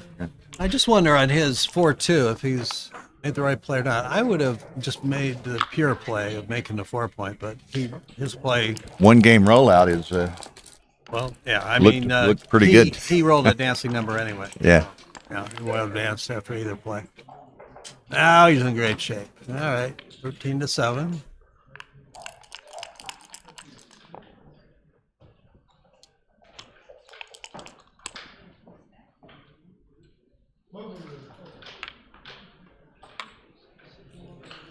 He wants to.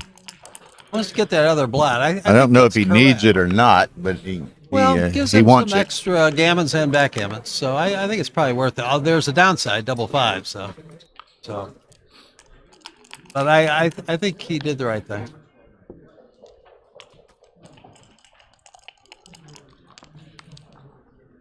All right, he's out now. Nice escape.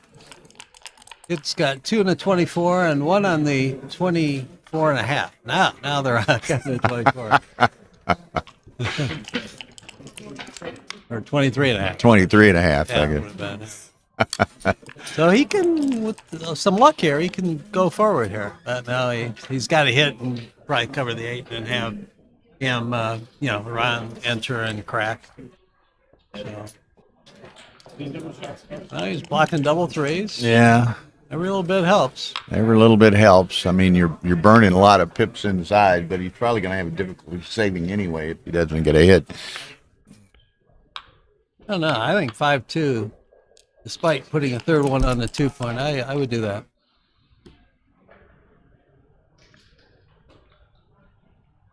All right. It wants to build a little bit of a board and not burn too many checkers. Yeah. Ooh, 5-5. Speaking of burning checkers,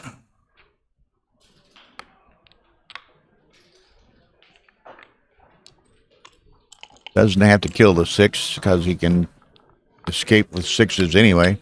Yeah. They 5 or a 6 to keep his time. Mr. Ray. 1, 2, 3, 4. Is he undefeated final? Yeah.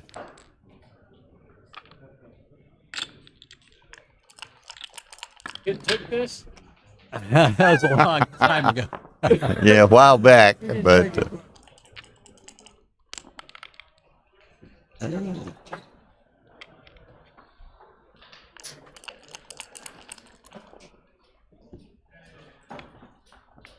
Hey, Kit wants to ultimately get down to where he can leave with that next to the last checker and perhaps get a shot off of an ace or a deuce that Ronald can't play cleanly. Yep. Like here, although it's not this roll. Could be next roll. Next roll.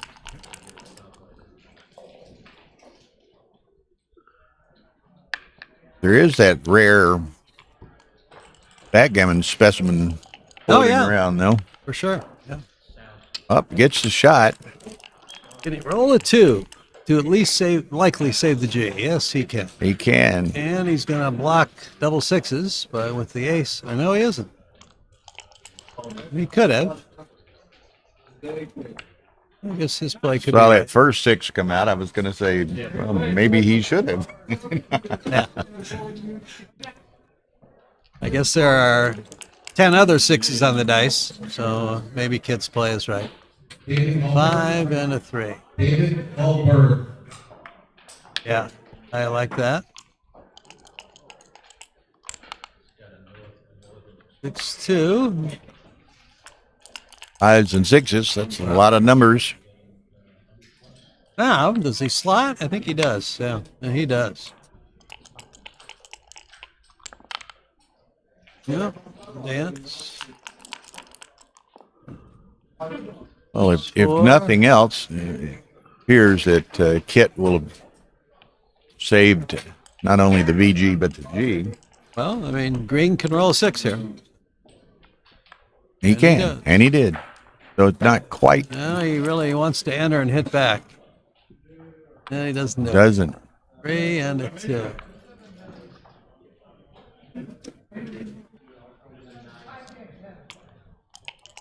This is the undefeated bracket final, Ryan. So the winner gets a bonus for winning the undefeated bracket, but they have to defeat the second chance winner tomorrow to claim the overall championship. It's a double elim format. Okay, go for the BG and hit. Take one off. My play. How about you, Bill? I'm hitting, and you don't get many opportunities for the BG. You Yeah, I mean, give it the best shot. well, it could lead to a coup classic. If Kit rolls a 1 and then you roll a 1, you leave 2 blocks. So there's some downside to it, but I think it's right. I mean, most time Kit doesn't roll a 1. And he just enters, and then you roll double 2s or higher, you have a BG. It activates the BG. So. Yeah. I think it's worth it. What do the people comment? I haven't had any comments just yet. Okay. Need to wake Matt and KG, or not KG. Need to wake Matt, Dimitri, and others up and get them to responding again. Seemed right to go for the BG there, and he didn't. But he had a guaranteed gammon, so 4 to 1, and he had some slight chance at a backgammon with his play. Did I say hello to Mr. Williams from Abu Dhabi? Welcome to the stream. Okay. 5-4.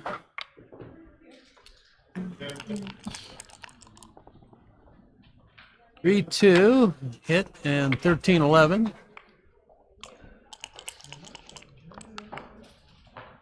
Six, 2. I think. Well, out to the 18 or 7. I think out to 18 might be better. We don't know the answer to that, Ryan. Ryan says, "How strong a player is Ronald?" Well, I don't know. We're going to find out. Yeah.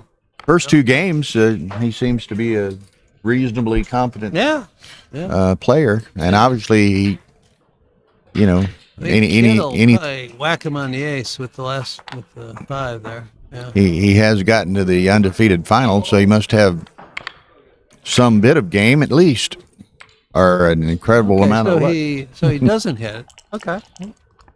It's a good player. He had a good reason for not hitting, I guess. I think I would have hit, but maybe I'm wrong. All right, now what? Do you hit twice, leave 2 blots, or do you just run out all the way? He says run out all the way. moving in front of the strip midpoint, so being hit doesn't hurt him that much. Yeah, it's a nice 6-5. nice shake. Wow, the double hit would have worked like a charm there. He'd be on the roof with 2 checkers. Okay, so 6-2. Again, in front of the strip midpoint. That's what he's thinking. Okay, that's a 2. now he can pick up the both of them. Yeah, I think he should. Sure. Something to be said for 2 in the air. 3. One more. Various Playing- doubles hit back, and other night he's in great shape. Now, You cash or does he play on?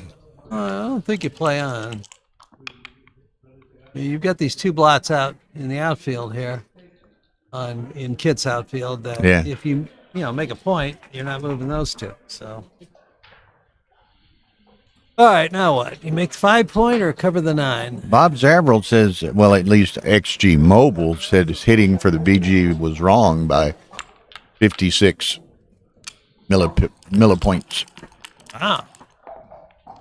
Surprised.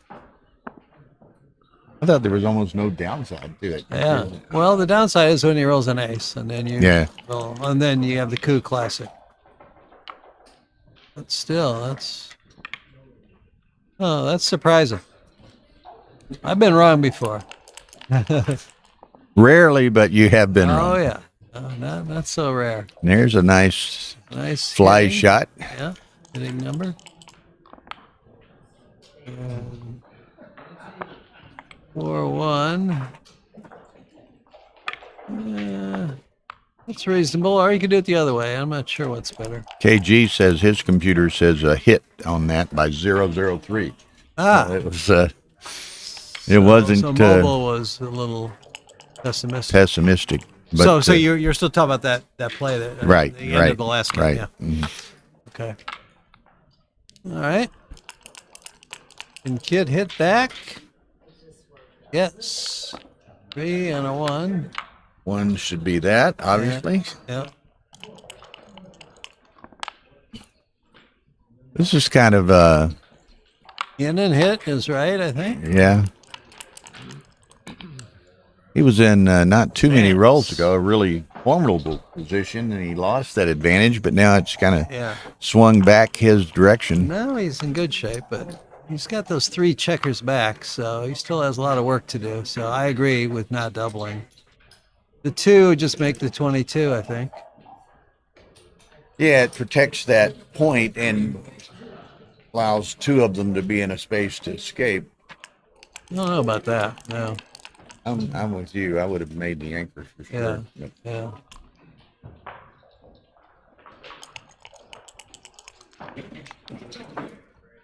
3-1. All right. And it worked out. And then he covers the 7-point with the 1. I think. Well, you slotted it to make it. So here's the opportunity, right? Yeah. I mean, the back checkers, Ronald's back checkers are not in great danger here. There's some danger. But, giving him 6-1 and 5-2 from the roof is too big a price to pay, I think. 5-3 dance. Hey, now he can double, I think, for sure. This is Kid's scary. going to have to let this go. 6-1, 5-2, 6-3, 5-4, 6-5, all those hit. He's got other numbers to make the 2-point or the 1-point. Let's see, any disaster. This is a gammon waiting to happen, isn't it? Yeah, there's a lot of gammons here. 4-4 is bad. Everything else, even the other numbers that don't include a 5 or 6, other than 4-4, are at least playable. And 3-3 is a good shot, making the 2-point. And your aces, you have the option of covering the 7-point. So, but the other thing, you do have 3 men back. I like that. Maybe it's a term you're familiar with. Hoover maneuver threatened. Oh, yeah. Yeah.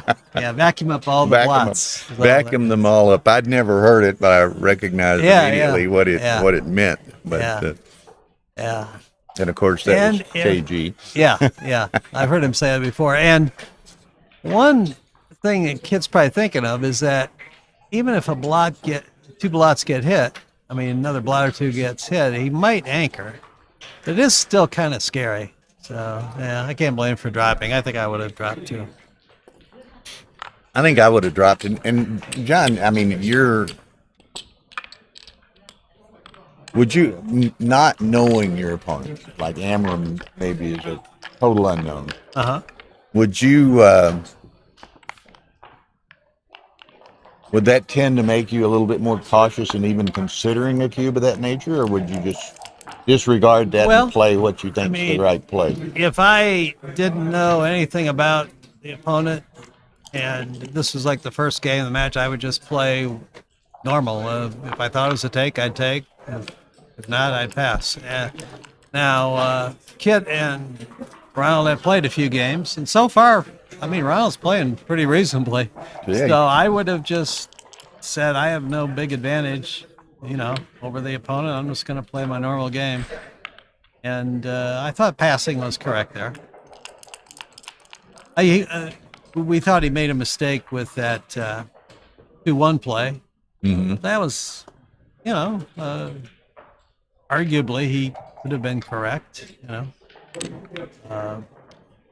I don't think it was a big mistake if it was wrong. Yeah, he seemed to play fairly solid so far. I think so, yeah. Okay. Yeah. He makes the 11 point, I believe.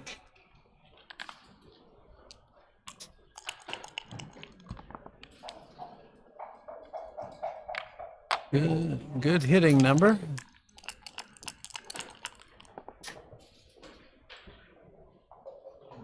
One and a 3. I'm going to go let the director know that I'm here. Okay. When the match becomes available. I'll be back in a minute. Okay, John. Thank you.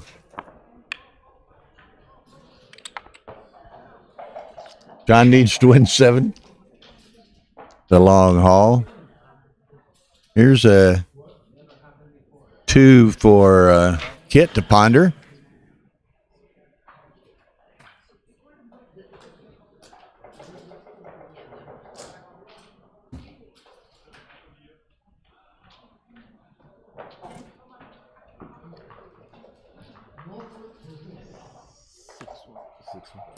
Okay, Kit's lets that one go as well.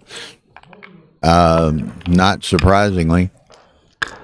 And it's tough to, and of course, Kit has been playing forever and probably played as many games as anybody. But, when things consistently are going against you for a while, and now he's down 6-1 to Ronald, it takes a fair amount of discipline to not get, to remain patient and not get anxious and let them go when they deserve to be let go. I'm saying Kit's just exercising the discipline of passing when he needs to pass, regardless of the score here. He hasn't. Not sure if I missed a double pass or not. You missed a double pass. Oh, okay. Okay. Okay. I would. Yes.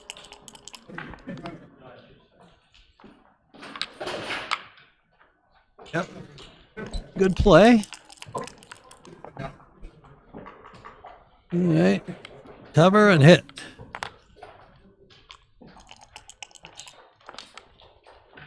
Five, 2. Okay.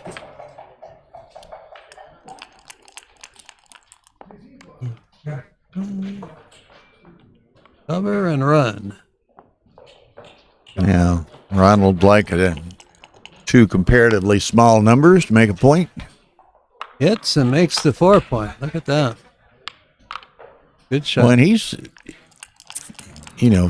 fairly confident and fast in his play too. I mean, right or wrong, he's very comfortable over the board. It appears. Oh yeah. All right. So Kit's duping 1s. Probably right.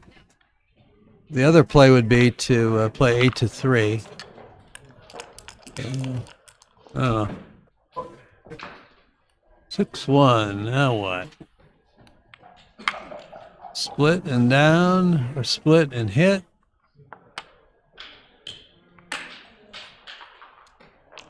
I don't know. It's reasonable, I guess. Yeah. Makes it harder for Ronald to, complete his 6 prime. So, yeah. Its play worked. It's 2 checkers.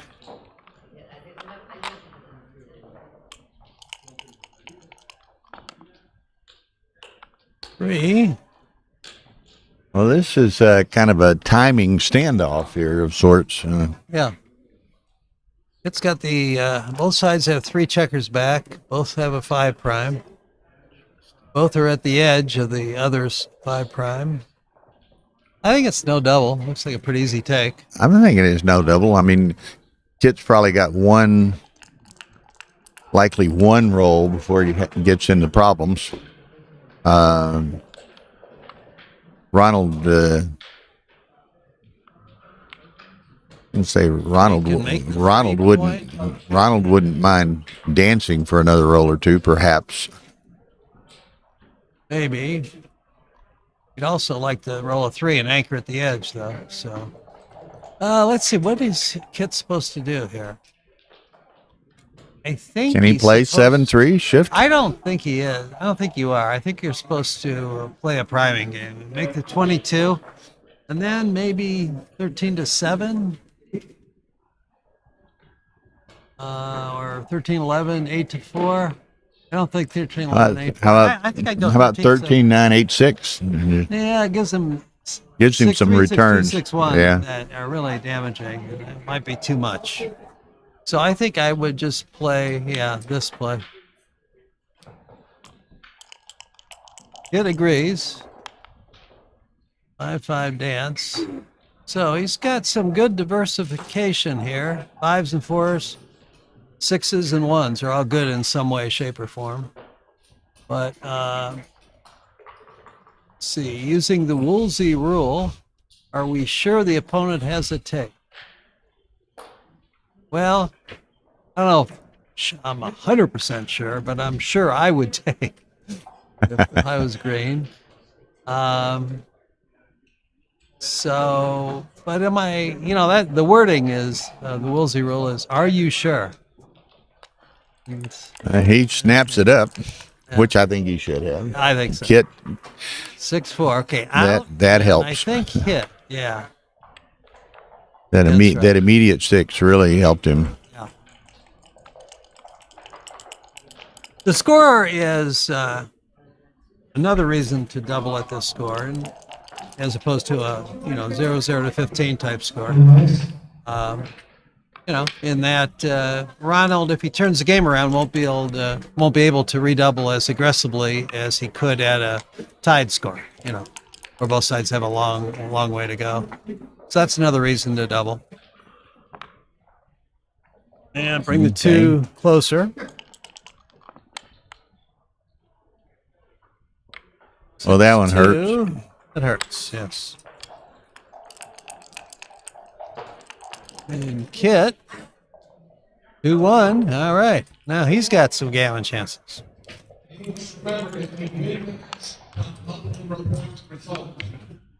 Okay.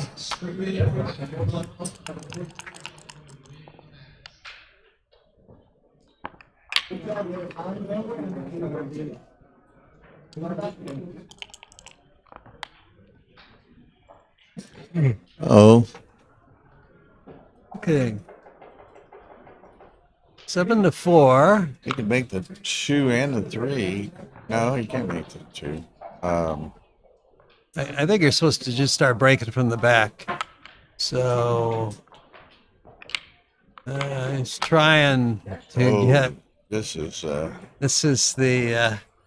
I want to help my timing for a back game play, and it might be right, but it also, when it doesn't work, you get G'd and BG'd more often. Yeah. So it's. I don't do that against a 6 prime. I mean, we're a little.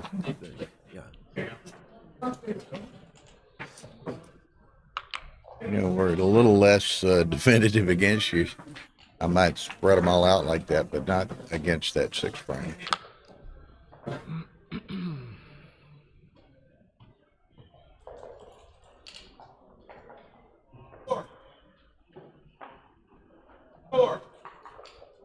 Might be right just to not hit at all. Play 7-4 twice, 6-3 and 5-2. You get rid of your brother and you get your lady.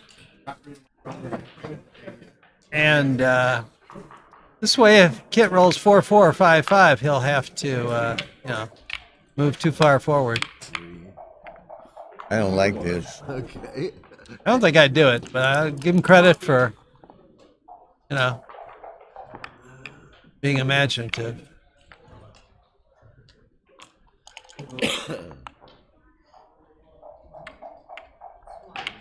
Thing about the 1-2 game is that you frequently in positions like this, timing just falls apart anyway. Yeah. So.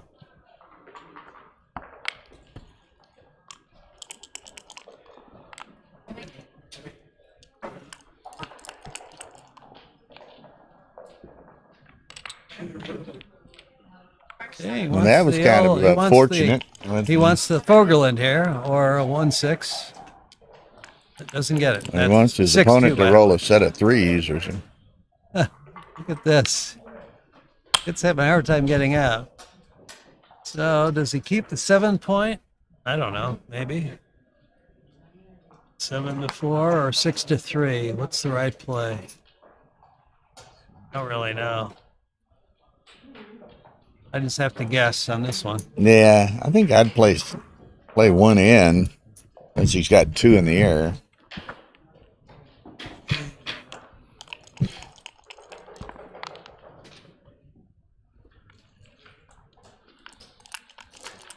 It really needs a 4, 5, or 6. Here we go.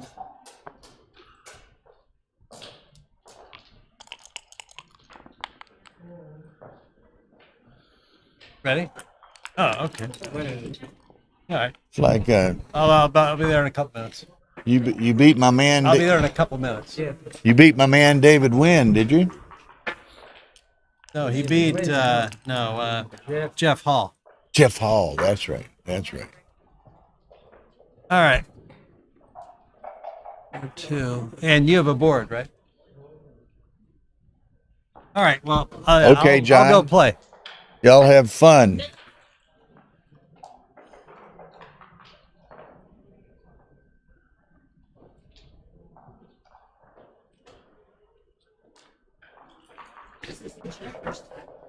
Okay.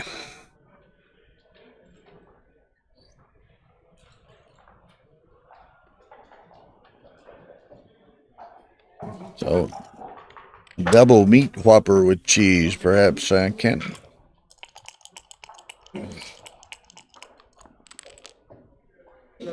Five, 2, he hits it. Always like that. They never hit the direct one you think they might hit. They always hit with the trailer. Ace 3, that hurts, though. He can't hit it. He has to do this.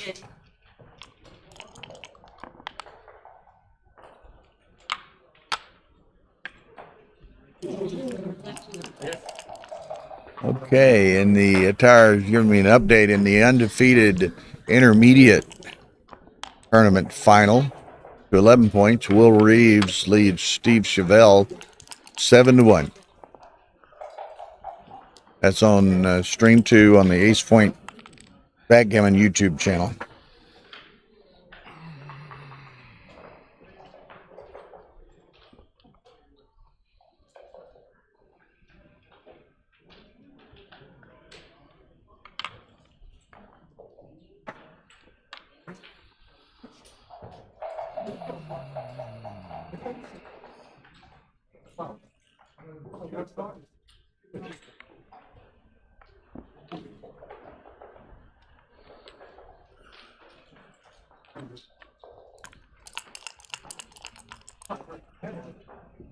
Ace 5.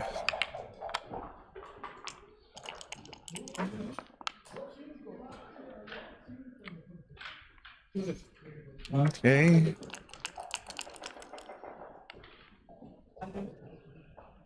Well, no damage on no improvement and no damage.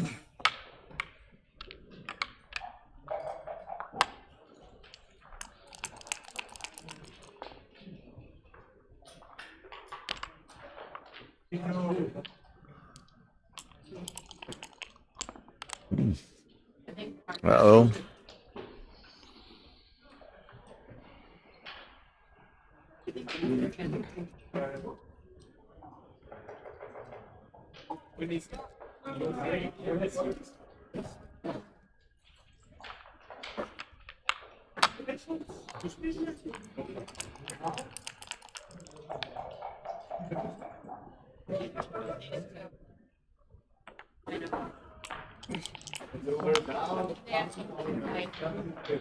This is has the potential of leaving a scar.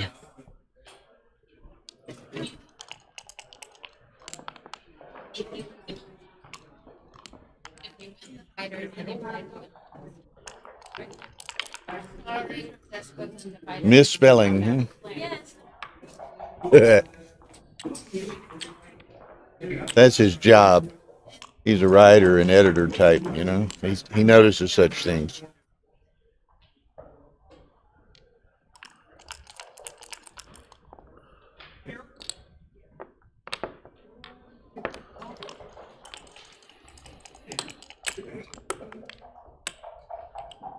Okay, 1, 2.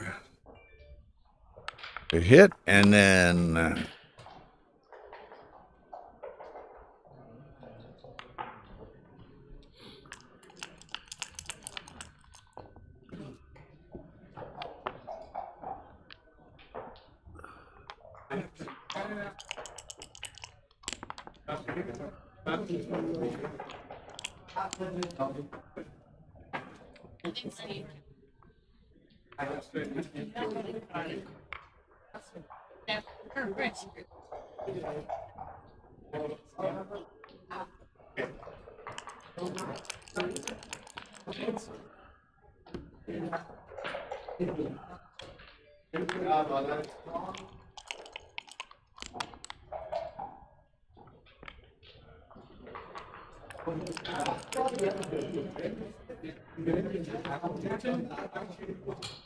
Here, right?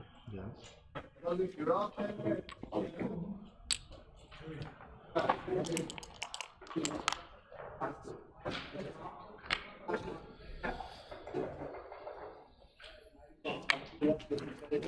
comes out that. Gives Kid a 1 to play.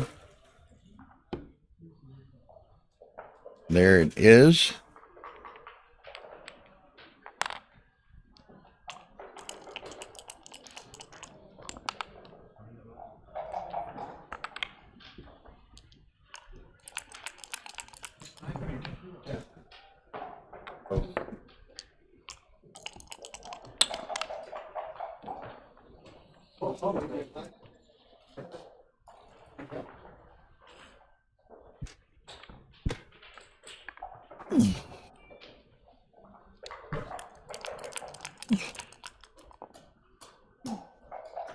Oh, nice shake there.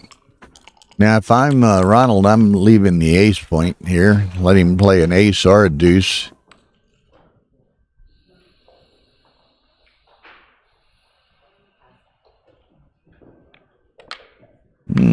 I don't know about that.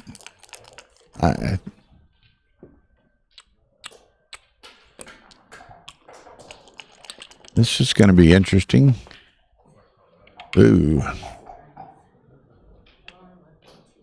Should be very interesting.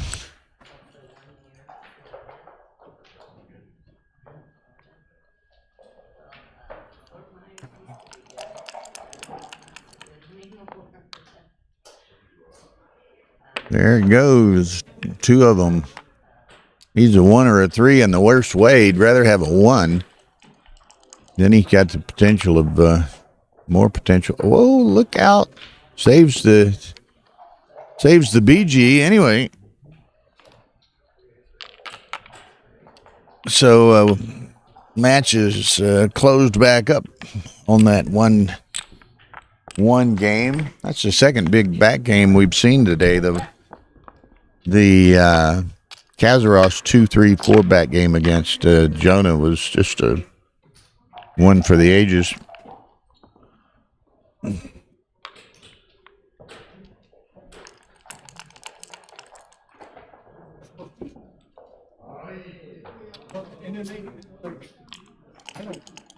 Ooh, pardon me. 4-1 makes the 5 point.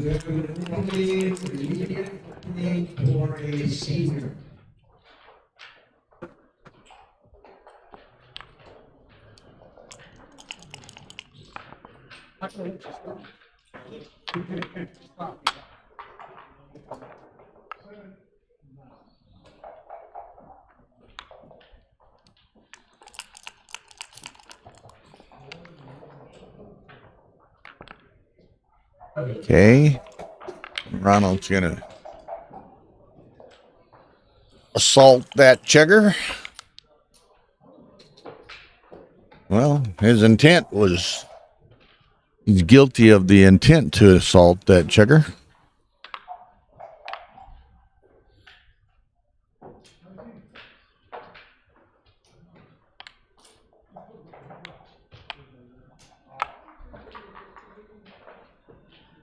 Looking at his various options. Still trying to understand how he didn't hit that checker.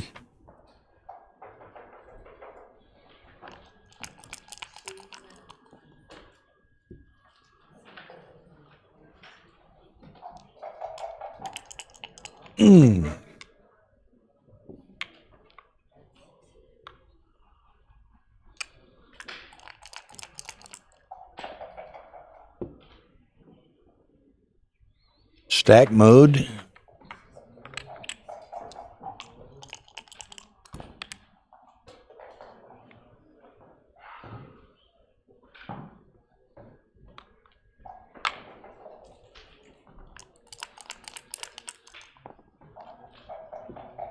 Set of fours will work.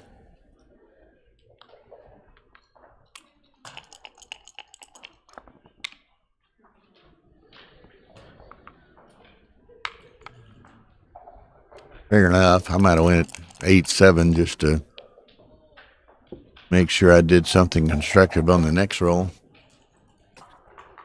Man, this is ultimate stack mode, apparently.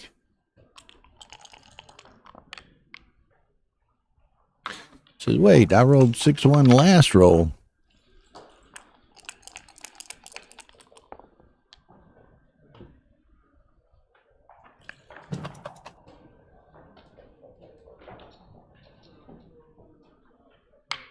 Okay, 6-2 and 4-4. Little brother.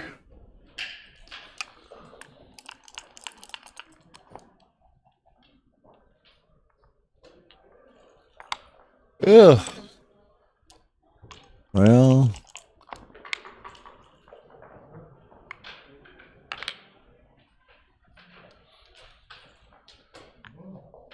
$42.74, 90, 108, 118 for white. 118. 66.72. 85. 108. What did I say? 118, 108? The kit's 10 back. Or was it? Did I count it the other way? Or say it in reverse?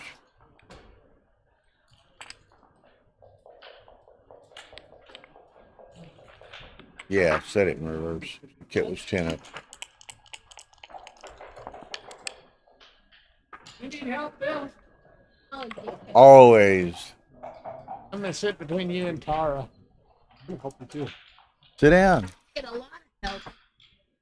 Oh, we got Dana. Dana and Ray. Now, I'll say something that's wrong, and Dana will correct us. That's good. Ray's we've- definitely too modest. Really got some firepower guests here. Dana Nazarian in the gold-looking shirt. And I think technically it's mustard, but mustard, I see. somebody told me it was. Not that There's I a hot dog in it. Golden's mustard. And Mr. Ray Fogerland over on the other side here. So. Yeah, I want you guys to all know that I've played 3 matches today, and I'm glad to tell you that I scored a point. So this is the undefeated final. Was this at 6-0 at some point? Looked like Ronald was 6-1, Ronald. Oh, so Kit's already making a comeback. And Ronald, is he a countryman of Ari Nogueira? Yes, he's Brazilian. All right.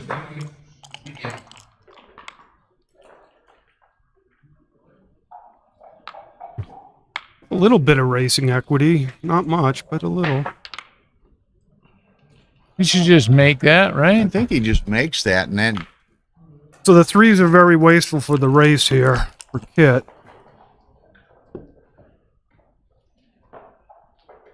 It's got some choices here. I'm probably just ripping 2, but I can't count the race here. Does he have 7 checkers? 7 on on the the 6. 57, 67. Maybe I'd take 71. one off and go 6-4. No, because I think he's running no matter what he rolls, right? Well, if he can. But he may not be able to. Well, if he doesn't, then it doesn't matter. So I think I'm just ripping 2. 83 for black. Would you say 70 something? He's got 2 inefficient. He's got 3 blots on the three on the deuce. I'd love to peel 2 of them very efficiently right here. He didn't. Okay, I mean it's probably really close. I don't know which one's right there. Well, he may pay for it because he rolled a pretty big Well, number. I mean, what's better for the race? I'm not sure. Actually, with that sequence. No problem. Uh-oh, he still has an ace to play. He changed it. And I think he made the right play there.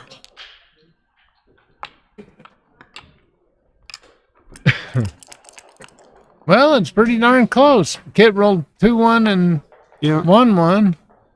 I think, yeah, that double ace was interesting. Maybe Kit played it right. Look at that. Party's over. It's coming back.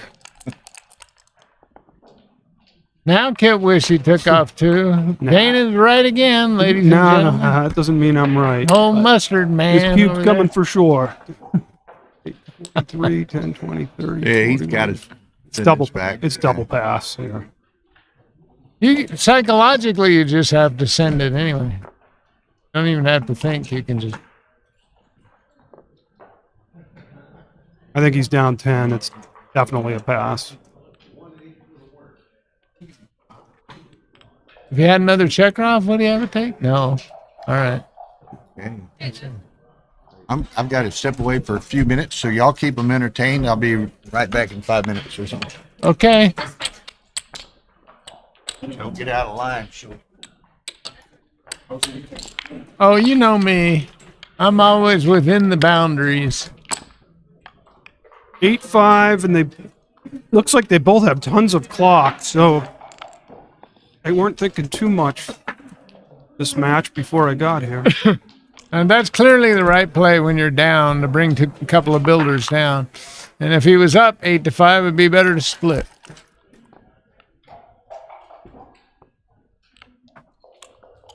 It's the type of game that you want to be playing. Situation 6-4. So now he's forcing him to use his spare if to hit, which he'd be happy to do.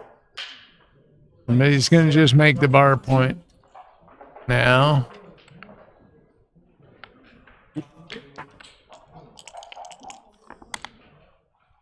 Wow, nice shake. Yeah. That's how these guys. I can see how he got to the undefeated finals. Wow. Now you got to think about it at least. Oh, you got an 8-5 lead, but I'd be thinking, oh I'd man, be- come on, you can't yeah. roll that pass. You got to think for a second. Then this is Yeah. not, that's not a good play. Should go 6-5. He doesn't want to get hit. I don't mind his play, but Oh yeah, he didn't have two guys. I guess I was thinking there were two up or something. But that's very good pretty- shake. Pretty routine. All right. No, I think he wants that landing spot in I the don't. outfield. I wouldn't want the stack of checkers on the Exactly. midpoint. He can take care of. Wow, that's way too big.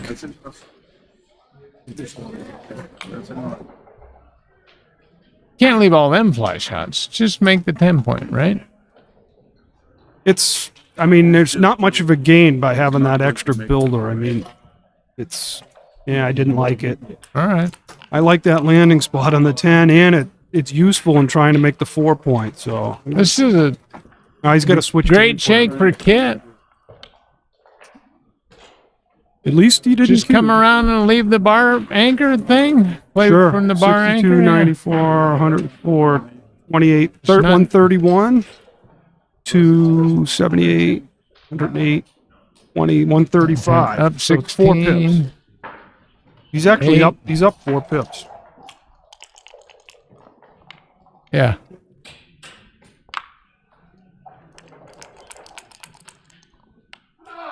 Kit's roll, and look at that. He did that to me. Was that double 5? No, I guess 5-4. Okay. Yeah, the midpoint wasn't very useful there because wow. No wonder these guys have been winning matches this weekend. I know. I got to learn how to throw this stuff. You get in trouble boxing.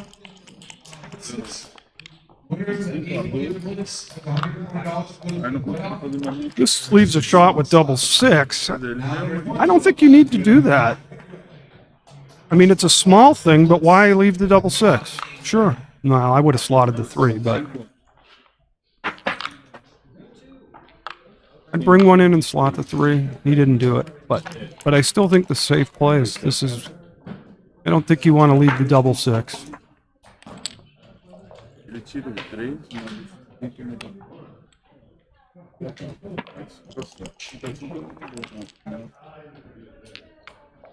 Played that fast, but he may be right. He could have also slotted 2 points. Okay.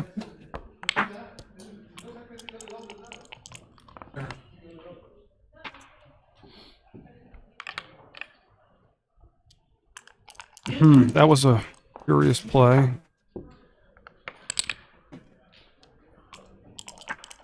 It's not that worried about his timing. Harry, does Ronald usually play this fast? Or do you think he's a little bit nervous?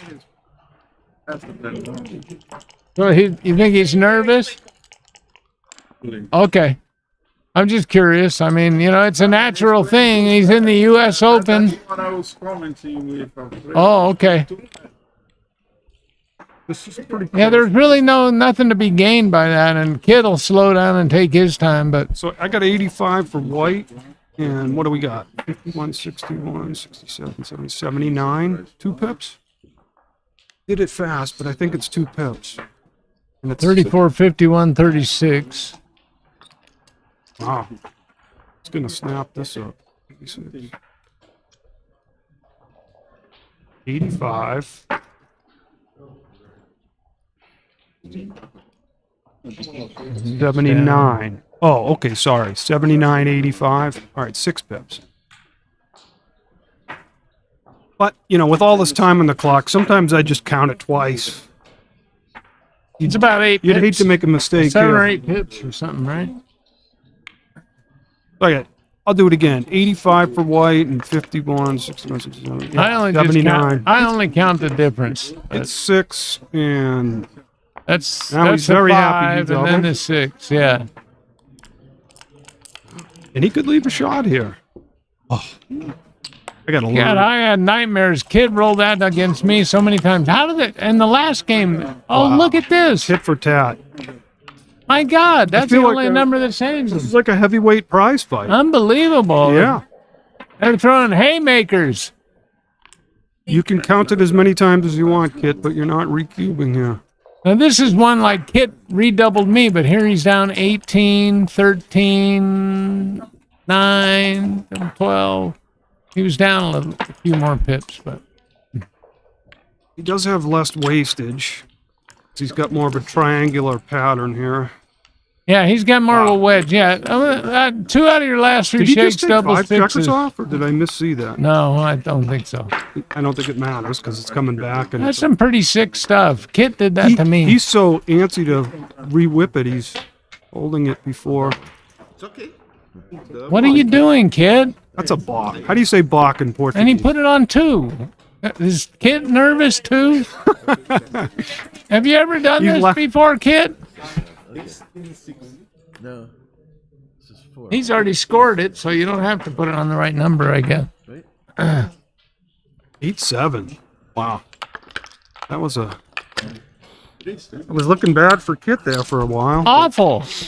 But he did that. He did that with me. He rolled double sixes twice in a row, and then doubled me when he was 2 pips down. And this one, he was up 2 times out of 3.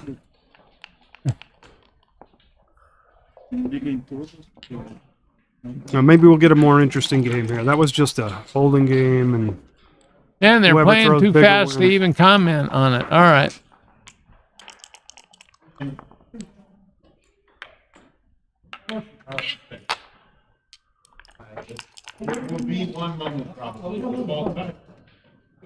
Now he's got choices. Does he go for the prime, or does he... Yeah, I like stepping up here. Well, there's the minimum amount of ammo to attack you. Yeah, one more shake and you'll have too much ammo to Right. be able to do that. And if you stay at the end of the alternative is you're back there on the probably gonna Ace Point slot getting here. primed, right? Yeah. He's behind in the race. If he gets hit, it's not as costly here. And if he doesn't get hit, he's Yeah, now you can build. significantly favored to make that. Now you got to think about coming up with the 4, but he didn't. He wants another builder. And he wants a contact. He's got 3 Well, guys that back. contact is overrated. Because he And- wants to use that checker. He wants to use that 13th checker to prime. Well, I want to know. I mean, these 2 guys are the undefeated, finalists, and they're rolling like it, Yeah. Here he makes this point, and he's got to choose to the other point. I guess I would just make the 10 if I'm going to do that. Well, it's a 10 or he steps all the way out. It's not trivially easy, obvious. Because if you make the 10, then you're very brittle. That's true. Plus, And sometimes you get they mixed. don't always hit a triple shot, right? Yeah, and if he hits with the ace, it's not great either. Right, and the ace is not a. He's thinking about the cube, but he gets to run that one first, probably- and then send it, right? For sure, I'm sending it now. Yeah, now he can, right? What's the I think, but race he's now? taking it. Yes. Look, he's got an awkward stack. There's a lot of bad shakes here. Like, I don't know, 3-1. They can become bad. after he leaves the 2-1, block and gets 3-1, hit. 1-1. Some 8s are bad, right? 5-3. Actually, it might not even 6-2. So it's a trivially easy take, but it still might be a double. I don't know. Might want to wait one shake. This is one of those ones like I was talking about. It's on the edge. Yeah, there's one of them. Yeah. Yeah. Now bring it down, and then Kit can get a surprise when he gets lucky. 3. If he hits that, he might get Gammon for his. There was another play, trouble. but that's probably right. That seems clear. I don't know. I mean, he could break the bar. Not a trivial cleanup here. See? 4-2 roll. He can clean that up. Yeah, you got to just put it on the 3 and be All thankful right. you didn't leave another shot. So Kit's running out of time. He's going to have to leave the midpoint at some point. And that guy back on the Ace Point is going to become a liability as the builders kind of come in, right? Yeah, he doesn't want to get pointed on there. And there's another awkward shake. Well, that adds builders, though. See, that clears Yeah, a he's point. going to step up That's now not if he bad. can. Got to think about coming out here. Yeah. I would, actually. Yeah, I'm thinking so.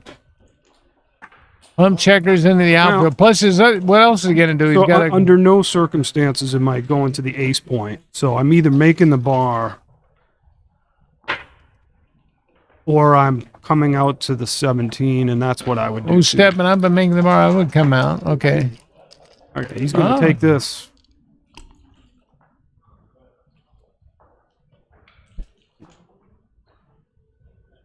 I don't see how he can pass What's what? this.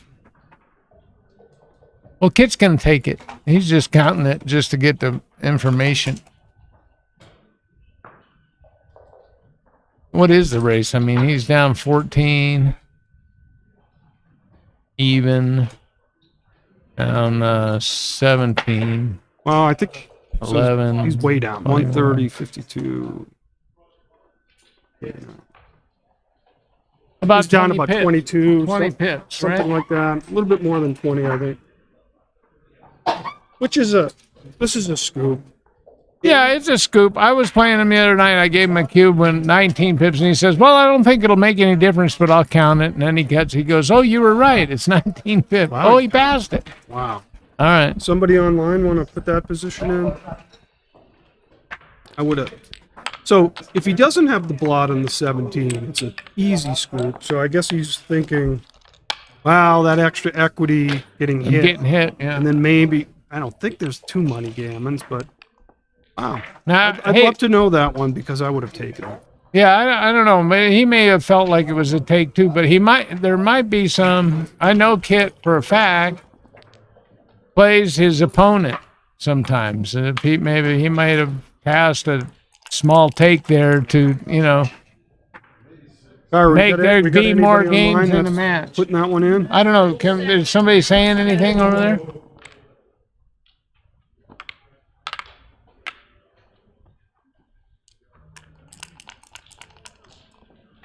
Anybody making comments? Well, one, I think you just make the 11 here. It's a good point to have. Clean everything up. Ryan, what did he say? Looks like a take. Yeah, Ryan Rebello said looked like a take. I hear you, brother. I think I would have taken that, but it's so damn good. I'd be surprised if he's right also. Wow. Ooh, thank Uh-oh. you, guys. Got a performer. Kit's playing much better this game.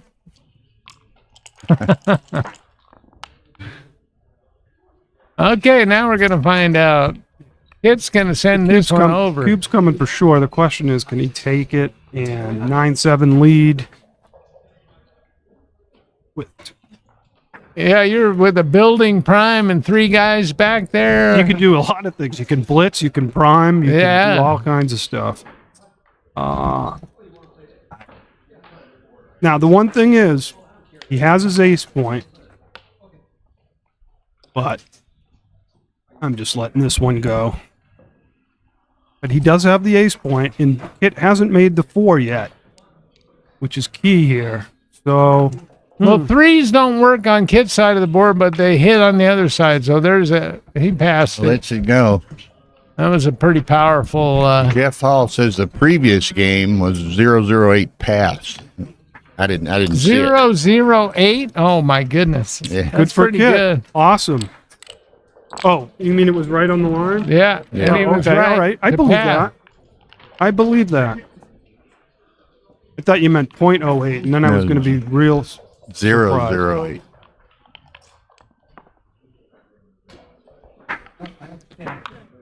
So I guess that extra 5 equity was just enough to tilt it to being borderline. And that's what Kit figured. Good for him. What are you showing? All right. Oh, so now we have. Who knows? Okay. Was close enough that she got it wrong. Okay.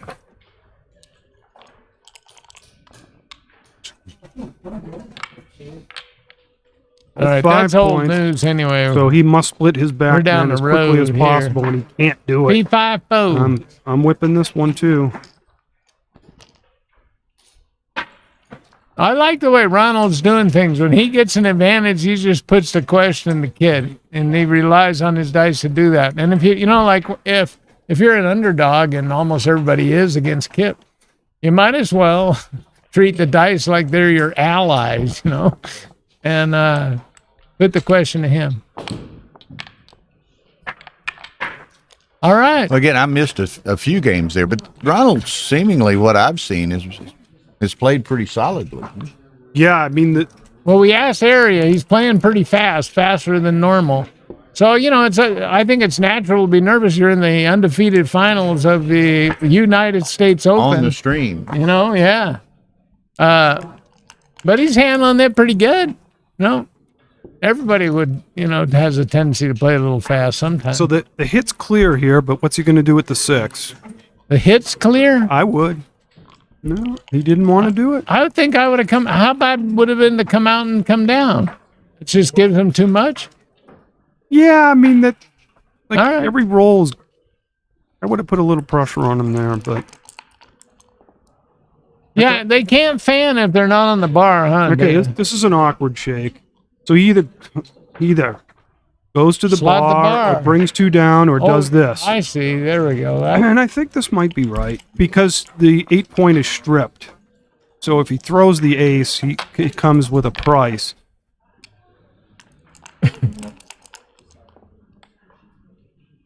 Uh-oh. Now you gotta think. Let's see, he's 5 away. All right. This would be a sexy one, but yeah. Do you like looking at this cube with your kit right now? You're not thrilled look about at that. this. And he had to. It came over there. Yep. He has to throw it now. It's very volatile. He makes that 5 point, and it's good night, Irene. So. Yeah, and even the bar point, if he makes that, then he's, 1 point away from a 6 prime. Yep. And he got, he read his man right. Kit dropped that like a stone. All right. Kit's going to lose his patience soon. Never. He's like a vulture. It's gotta be, patience, my gotta be ass. I'm going disciplined. to kill something. Yeah, he's about as disciplined as you can be. Actually, he told me something in Michigan a couple years ago. He said, I'm just going to use the whole 12 seconds, even when I got it figured out in 1 second. I'm just going to use it all. And he said, believe it or not, there were like several plays that he changed. He just taking his time and being calm, cool, collected. That was a little And that's a guy that's been playing backgammon for 50 almost years. as long as I've been alive. Ronald's rolling like he wants to be in the finals. What would you do here, Dana? I think you lean towards the anchor when you're ahead, right? Oh, okay. I didn't really see it. Sorry, I got Double distracted. 3s and made the 5 and the 21. I mean, he's got that big stack. I would have been tempted to unstack. There you go. Well, he'll be unstacking that soon. His aces. How about Look at this. Oh, look at that. Changes the complexion of this game. Kit's The thinking, best laid plans. how can I get the most efficient cube in? I know what he's thinking. He really wants a position where he can double take, has to take, and he, He gave somewhere me near a few of those. 75%. He's getting pretty close now. He doesn't have the 5 point though.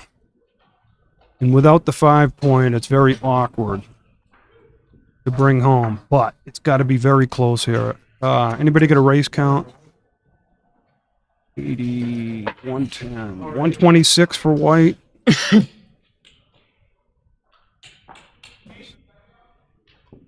48, 58, so it's like 22 pips. Down 811. I might send it here and start to look at. Do you have anything bad? I don't think I would send it Yeah, with the it's gap. a little early. I wouldn't send it yet. Yeah, that's a bad shake. It's got to go to the 6 point. It's got nothing else. No, well, he could come one more to the 8, but that's a lot of fly shots. No way. No All right. shots. All right. No shots. Now it's very hard to make the 5. Okay, let's roll. Try to put a spare on the bar point. He's about getting tired of those 3-2s. Yeah, you can't even dump it to the ace with that gendarme checker back there. Right. I like that. I didn't make that. That was Hans Wang, circa 1998. Hans Wang. The Yeah. gendarme checker. Huh? Very. And his brother Big. Okay. Now what's going on? Wow, this is interesting. What's that? 14 times 7 is 98, 10, 105? 106. Oh my goodness. I'll snap this in a snap heartbeat. that. Yeah, he does not want to roll a 3. No, he didn't want anything else. He's got to think about this, but not too long. Yeah, this is not easy to bring home. No. It was easy And to the leave John his Donne shot could right go there. back to the 24 here. But he also understood if he made that 5, Yes. it was Gendarme. market loser. That's an even better place for the policeman. I kind of like Green's position myself right here. You got to play careful. Well, I like White's position if I'm choosing sides. I don't mind. Other than If the I own the scoreboard. cube, I want to do this. Yeah, bring this home, pal. He'll bring it home. He's favored to bring it home, but we'll see. Yeah, well, He might leave one. he's going he to might leave a one shot while he's somewhere. doing it, and it's going to be painful. And Stack does 'em it up. after stack mode. Stacky. ultimate Stack mode. Yeah, but he's out of time. He's got to run. So it That's could be okay. He can just run with one. Yeah. And Can't break the board. no, just run off Just the bail. 4 point, right? Fear not. Be not afeared. What? That was. Which play was that? Was that Othello another- or something? Was that another Wang quote? No, that was some Just kinda go. classic. Don't play. bust your board. Be not afeared. I bet Marty Storer knows what I'm talking about. Doubtlessly, Marty's. See, I don't like that play. Yeah, you have to go next time anyway. Look out. Uh-oh. So now you have the same number of shots you would have Right, had, but now you don't have the absolutely. board. But you don't, yeah, your board's compromised. All right. Well, it's easy to sit back and, as the commentators, and say you wouldn't break your board, but.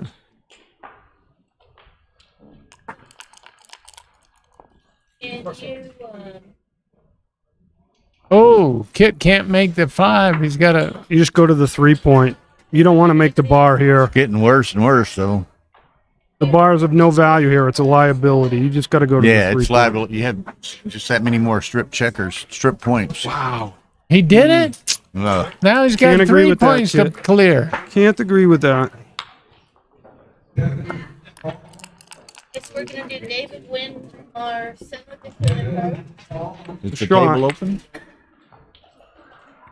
No. Oh, Good shake. what's going on over there? But now he's got to clear the bar. He would have had it cleared. And now this is not a trivial clear. Unfortunately for Ronald, he had to. Would you crack break the the board. 3 point or the 6 point? 6. Yes, that's right. Yeah. All right. Oh, that's a great Made day. it Nice. Made it look easy.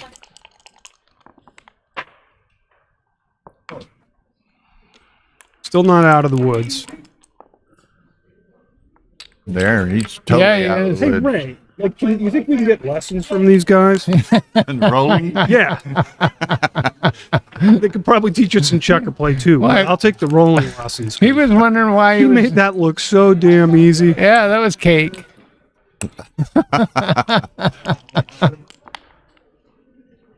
5144. See ya. Too little, too late. Well, Kit keeps getting back to 1 down, and then Ronald stretches back out.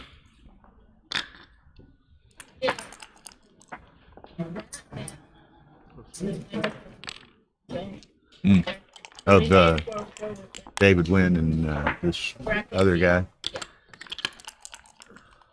All right. It's going to be 10-11. He's getting them ready. I You know, love it's, that. almost every match we've streamed this weekend has been competitive, except for one notable slaughter of Ray Fogerland by John O'Hagan. Yeah, well, other people have been slaughtered by him before. Not on the stream this week. Dana, Yeah. Dana turned a little dagger into O'Hagan's gut. Yeah, I today. mean, I had him dead and buried about 4 times, but he was so hard to put away, and then he had me crushed until the faded double fours. Yeah, the force was with you. That was a good match. We both played pretty good. I analyzed it late last Oh, night. yeah? Yeah. You see the Jonah and Neil match this morning? Unbelievable. No, I did not. You need to watch that one. Man. All right, 11-10, Ronald.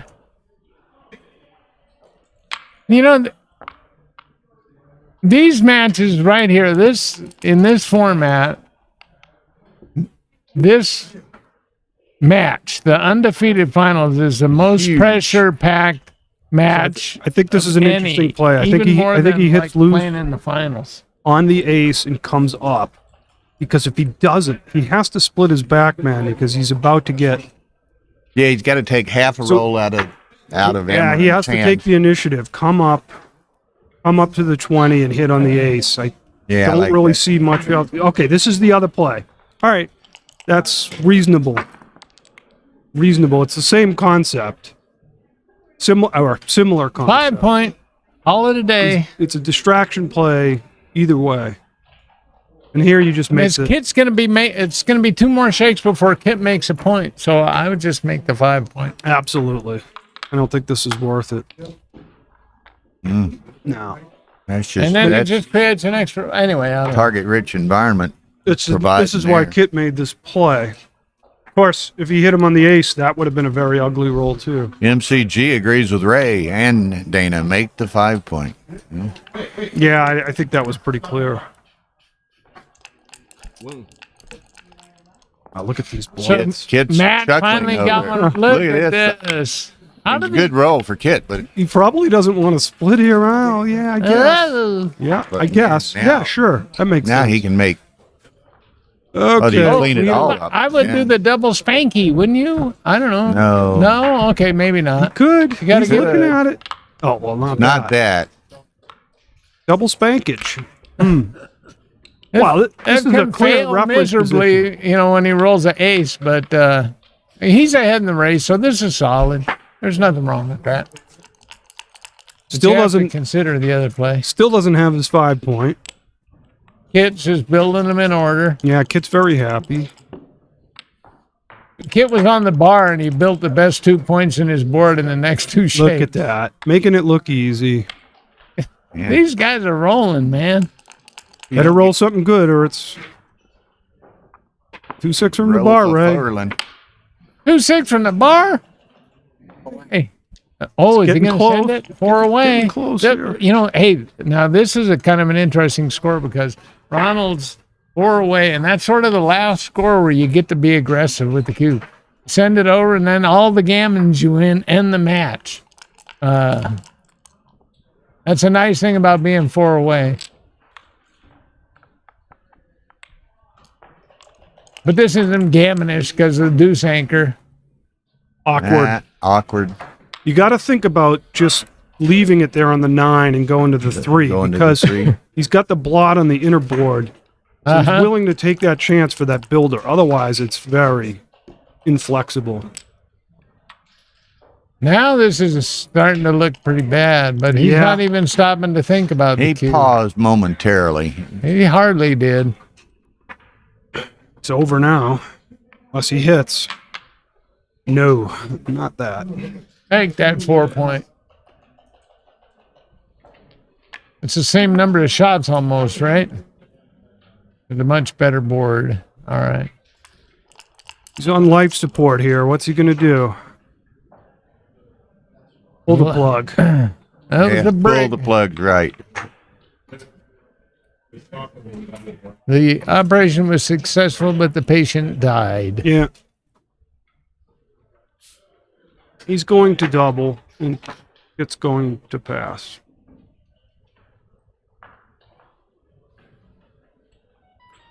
If I were predicting. It's a little bit. You are predicting. Yeah. And It you were can't right. hit the button fast enough. All right. Now there's the last. See that? Now he's got to be careful because 3 away scores. You're handing over quite a bit of leverage whenever you send it. But it's still close, so. We got a number of esteemed viewers here. Jeff Hall, MCG, Dimitri, DD. All right. It starts off strong. He's getting close. He's getting close. If he hits this one, He's Well, almost wanting to bet on the come here. Yeah, and it's not he's that a little much. short here, but he's very close. Yeah, because Okay. the railroad tracks on the other side, when you hit that shot, then the shots repeat and repeat. Like here, now we Probably got coming 3-5. here. Yeah, big stacks. Yeah, look Yep. at that. And it's a take. The railroad track cube. Very early double, but it's a take. Carol Joy Cole would never take this because she checkers are split to the 3 and. But, he's got 11 in the zone, so. Absolutely. We So- even have Mr. Oh, he snapped it. Elias Okay. Kritikos from Norway viewing top player, one of the top players in Europe. Okay, 11 in the zone, you're attacking. Okay, the double spanky. Look at that. Nice response. That's how these guys got here. Nice response. But he's still got the railroad tracks over there, so Kit's going to get to have his way with them. And I think I just come out to the 14 because why do you let him unstack? You wouldn't go to the bar? I don't think so. I don't know. He's going to use all that wood now, but. Well, maybe. Okay, Maybe. you got to make a point. You got to Yeah, fix your problem. He's going to here. make the 4 point. Yeah, you have to. Is he thinking about anchoring and then doing something else? The 6 was interesting. The anchor's pretty attractive, but I don't think that was it. I guess he did the thing that was lot harder of first. stuff bearing on you. Now he can go to the 10. He can make the 4. Yeah. Like that. All right, and then he got away with it, so Makes the 4. and now he makes it. All right. Those were interesting positions. All of those plays were difficult. All right, now this is straightforward. Slight advantage Kit. But note cube position. So Ronald's very happy in this mutual holding game with the cube on his side. And a 2-point lead in the match. Yeah. He played 2 and 3 here. Yeah, I mean, a shot is very well. Okay, I don't think he's thinking about running off his point. Just bring it into the Is he 4 behind? point. 61. Leave the single. No, there's no shot. Just bring it in 6-3 in. Hold on, you got to look at running off the point. I don't think it's right. Oh, running off the 27. the anchor? No. Then he's got 70, 124. So he's like 7 pips ahead after the shake, I think. So Yeah, that's every not time you enough. run off the anchor, then the guy hits you loose and covers the other one. You roll double 6s, which would have ginned it. Yeah, I'm not sure that's the logic I would go through, but That's my only logic. I only rely on But jokers you hold the staying- cube. You just want a long game here, and Oh, how would it have been to have left after with those aces there?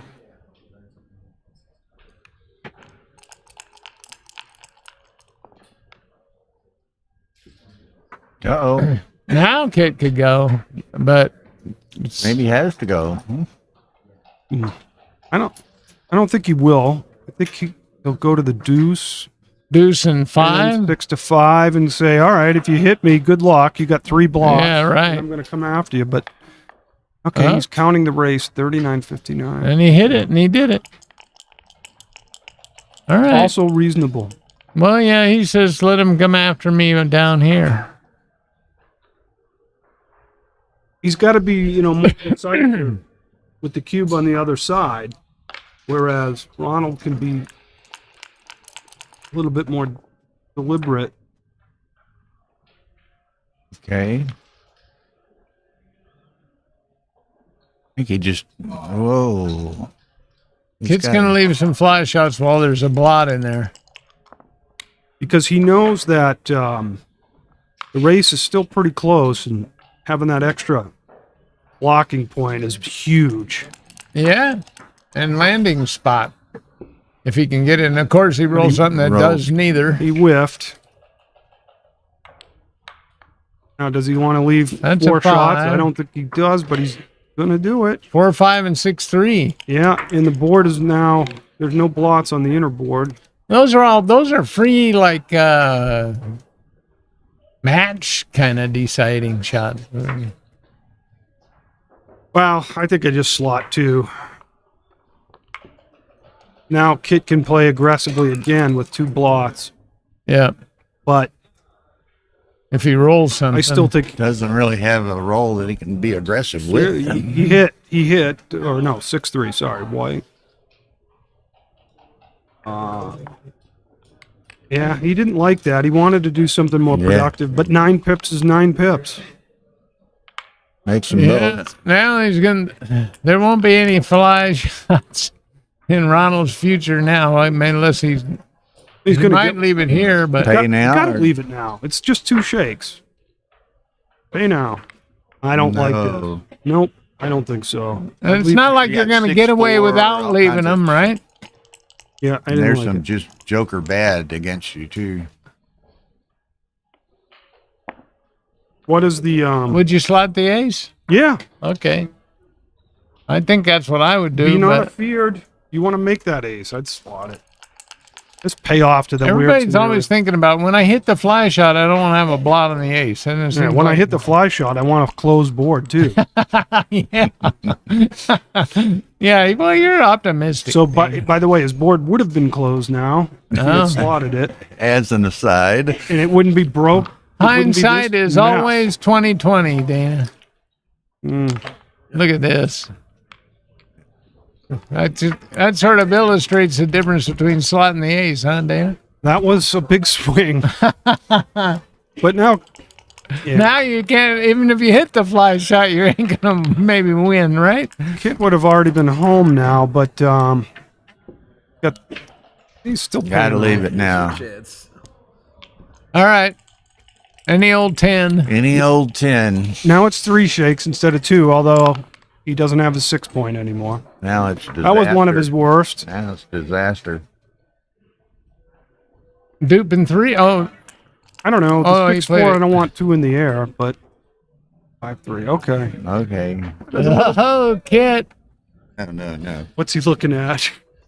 Hitting loose. No, he's not. It's just gonna no come other in. reason to pause. Well, he's got 17 minutes in the U.S. Open, undefeated final. Might as well take a little bit of He time. just wanted to make sure he wasn't giving away too much racing. What's the equity. race here? So 13, 14, 15. That's 30 to 24. So he's down 6, up 2, up 6. It's closer than down 3. it's closer than It's you close, think. but he's got to roll a set pretty quick. Yeah, he's got a lot of wastage, but Because if he doesn't roll the set quickly, then Kit just is bearing checkers off. But he bore him off with a 2-1 there, so just fire some 4s, Ronald. You're all right. Needs them in pairs rather than singles, though. Yeah, Kit fired the 4s. So has Kit been losing the whole match? Yeah, he So keeps he's getting back within 1, and So now this- it's going to be tied. This could be one of those matches where you're never ahead until the last shake of the match. And it's going to be a 3-point match. Yep. We might get to see a fast cube in the next game.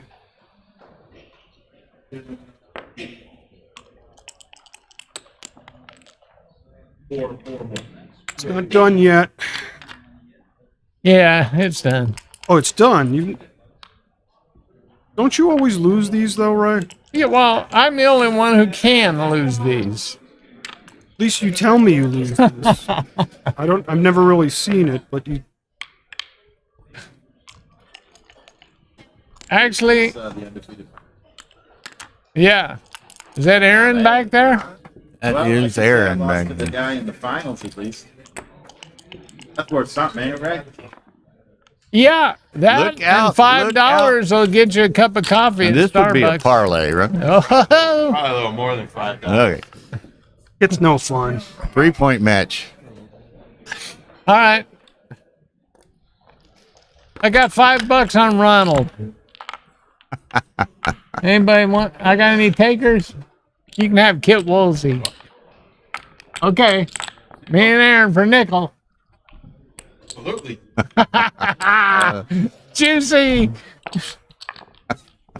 Look at, there's a line of people. That thing lit up. Well, all the people online that want to take that bet. All right, come on, Ronald. I got a rooting interest now. It starts out ahead when Ronald nails him. Thank you. He was down 5-0 or 6-1 or something, right? Matt says somebody's got to buy a cup of coffee at Starbucks.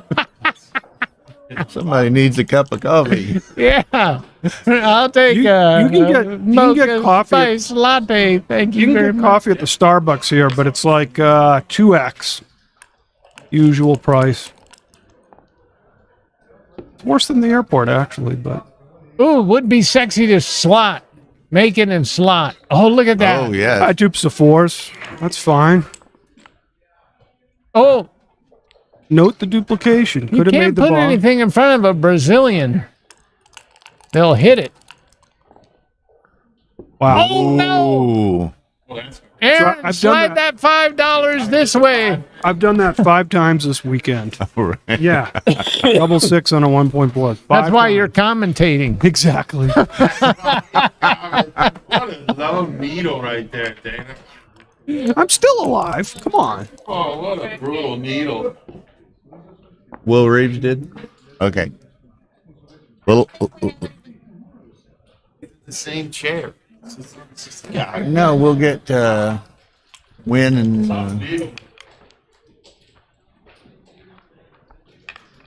I don't know. You'll just have to check. We'll catch up. Okay, a little quick update on the intermediate division undefeated final. Will Reeves won that over Steve Chevelle of Dallas. So Will Reeves is sitting back waiting for a second chance winner. All right, here we go. I had trouble finding the 2 on that cube 2 yesterday. It snapped it up. Okay, buckle up your seatbelt. Double hit? Double Or hit. Kid not? said takers are hard to beat. Gotta look at the double hit. I got There's a blot. double hit. You get 2 in the air and you got a blot over here. Out of the question. Make the 2-point. No, I like this. Eh. I don't know. Just make the 2-point, then get him naturally Probably. later. I don't know. Let me look at this thing. Well, there is a blot in the board, so Matt also says you Yeah. can go 13-3 without hitting. Yeah. Yeah, what does Matt know? Where's he at on the Galaxy? Matt, you like list double now? hitting here? It's definitely a candidate. All right, He did I it. like it. That's adventurous. There we go. It's probably too big, but Oh, Oh man, this could 'cause now he's got the gonna problem turn with- it into a gammon. That's what the benefit of that. yeah. He's got a lot of builders, and there he goes right to right. the roof. 5-4. 5-4 hits the deuce Or point. he's going to hit on the deuce, and You he's know- got to figure out what to cover. I guess he's going to cover the 5, right? All right. It's commitment is like bacon and eggs. The chicken was involved, but the pig was committed. I like that. The chicken was involved. Oh, this is a brick. You got to hit. Unfortunately, you got to play it big. Come on down. Bacon and eggs.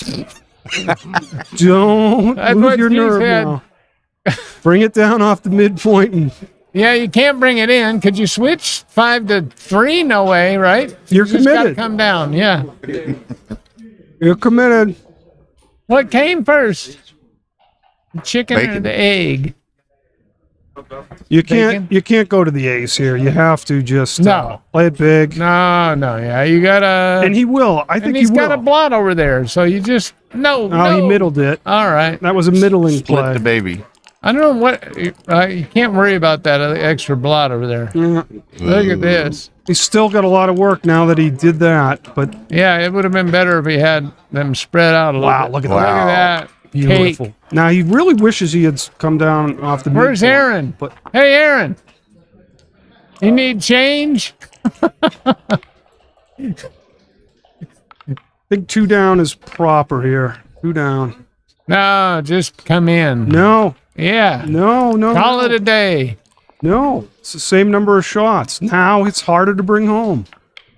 See this? This is trouble. No, he's only got one. Oh, whatever. Anyway, but most of the time they fan, so. Well, if he fans, it doesn't matter what he plays.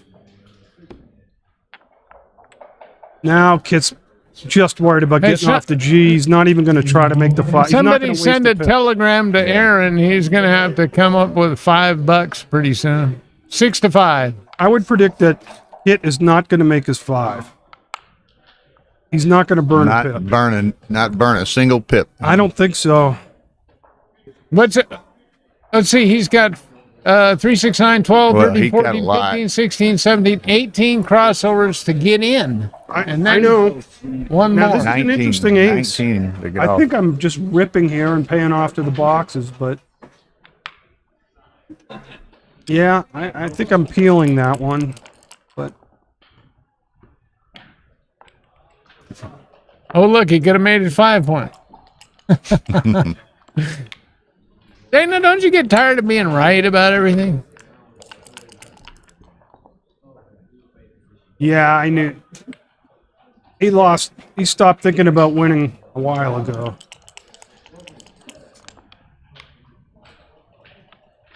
One off. That's it. All right, Ronald, just gammon him up so I can collect my. No wastage. So you can go down to Starbucks. Uh-huh. Oh, yeah. What do you order at Starbucks, Ray? I don't order anything at Starbucks. Oh, okay. Subi Doobie likes Starbucks. She's got a credit card from there. She gets bonus. Okay, is he going to burn one? I wouldn't. No. He could come out. Burned it. I was Come wrong. across. He burned He it. could have came out, but No. Oh, a non-functioning double 4. Yeah, it's Who a good was shake, it earlier? Somebody rolled 2 double 4s in a row that wouldn't play in a barrel. well, that played okay. 615141 1-1. That's a good ace. I don't think that's right. Why More not? losses and not as many gammons, I don't think. Just peel 3? He could take off 3 checkers. I'm peeling 3 here. I'm ripping. Yeah. I think But this now is when you leave the, well, I guess you get to cover the ace if you roll a something. if you do switch, can you? No, it's just as. But it's an extra crossover for Kit. Yeah, and hey, good fans. Half the shakes leave a shot. That's all right. So 1/4 of the time, and then This is my play. 1/2 times 1/2 times 3/7. I mean 3/10. I don't know.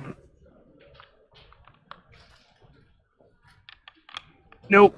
I don't think this is the middling play. I don't know. We lost the original position in the No, mix. I'm peeling 3.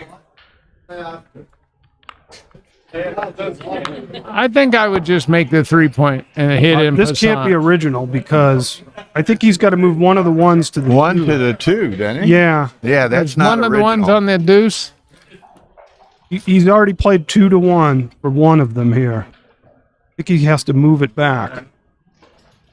Because you can't peel 4. This is. Yeah, he was in a position to peel 4, definitely. We probably ought to get that. By the look on fixed. Kit's face, he's trying to figure out the original 2. He's like, wait a minute, something doesn't look right. Yeah, he I played think he 2 to played one. 1. I think he played But we're one. not sure that he recalls that he played 1. I think. We need to talk to Rory. So look at how he's taking 4 off. The No. Brazilian shift. You've got to stop this one. Yeah, Kit noticed it. Kit's like, hey, wait a Kid minute. got it. Okay. All right. Okay, there it is. Okay, They've corrected it. All right. Okay. Just make the 3-point. A lot of shuffling going on. I'm right telling now. you, man. Yes.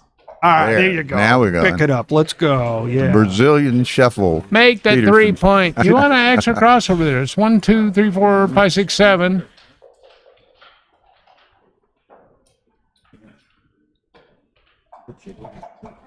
How do you say 3 off in Portuguese? Tira três. Did you agree with that play, Ari? Yes. Okay. Tira três. We got the Brazilian fan club in the front row here. And he still has shot equity. Oh, You guys are whacked out. Now, you guys this that bore off 3 checkers. I think on this one I'm just going 3-2 because he's going to win the gammon anyway, right? 2, 4. Oh, Now every shake wait a minute. is good. He's odd. Oh, you He's guys odd. are so whacked. But there's no way. I don't think you can have 3 blots. I just don't think you can do that. DD's advocating the strip club. Wow, he went for it. Just take it off. I'm not sure about that one. I wouldn't have done that. 2s he missed. Oh, that's an inefficient shake for Kit. But he can stay there because he can't pick and pass. But for what? Well, that's a pretty bad you know, shake. That's That's nasty. a really bad shake. Well, I mean, yeah, because his little numbers hit and his big numbers were good racing numbers, and now he's got middling nothing. That was one of his worst. 2-3 was worse. 2-4 was worse. Yeah, we're up. It was over 251? 260 a while ago. Over 260. All right, Kid stays there. He wastes a couple of pips. Now some double ones. AC-doocy. That helped by staying. By staying, he prevented him from I'm ripping surprised you two. guys didn't want to Exactly. bear 2 off there. Wow. Wow, he may save it. Nice. Now remember, Kit did burn Now, an extra pip earlier. does Ronald wish that he would have pointed on him Put it and up. made him 2 extra No, crop? no, Oh no, my no. God! Oh, that was a big mistake. Unless you roll double 2s, and then it's a great, Yeah. brilliant move. There's a few other variations than that. If he rolls double 2s here, then we're going to check the dice.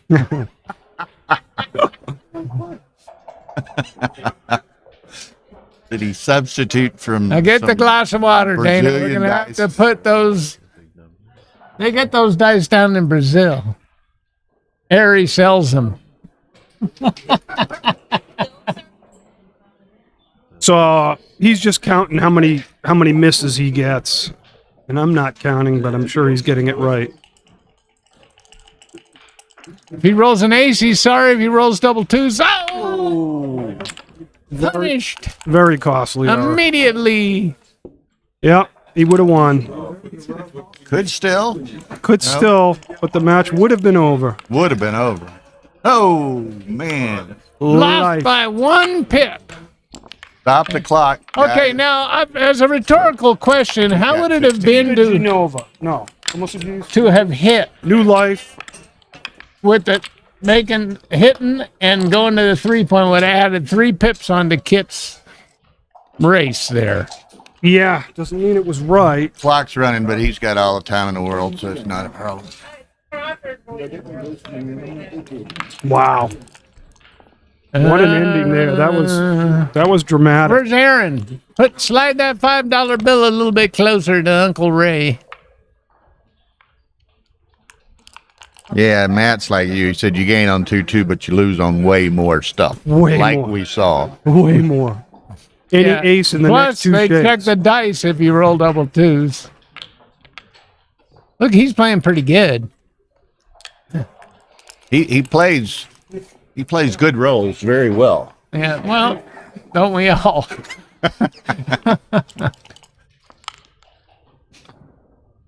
Now what? Oh, he spanked it. That was good. Nice, aggressive, confident. He fired it in there. 2-6 from the bar. Some kind of 3? No, 6-4. Oh, perfect. All right. Yeah, the ace is duped. You give up the Beautiful. midpoint, but so what? Absolutely. No. No. You don't need any gammons. Just make a prime and then It's good though that he's looking at it. if he because gets hit, it helps him make an advanced anchor. We were accusing him of playing too fast before, and now he's looking at. Oh, look at this. Kid says there ain't gonna be no advanced anchor. Plan B. Keep him busy while you extricate your back man. Okay. B54.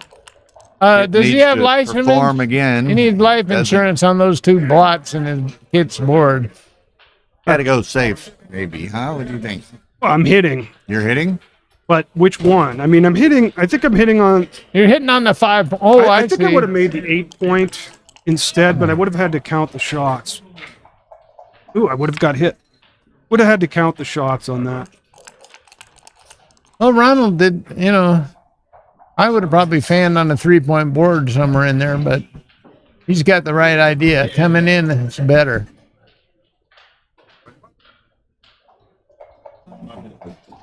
He's got 2 plays: a safe play or just hit.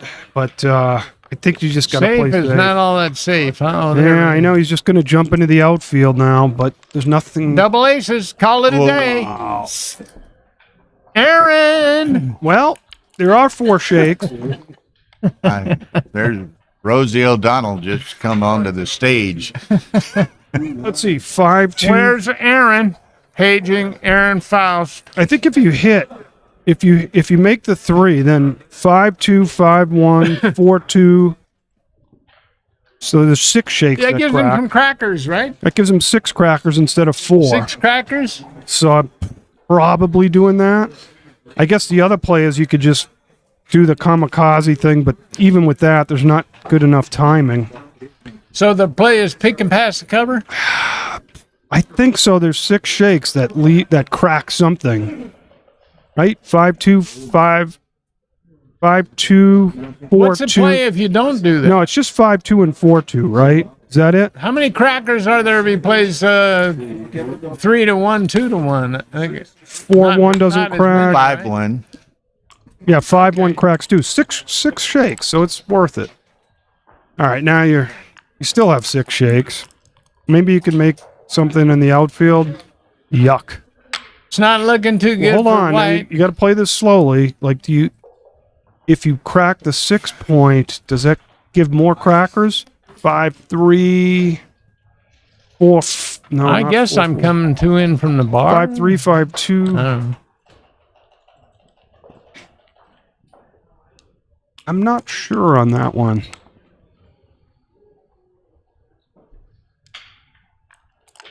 All right, well, plan C is you just somehow win with 1 back. Now, I think you leave the shot on the 6 point and hope to get hit and remake the deuce.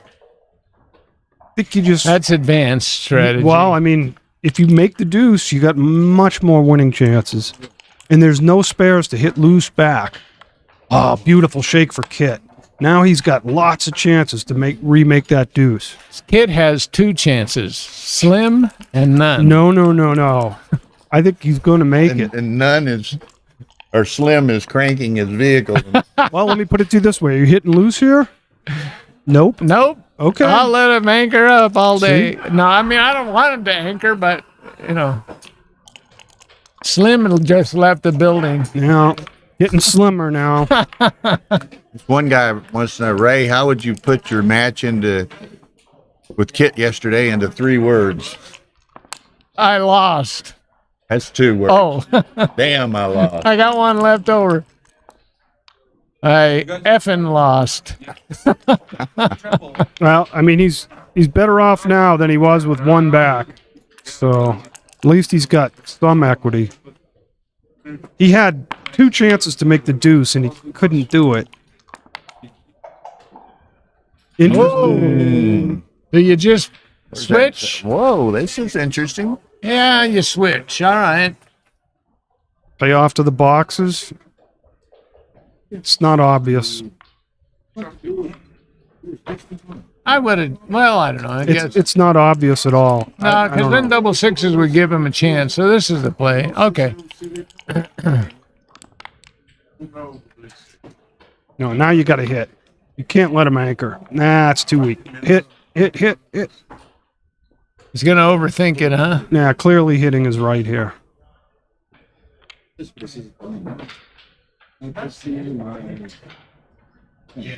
this is the thing that you don't want to do very much. If you move the 6 and then you're thinking about the 1, you could be making a mistake. You know. All right, there he goes. He did it. Oh, there's a little drama. Not much.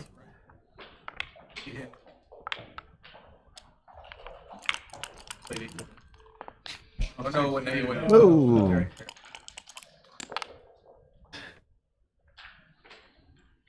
Hammer City. Yeah. No. Oh, it's 6-3? 6-4. 6-4. He could have hit. He could have pointed on him. Oh, you misread the dice. Okay. That's weird. He could have pointed on him and closed him out. No, he couldn't have. He couldn't? No. 6-4. He didn't hit. Oh, it wasn't. Checker was on It the wasn't. 8. Oh, okay. All right. All right. Kit leaves now, and it's very Yeah, safe, and there's only 5 builders. I think that was his worst roll. Boom. Okay, nobody's ever lost this game. B5-0, that's like nice. The Brazilians are good at this type of game. You can hit him. Feel free to hit him. He's got his back to you. Okay. Okay, Rosie is singing. Pada beans.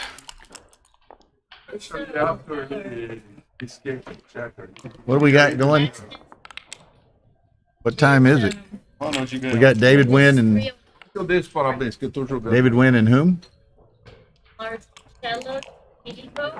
Oh, what else? Any other? Hey, you Good guys, win. thanks for letting me sit in with you. Yeah, thanks. That was fun. Thank you so much, Ray. Dana, it was very good. Thank you very much. Thank you. I always learn a lot when I listen to Dana, but I like this.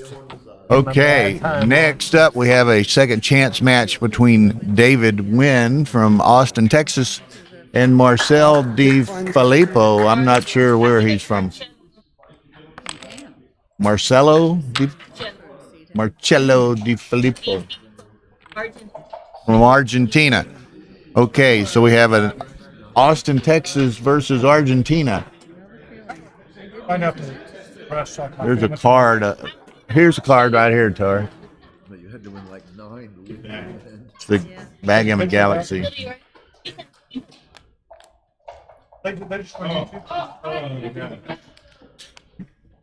Okay, man, are we having some matches today? Whoa, we've had matches all week.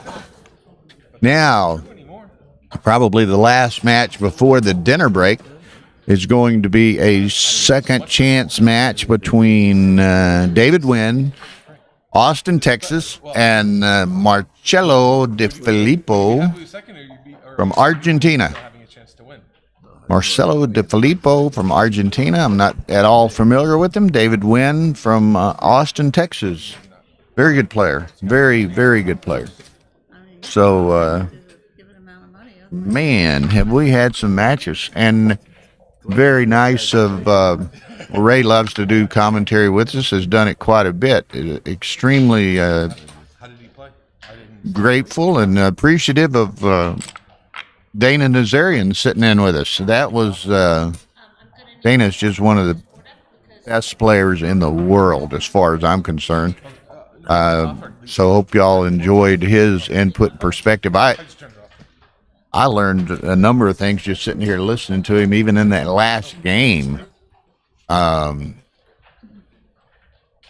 Very, very good. So it is Dr. Wynn, Dr. David Wynn from Austin, Texas. Here we have the Open Division 1 loss bracket. You can see, what can we see?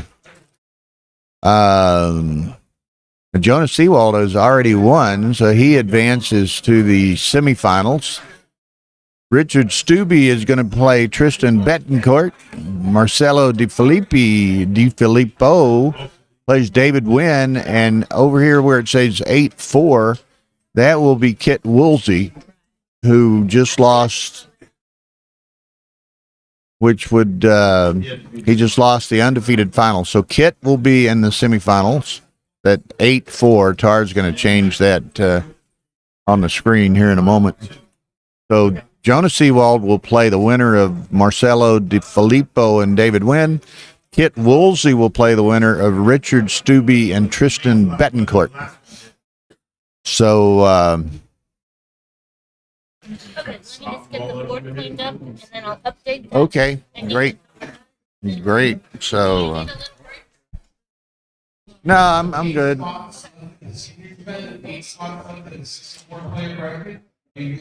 So wow, this is fun. What day is this? Saturday. So dinner break is 5:30. It's currently 3:15, and this is only an 11-point match. So we ought to finish right about dinner time, and then we resume play at 8 p.m., which will be jackpot. It'll be these undefeated, no, the semifinals of the one-loss bracket here.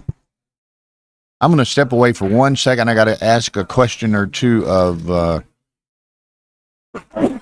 pardon me, of Rory, and I'll be right back momentarily.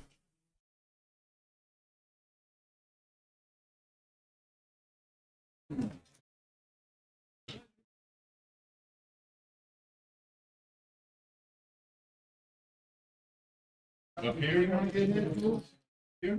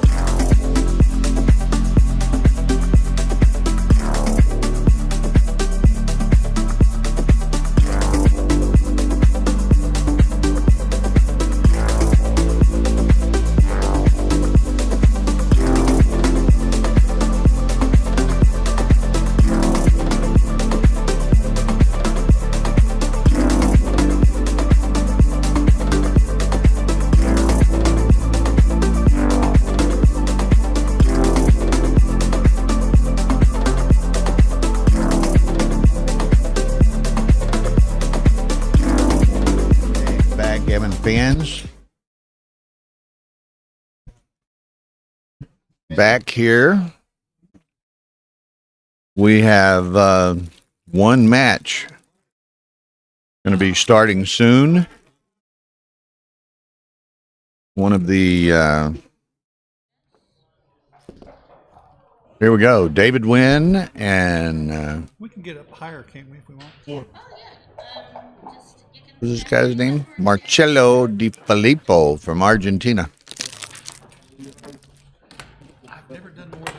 I assume that's him there with the Argentinian hat on. I'm not familiar with him. It's an 11-point match. The winner will move into the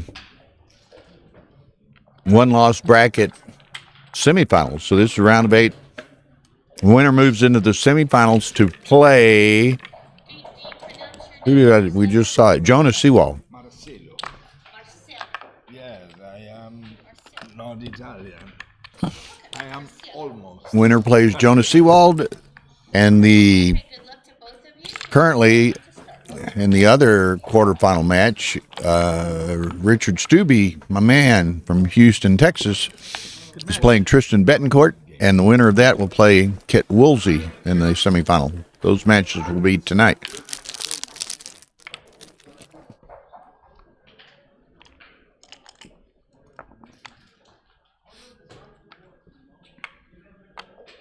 Okay, so here we go.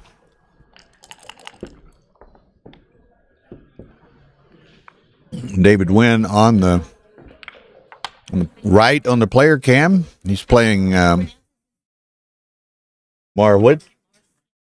Marciello? Not Marcello, because he said he's not Italian. Marciello. Yeah. Marciello Di Filippo. He's on the left of the player cam playing the black checkers, dark checkers at the top of the board. So here we go. So do you want me to put down stream 2 for the... Yeah, take down stream 2 for dinner break. This will be our last match prior to the dinner break. Have a seat, boys, if you want. Getting here. Is it getting that late? What is this? The consolation semifinal or something? This is a quarterfinal. It's right there on the screen. One loss bracket, round of 8. The winner of this plays Jonah in the semifinal.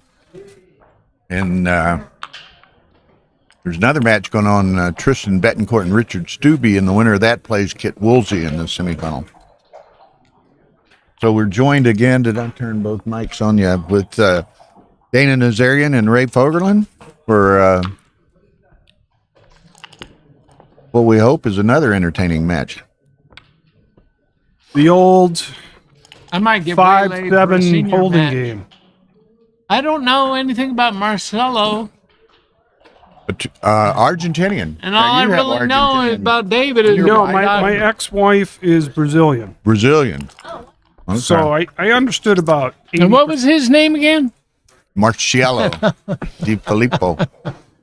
So, no, I haven't played Marcelo either, so I don't know much about. I don't know anything about him actually.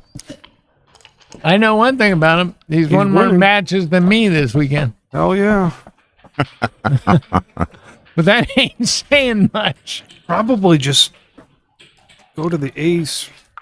Yeah, and he put a spare where he wanted to.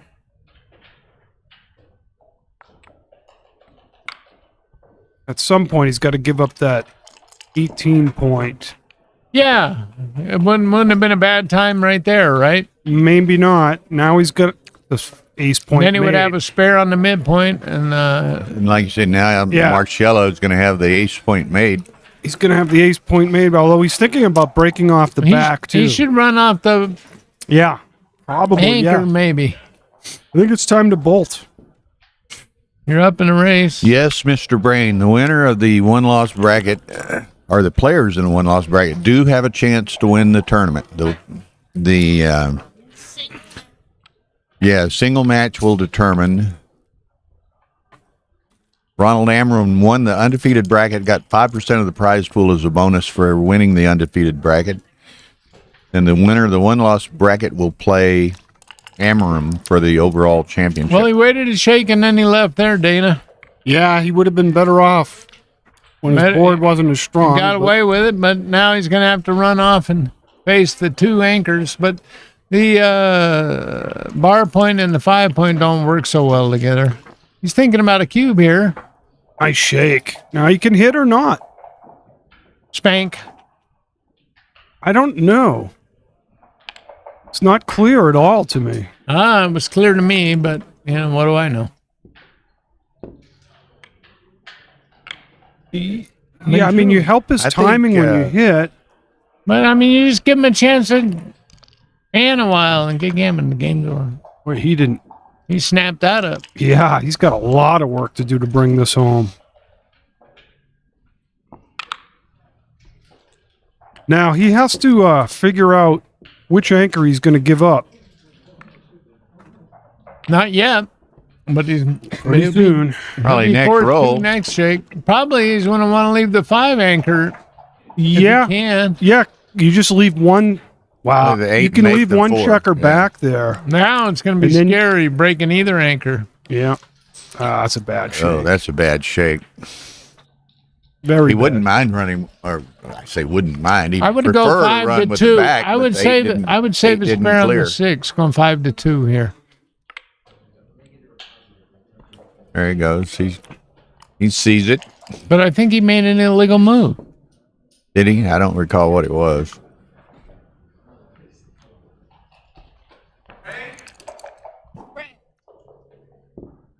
Another bad one. Okay, I gotta go play a seniors match. I'm in the seniors. Seniors. Okay. Okay, here you just go to the 7 point and pick up your dice, or hit the clock. What? No. Why? That was a pretty large mistake there. Now you run with the back one. Yep.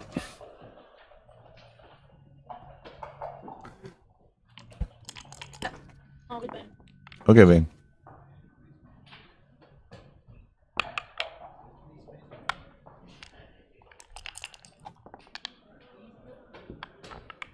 And he hits. And this is anybody's game now.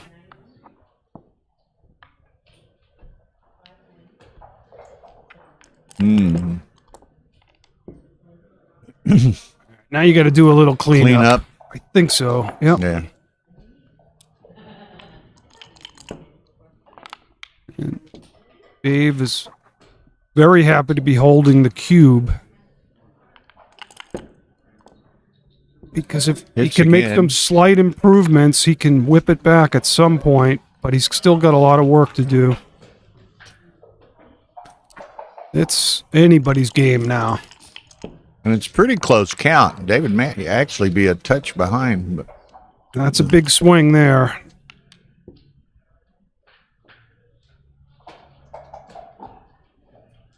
I think he has got to play big and go to the midpoint here.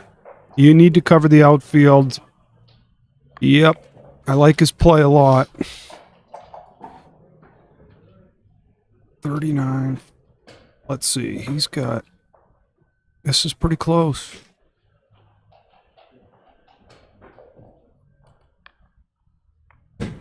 I just don't like this play at all. Because he can just come in and play on his inner board, and then he's covering everything. You need some attack. I understand he owns the cube and can be a little bit more conservative, but I don't do this.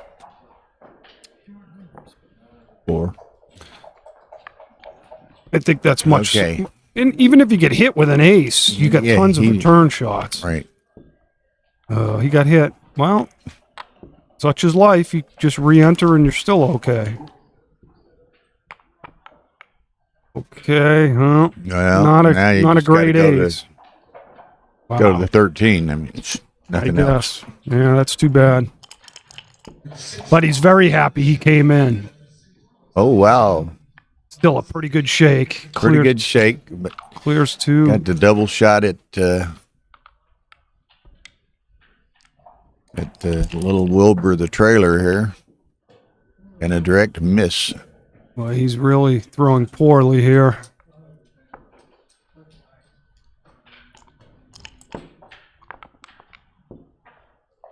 Wow, neither one of them. All right, these are always really hard to play.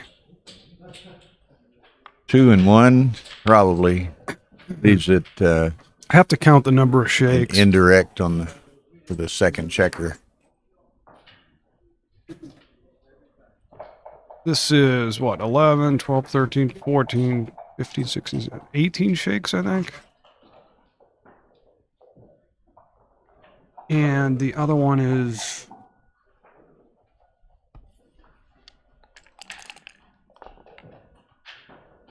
Got it. yeah, The hard way. the other was 19, I think. Now, I think you pay off to the boxes because the boxes is going to win anyway. But he's not. Yeah, I agree with you. And then you'd have even the potential to make a point, make the 6 point. Yeah, Oh, you can't do that. Can you? you can. I don't know if there was a better play. You can legally do it, but is it right? Well, the alternatives weren't great either.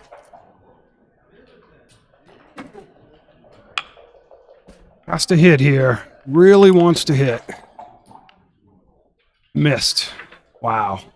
And can't. And really- can't Yeah, that's a bad shake. can't leave 2 back to cover and then or to Well, constrain. he still has a little contact and he's got a little racing equity, so. And there's the contact. Now his big numbers are good for the race and his little numbers hit.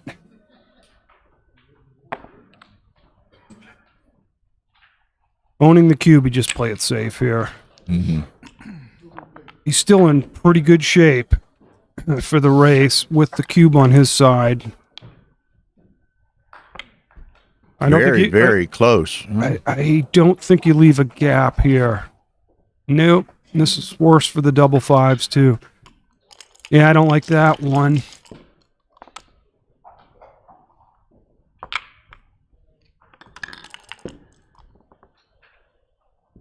But it all comes out in the wash. Yeah.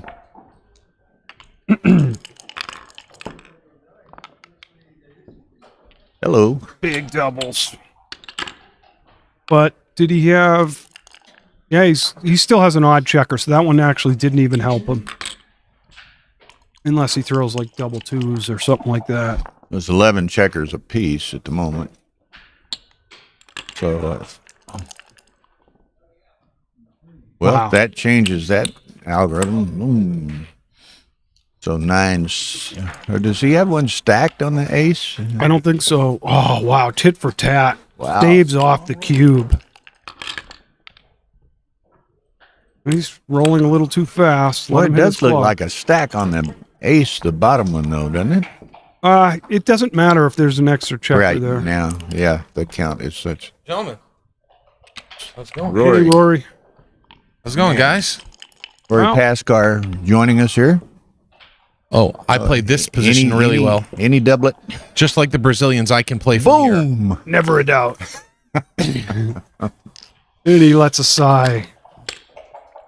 Seems like everything going well today. Yeah, everything's going pretty well. All the brackets are progressing.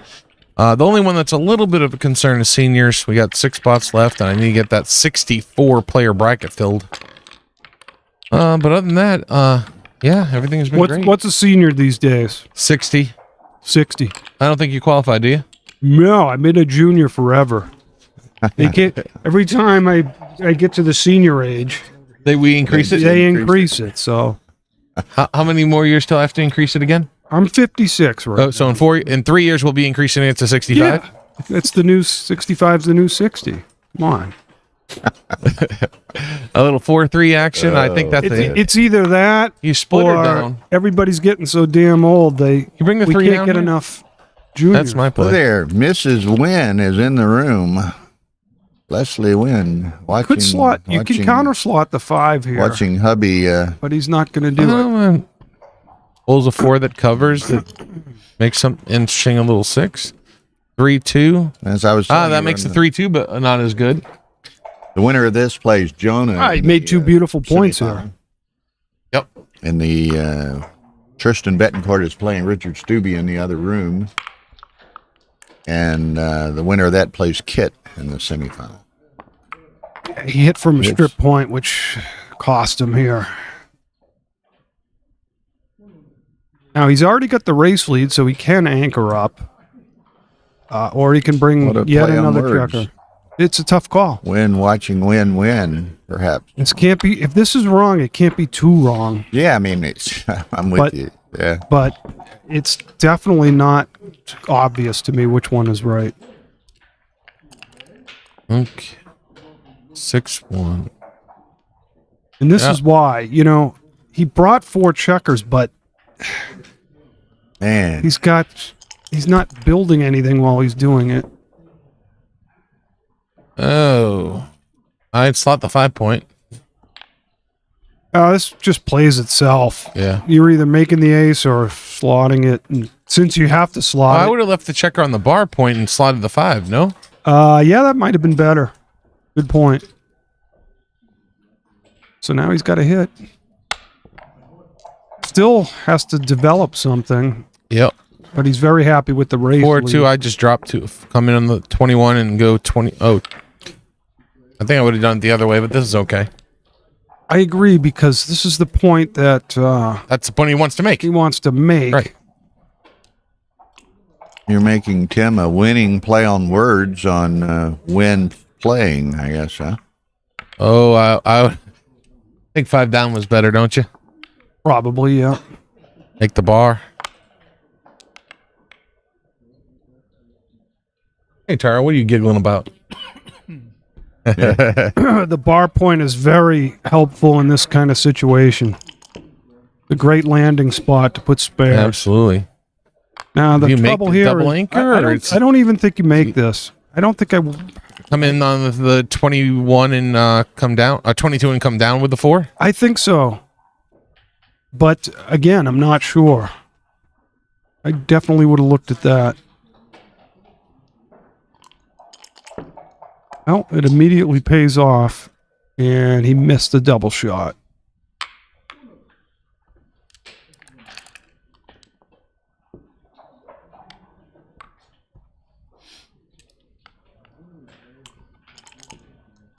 What you drinking there?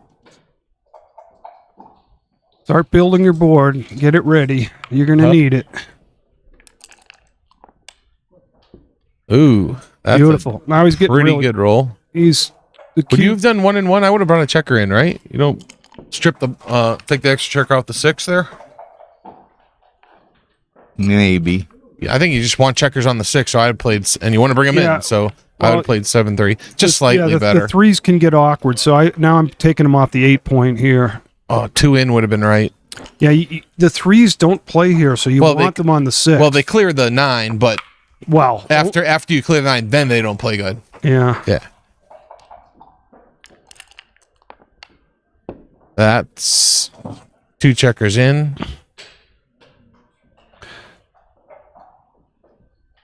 Looks like Marcelo's timing is just good enough. I agree. Where he doesn't want to throw huge here. That's not huge. I would get it started. You would slot here? I would. Huh. If Dana would do it, it's right. I don't know if it's right, but this is not right. But that's the only place I'm not putting that checker. Yeah, that point doesn't do you any good. You want to make your points, not block at this point. That's a good roll. Yeah, now this is going to be a cube after he clears this one. Clear from the rear is what they say. Oh, what's the point? Wow. I don't think it's necessary though. You just clear from the rear. Marcello's got enough timing to. That seems like a horrible play. Okay, so score. Gibby's lead. Wonder how bad that Okay. was, Dana. The 8. I think I don't know. It's good that he's going through all the possibilities though, and looking at it. That's fine. Yeah, good play. 6-3. Now I slot for sure. It's not slotting. I'm not sure what is he afraid of getting gammoned or something? You got to start making your points so when you hit, you can win. That's not a good roll. Nope. Nope. No, it's not. You can play it, but it's not. Not. So I don't know if he had a cube there or not. There's the point. I would. I think I would. He'll do it when he can make it. Well, now he's stripped completely. That's a great roll. Wow. It's easy. Now it's a pass. Easy. Monster pass.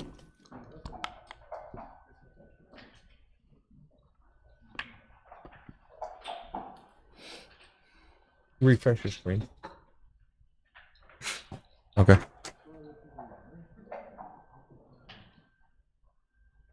Let me see. How many shots does he get here? I just don't think you can. That didn't it? Finally undefeated.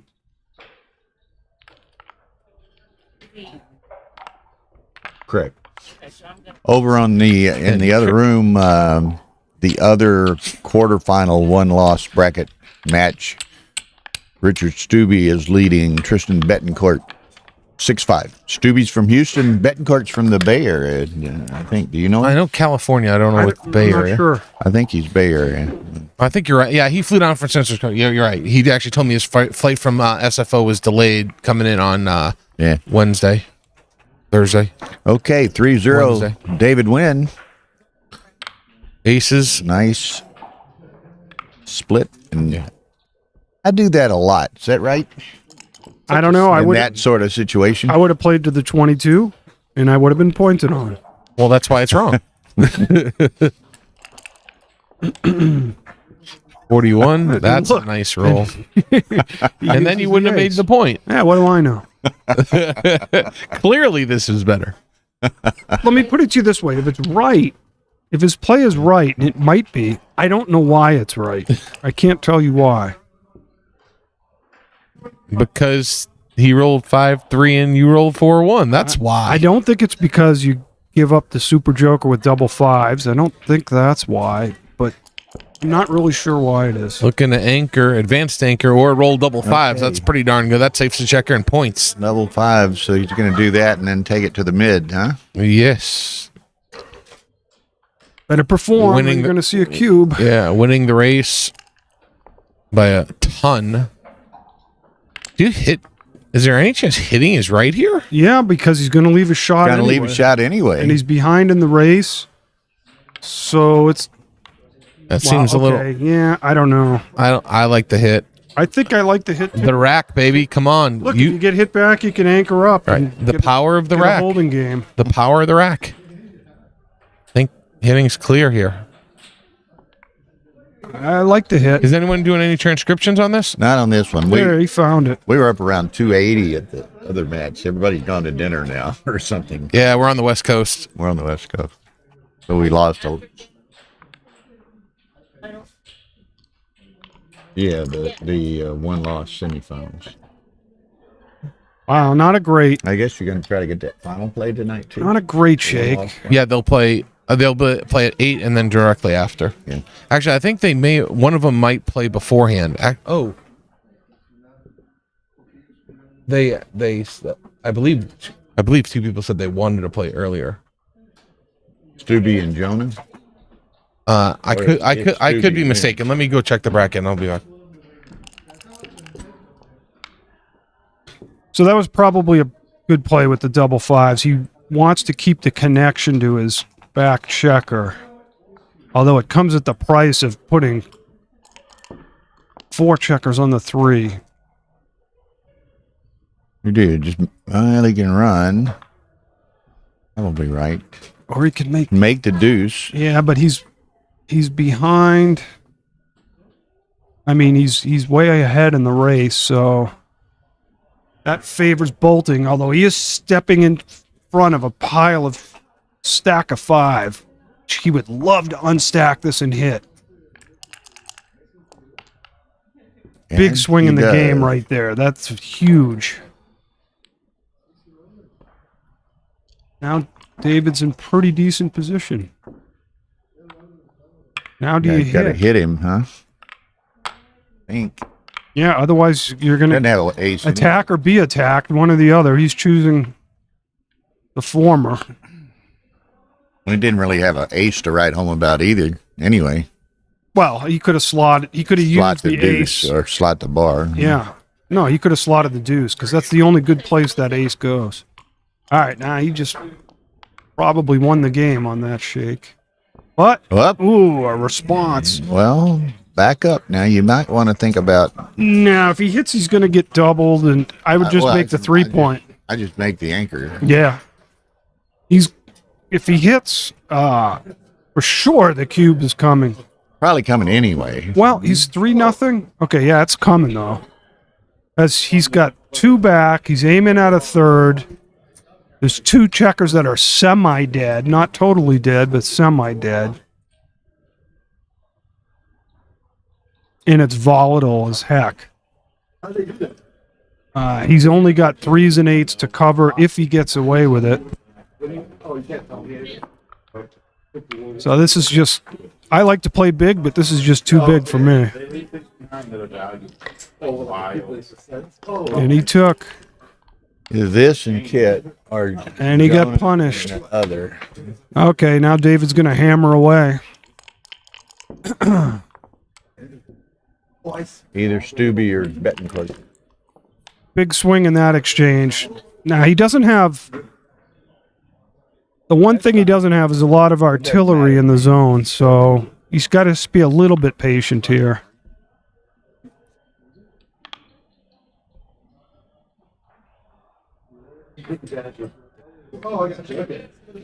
I think Z, if he's alive, he's in the Reese. If Z is alive, he's in the consolation, which is effectively the last chance. So the odds of a Z appearance on the stream is limited. Well, he threw that double aces in the nick of time. He was going to get crushed. It would have been very tempting to use those aces to make the deuce, but it's probably right making the 3.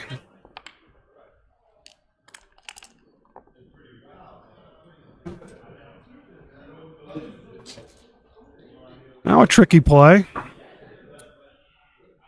I'd be tempted to just stay there on the 5-point because if you look at it, Green has tough play. He's got no place to put his checkers, so you sort of harass him by staying back there. See, like, how do you play this? Oh, okay. He's going to go to the 4, I guess, huh? He got it. Yeah, or he can bolt. He could bolt, but what's the raise that's here? under a lot of pressure, and he only has a 3-point board over there in defense. Got 52, 74, 90, 102, 116, and 50, 70, 80, 90, MCG 110. says bolt is suicide. 112. Yeah, no, you can't at that race.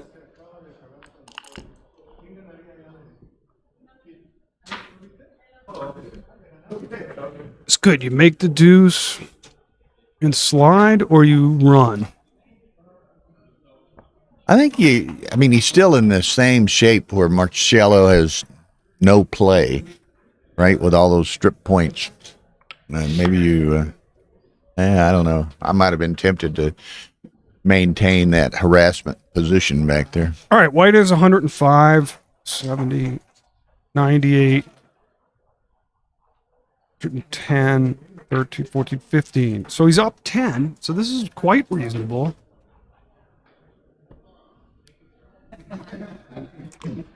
Up 10 and you get the position is probably right. Did you get it? You need to be faster.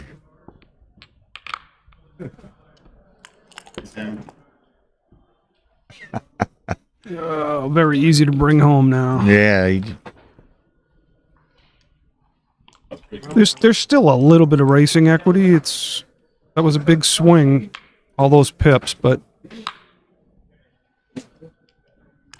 He may have a little bit of wastage as he brings him in. What? 5 and deuce.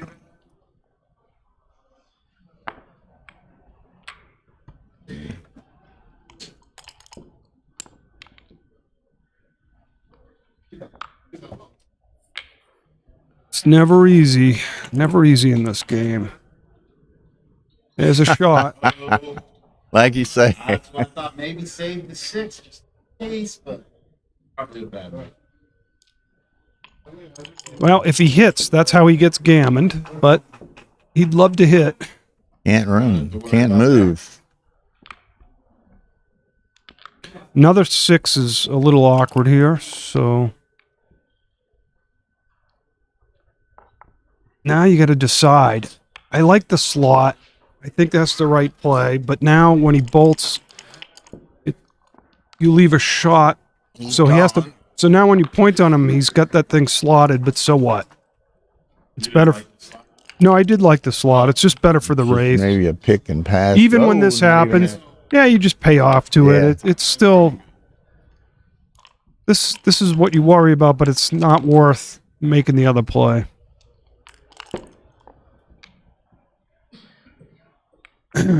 Okay, David's gonna have, in all probability, a 5-0 lead.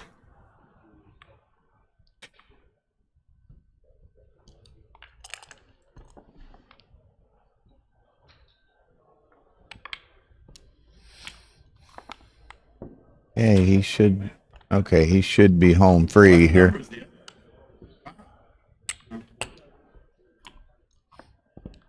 Now, the winner of this match will play Kit Woolsey in the semifinals of the one-loss bracket.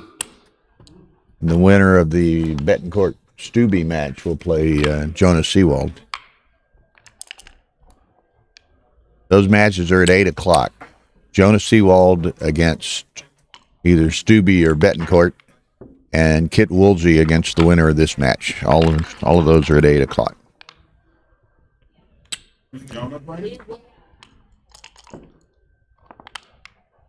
Yeah, and then the 2 winners will play tonight after those semifinal matches.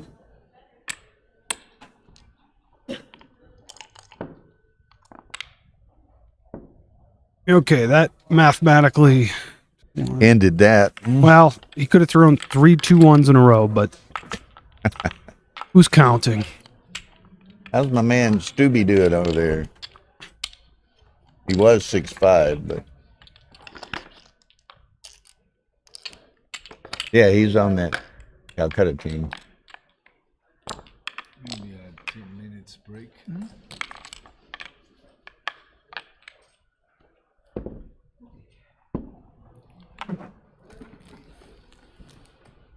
Taking a little break here. 5-0 David.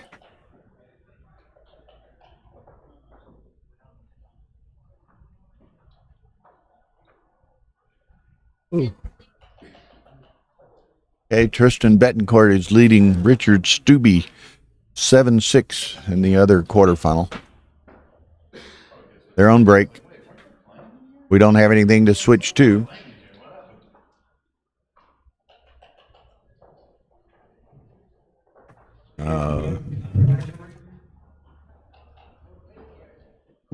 So I was thinking that, you see so much wacky stuff in backgammon in one night. I'm stunned when I go to a tournament and I don't see wild stuff. I expect it to be like, oh man, you can't make this stuff up. And I think in this tournament, it's been relatively tame. I mean, there were some wild stuff, like I did throw those double 4s yesterday. But that's just one. That was just like one shake. I mean, like some kind of weird parlay. I haven't seen that. I haven't seen much of it. It's been relatively tame. The funny one I saw yesterday, and Kit ended up winning the game but losing the match. Is that true? Yeah, I think it was his one loss. He had 2 checkers on the 18, and he was otherwise all in, right? And well, was it against you where he rolled the 2 6s and then the 2 5s?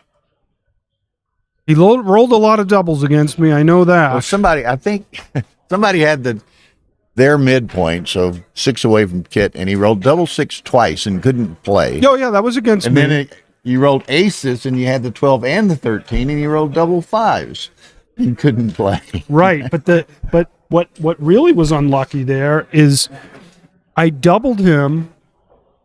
He left a single shot on the 18 point, and I had the 13 and 12, so I've got all 6s and 5s. Yeah. I double him, he takes, I roll 4-3 and miss. Then he is trying to decide whether he should redouble or not because he's well ahead in the race, but he has to get by me. He doesn't double.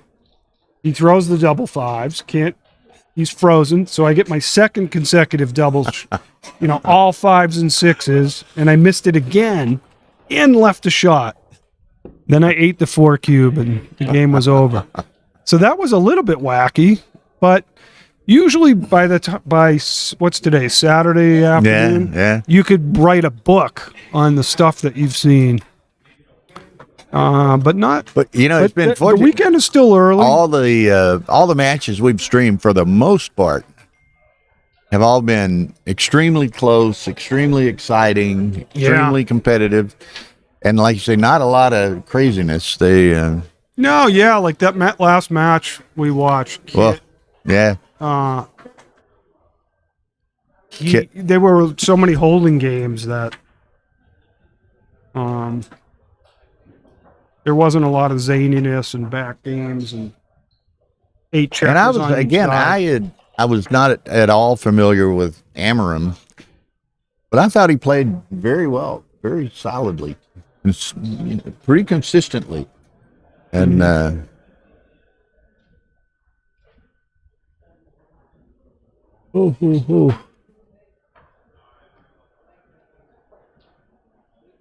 waiting for Marcello to return.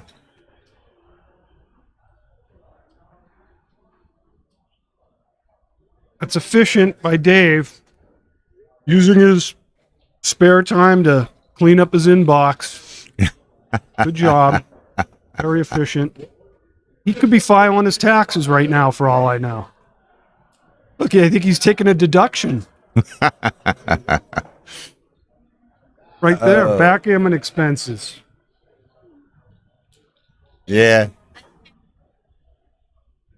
Reese Mack, he knows that we have a dachshund and love dachshunds and this and the other. And he's always, if we get Tom Wheeler, he calls Z, right? If we get Tom Wheeler on the stream, he donates $50 to the Dachshund Rescue Fund. Now, is it true that dachshunds have a lot of problems with their backs? Back? Yeah. Yeah. Well, very much. But I mean, is it just like a certainty after a certain period of time, or no? It's just a. Well, it's related to their body shape too. Their long torso. 70%. Wow.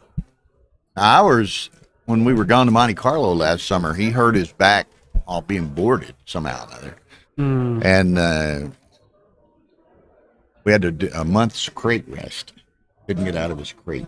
Oh, boy. But through medicines, steroids, crate rest, and all this, he recovered without having to have surgery and all. And he's 100% now. So I feel so bad for them. Yes. Yeah, now he's Does he hate traveling or does he like it? We Sure. bored him at a really nice place. And now Oh, that's what you mean. Yeah. Okay. And you don't mean on the plane. on the after he hurt his back, we then put him in this kind of a same place but a different room. The executive suite, more or less, because he's not exposed to any other dogs. He doesn't get excited. He doesn't jump around and all this. So it's in the indoor, enclosed. It's kind of like a big closet almost, except there's some window or two in it. But it's, it's not wire or chain link or anything. It's a sheetrock walls and everything. And to take all his shit there And I laugh. I said, we pay more for his boarding than Ed O'Loughlin has ever paid for a hotel room. $62 a night for the Ducks. Yeah, I mean, I live in Bay Area. You can't get a loaf of bread for $62. Yeah, it's amazing what inflation's done this past year. It's just.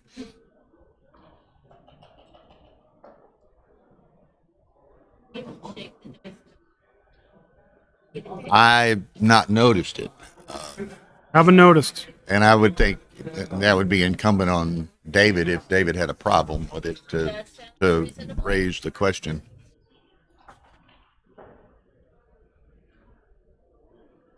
Well, I don't see David anymore. Yeah, but he got audited. Questioning that last deduction. Yeah. Have you, by chance, talked to Mark Olson lately? Do you know who he is? You know who he is, I guess. Yes, although it's a little fuzzy. About what? Well, yeah, he's CEO of Backgammon Galaxy. Right. And runs Monte Carlo now and the UBC and all that sort of stuff. Mm-hmm. He was telling me after they come out with that UBC rankings and after you'd done well in Texas and then in Cleveland and all that, he wanted me to give him your contact information. He said he wanted to personally call you and invite you to Istanbul to the UBC contender tournament. Okay, yeah, because I'm allowed to go since I finished second, right? Is that how it works? Well, and if you have a grandmaster rating or even a master rating, you can go.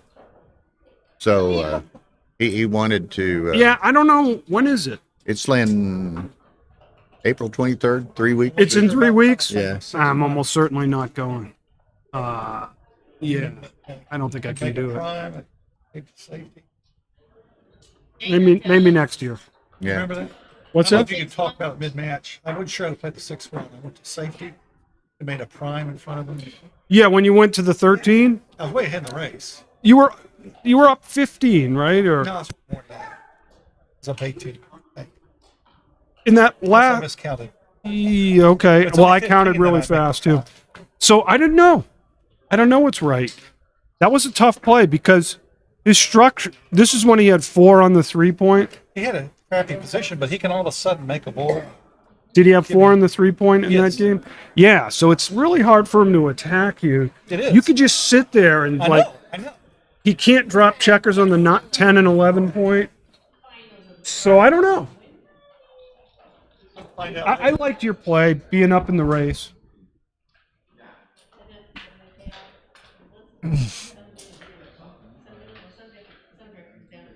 Okay, so today's what, April 1st? Yeah, Sean's saying is that the contender tournament? I guess it's the contender tournament is April 24th to 26th. Yeah, I'm going to be hanging out with my kids for a couple weeks, and I'm taking them on a trip. And then after that, I don't know. There's a small chance I can go to Istanbul, but probably not. All right, action's back on. It's good. Istanbul's so easy to get to now. Istanbul Airways flies direct, nonstop from 8 or 10 U.S. cities. I've always wanted to go. I've never been. Turkish Airways, that's what they. Yes. What's your name? Medium. Medium. Hi. Medium. Nice to meet you. Nice to meet you. Very good. Yes. Very. Okay. Can you pronounce it's Marcelo? Is that right? How do you pronounce his first name correctly? Yes, Marcelo. Marcelo. Okay. Well, Marcelo's in a little trouble right now. Once again.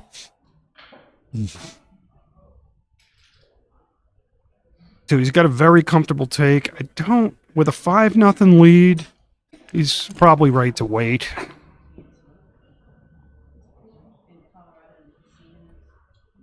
Just bring it around. Bring it around, right? I don't think you want to blitz here.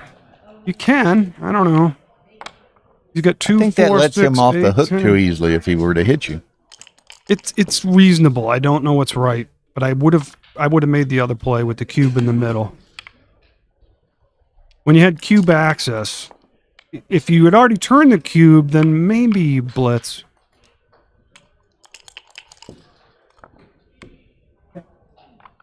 Okay. Forward anchor. Good recovery. Boom. Yeah. So he won on that exchange.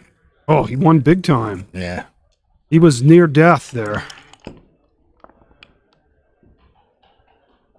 That's an awkward That's ugly. shake. Awkward little number. Come up and slot the point you want to make. Gotta slot the 4 here. You love slotting it when he misses.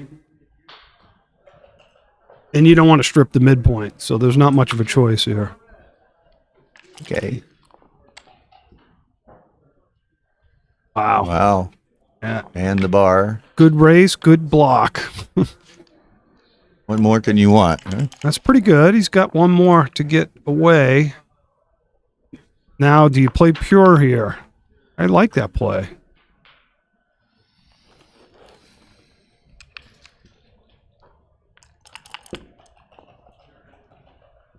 Good shake. He's got to slide up. So he only has 1-5 then. That's it. Better than being stuck back there, though. Can he roll a 9? How about a 5?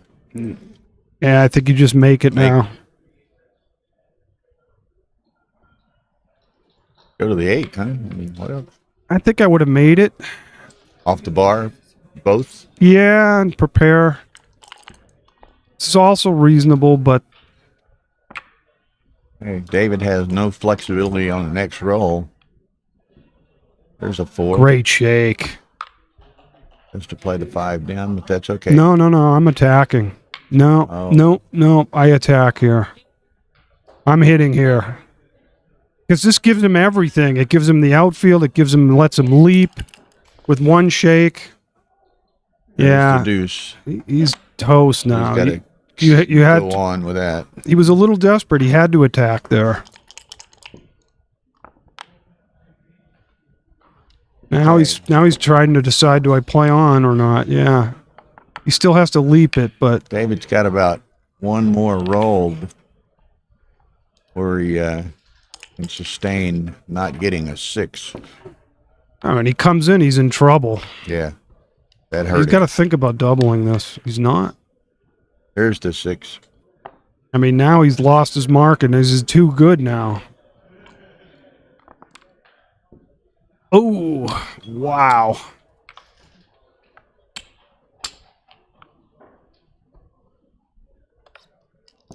Now it's not too good. That's kind of tough to bring home a little, huh? But he lets it go. Wow. And Oh, I see. It's only 11 point match. Yeah. I thought it was 15. this is in Yeah, I was surprised. one-loss bracket. I was surprised he didn't cube, and now I'm realizing it's 11 points. I got used to watching so many 15-point matches. Yeah. Between the Masters and the main, they were both 15s.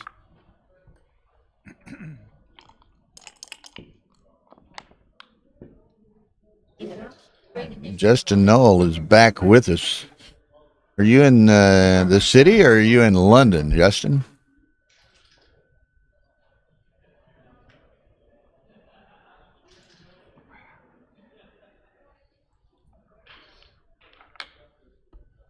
Okay.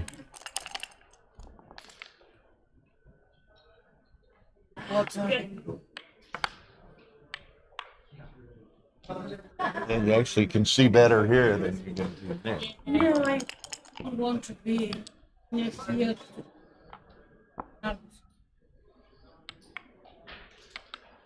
Oh, you're gonna Justin? You're apparently he's going to Istanbul. Be good to see Justin. Not the best double 5. Not at all. He wanted to button up a little bit there. And he can't. Greetings in reply Yeah, he got- from Las Vegas to Rotterdam. You know that, and actually, it wasn't that bad. He duped fives. He got 20 pips out of it. It's not bad. He doesn't get hit.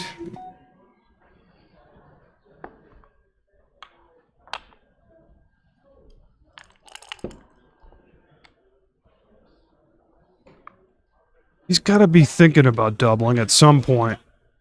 I haven't counted the race, but he's got 10 in the zone. And certainly the score dictates aggressiveness. Absolutely. 6-0. You're just waiting for a chance to double. I think I would have doubled that. Particularly 6-0 to 11. Yeah, I mean, and he's not attacking either. See, I would have doubled and attacked there. And then, you know, a little good sequence, and next thing you know, it's 6-4.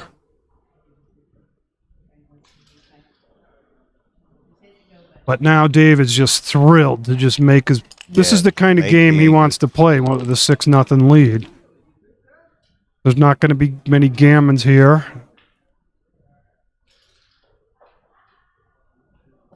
What do you do here? I'm tempted just to run now. I got to look at the race. 39, 81, 97, 100. I don't know. I would have had to count the race to decide there. I don't think I'm leaving a shot.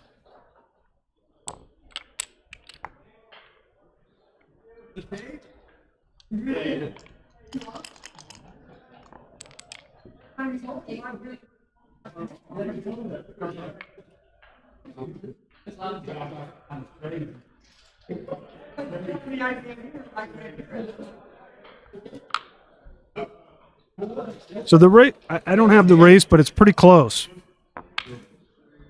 Hello, Isfahan. I don't recognize that name, but hello back at you.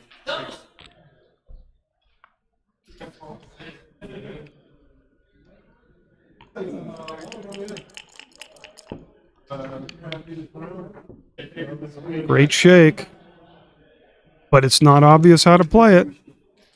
You could make the 5. You could just come around to the 11. Around to the 11, I think, would be my first inclination. The problem with making the 5 is you can't. You'd have to stack the midpoint.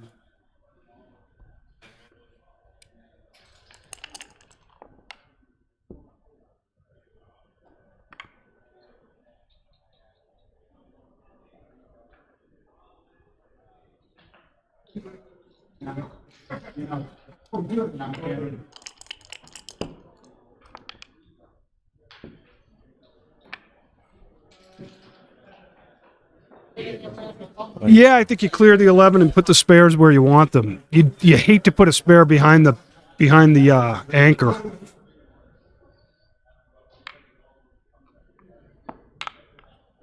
And that's why you brought them around in the first place. But there's still lots of racing equity on both sides, so it's pretty close. I guess that's right. I don't know. So 103 for white, 39, 69, 77. It's about 6 pips or something like that. 5-2. Okay. Something's got to give. Not having the 5 point is a problem. It's a problem for both safety and the race because you got a gap. Which is why you had to at least look at making the 5 on that double 2s. I still like his play, but maybe it's... If the other 2s were constructive... Seems like for 6 or 8 rolls, he just can't get anything that's constructive in the manner that he'd want.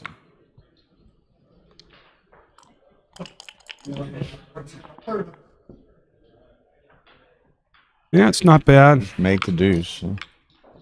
Yeah, this doesn't give him the best 6. Fine. Yeah, I don't know about that. Double aces. Now, who's ahead in the race here? Well, it depends. The answer is, I think it depends on the race. 626 is Probably right in any... 591. It's almost exactly the same. Get 86. 86, 86. I don't know, something like that. Something like that. Yeah, then you're better off than on the 5s. You get more contact with the midpoint on the fly shot, and it's better for racing.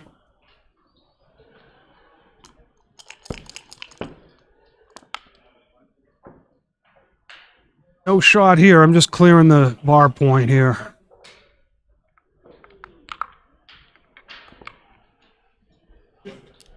He's either got to break from his anchor or start burning pips.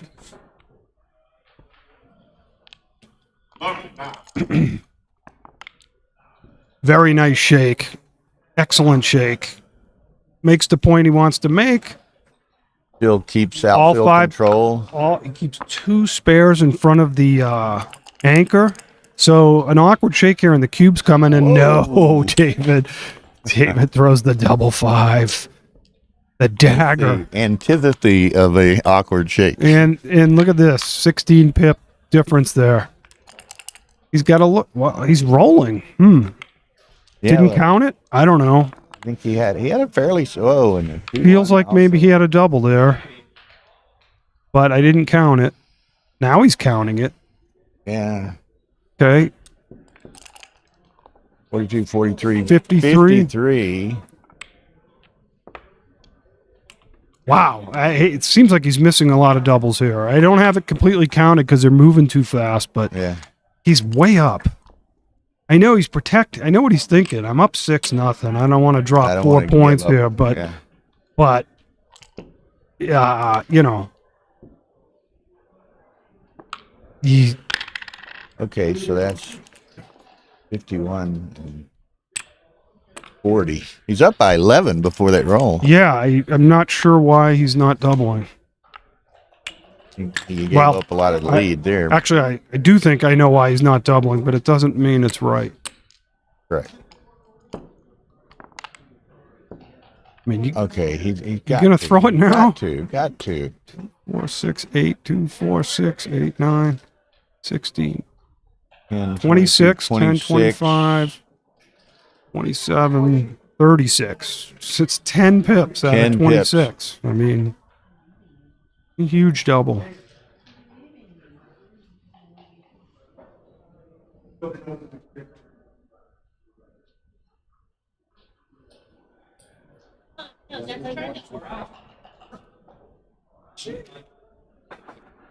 Yeah, if you want to see better. Oh, she can't hear? Oh, okay. So he finally sent it. He finally sent it. It's a big pass. It's huge. Yes, this is, and I guess, Miriam DeFilippo. Miriam Poveda, pero sí, Di Filippo. It's okay. This is okay. Marcelo's wife. Is And you could say, I'm going to let her take over. I have to hit the restroom. Okay, man. Thank you. watching. You can say it in Spanish. Okay. If you want to. Ok. Hola a todos, esperemos que nos estén viendo. Bueno, como dirían, están ligando un montón. Pero bueno, vamos por más. okay. for the Marcelo fan club. Yes.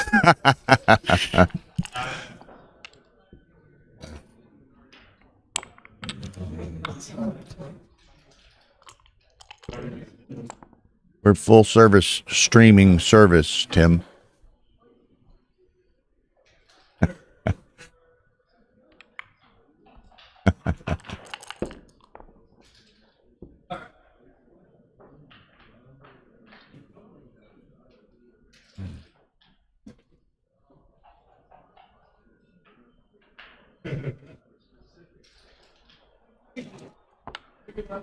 But Argentina is Portuguese. No. No, Spanish. Brazil's Portuguese.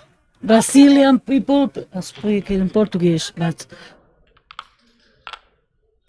for the rest of Latin America, it's Spanish.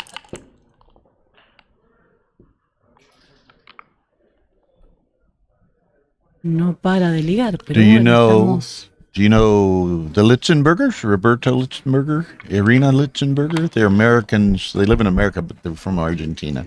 Ah, Big okay, backgammon yes. players, huh? Yes. You know them? No. No? Huh? Study your fingernails, but it's poker and backgammon. Yes. Poker and backgammon. Those are Backgammon, The camera, huh? right? poker. Poker. How about, do you know Fernando Newmark? Yes. Yeah, everyone knows Fernando Newmark. Like Yoshilabert, we have a lot of good players. Yeah, Italy. yeah. A very big backgammon.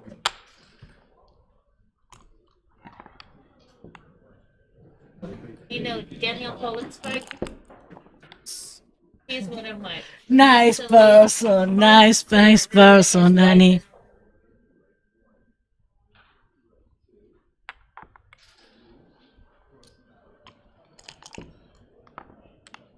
Okay, well, Marcelo needs to start having some, how do you say, buena suerte? Good luck? Necesita buena suerte, realmente está ligando mal.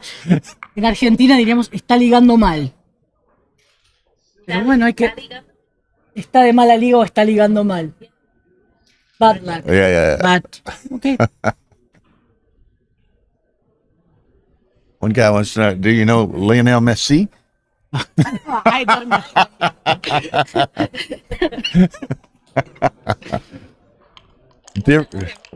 buena onda. I don't even know how to say this. Solo, gonna say Dibu? What is this? Yes. Hmm?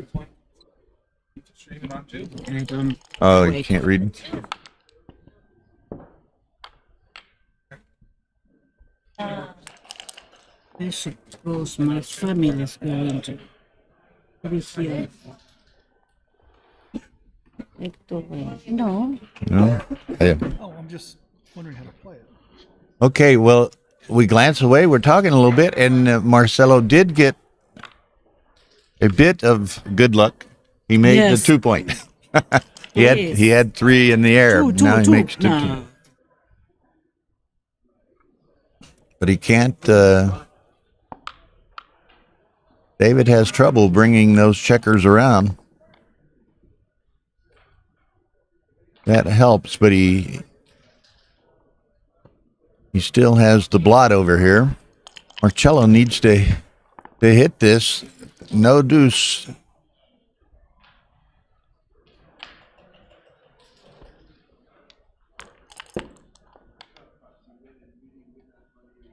That.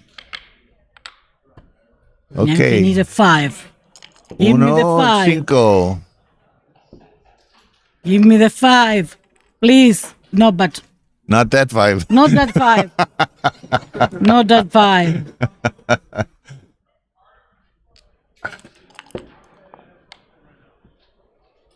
Okay. The 8, 5-3, 6-2. No.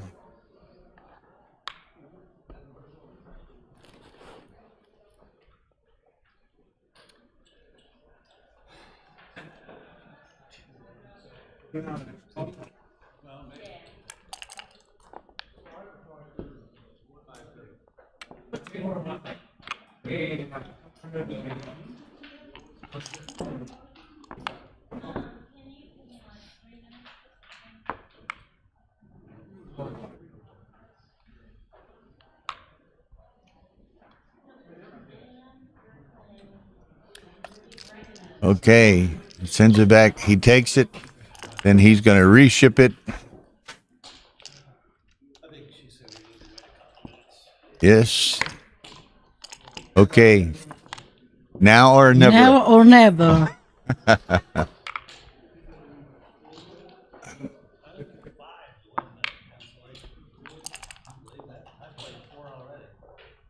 Oh. Okay. Quedó Maybe. impar, quedó impar. Uno más. Roll. Uno más. One more. One more. He needs to roll 2 large numbers, not the same.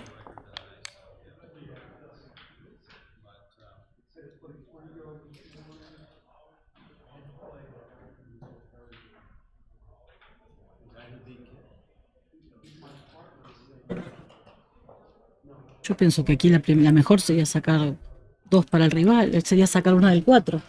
You take out one of the 4 point. Yeah, because it's probably. going to- Probably. to That's, be- no, I take one off the 4. Yes. Yeah. Yes. And anything with the deuce, you do it. Yeah, this is Do correct. the- This is correct. do the- Correcto. Correcto. But I don't like.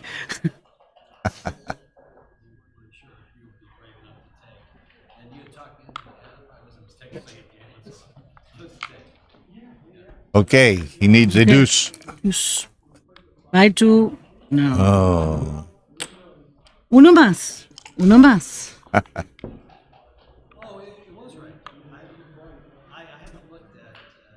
I suppose that it was better to.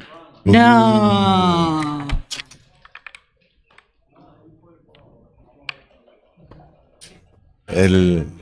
El finish. Yes. Ah.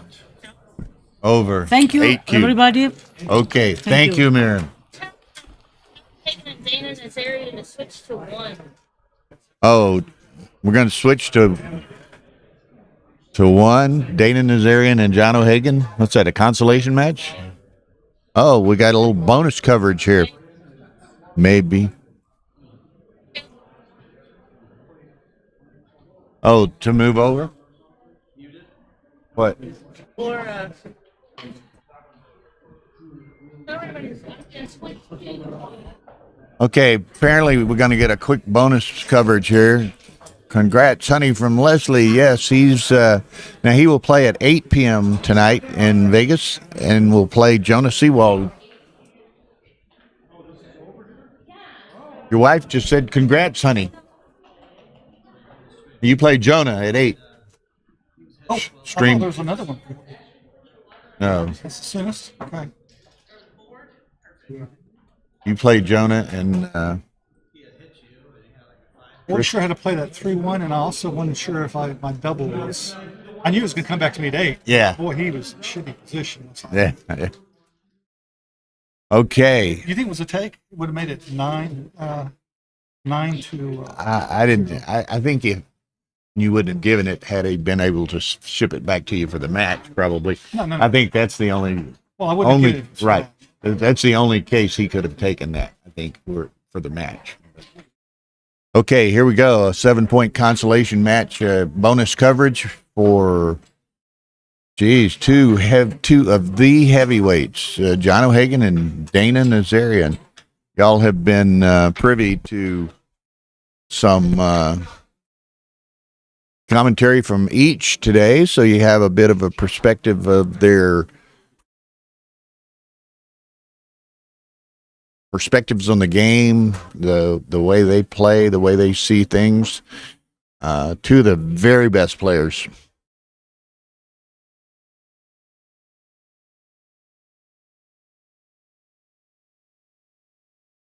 So, here we go. John at the top on white. He's on the left side of the player cam.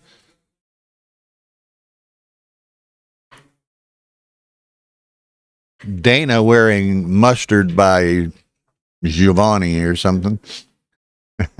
It's on the right.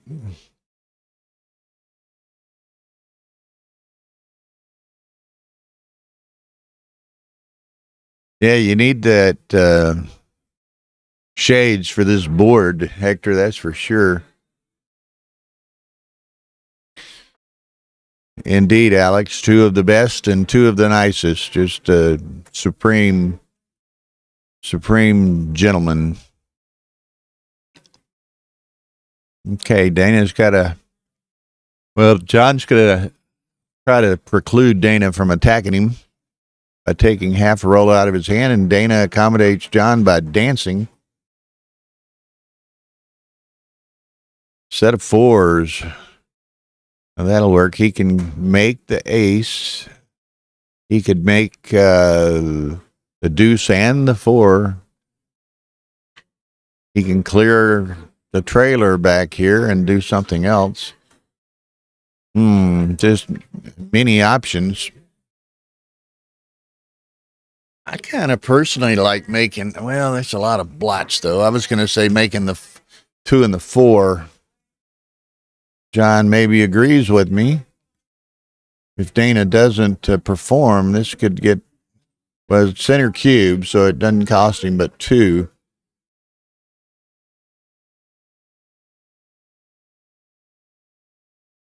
Does John play on, or is it too good? Or not? Those would be synonymous with each other. Does he cash or does he play on?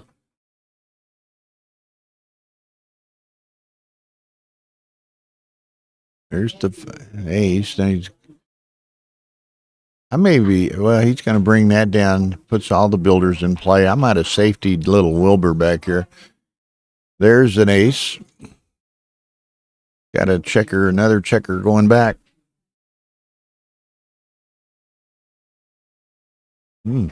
Pardon me.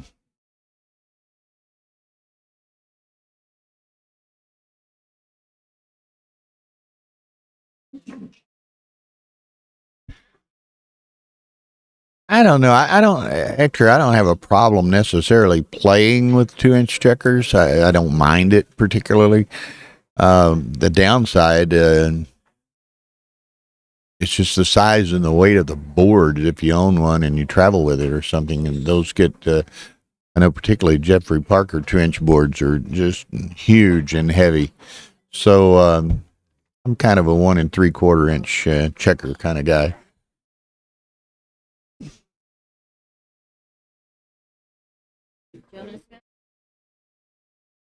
Jonah David or Kit and whomever. Has that match finished?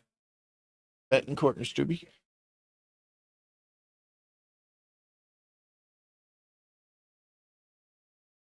Oh, pardon me. Gammoner boards are superb crafted boards, very pleasant to play on. Who is? Okay, and Stubbe is leading 10-8 Crawford against Tristan Betancourt. The winner of that plays Kit Woolsey at 8 in the semifinals of the one-loss bracket championship division.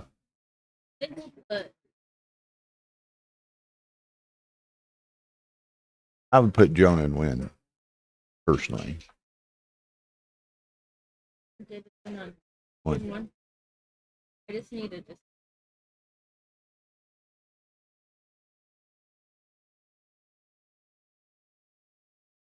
Okay, there's the cube by Dana. John lets it go. He didn't have the anchor.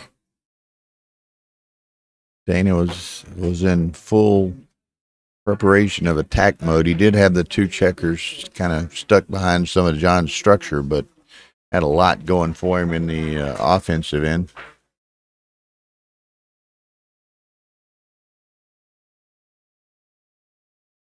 No, this whoever's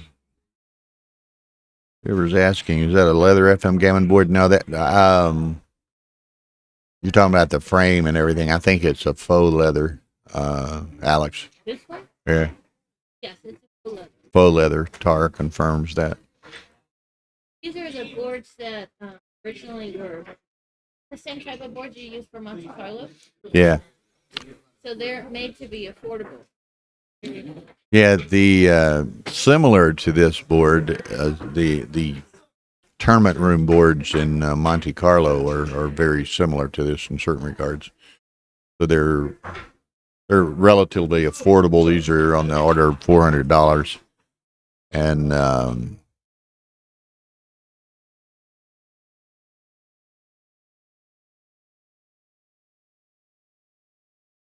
Pretty cool bonus coverage. It just worked out by like a millisecond. oh.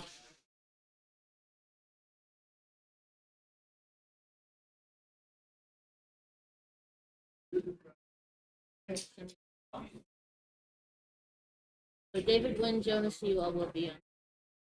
Yeah, at 8 o'clock Pacific tonight, we've got two matches: the semifinals of the one-loss bracket, and that'll be on Stream One, which is the Backgammon Galaxy YouTube channel. Will be Jonas Seawald and Jonas Seawald and David Wynn. And the other one will be Kit Woolsey against the winner of the Richard Stubbe Tristan Betancourt match. And that will be on Stream 2, which is on the Ace Point Backgammon YouTube channel. And then after that, the two winners play the final of the one-loss bracket. And the winner of that will meet Ronald Amarim tomorrow afternoon for the overall championship. Now, also tomorrow afternoon, and it's scheduled at 2 p.m.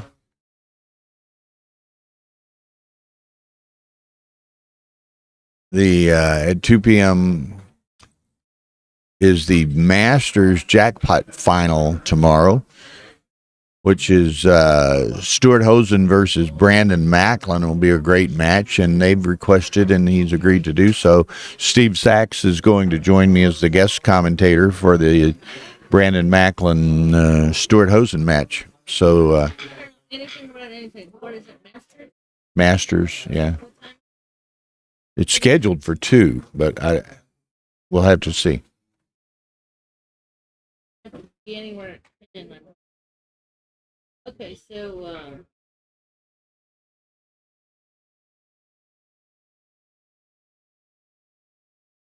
Okay, so Dana is in the air, but he rolls a nice 3-2 to hit that blot on the 5. Now, Dana had sent a cube a bit earlier and has a great structure here. John has got an ace deuce game. Dana picks up 2 more. And John's going to have all sorts of timing, likely, unless he gets behind a prime here. But should have some not much in the way of timing issues. And as I say that, Dana points on him on the 5. So maybe he does ultimately run into timing issues. There's an ace. And John can hit on the 8, but that may be an exercise in futility. 6, 9. So this is 4, 6. so like round of 16. Of what? Yeah, round of 16 or so. I'm sorry, round of. Where we are. I have no idea. Well, I'm just telling you that's what. Oh, okay. Sure. Looks like it. 2, 3. 1, 2, 3. No, more like round of 32. But closer. Okay. So, nice little bonus coverage y'all are discovering here immediately before the dinner break. Dinner break's officially 5:30 to 8. So we've got about an hour and 7-point match. Yeah. Did you win?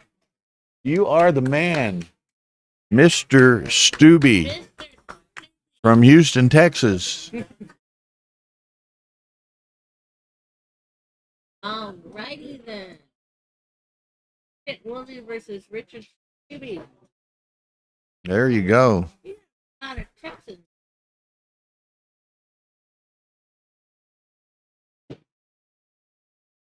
Texas and Yeah.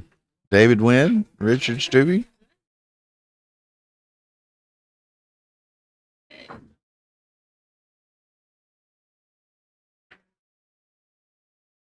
Bill's trying to take care of some messages here.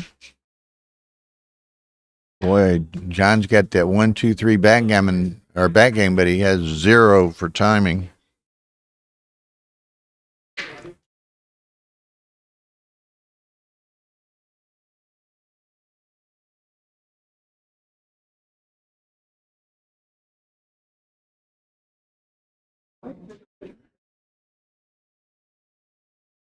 Who are these people?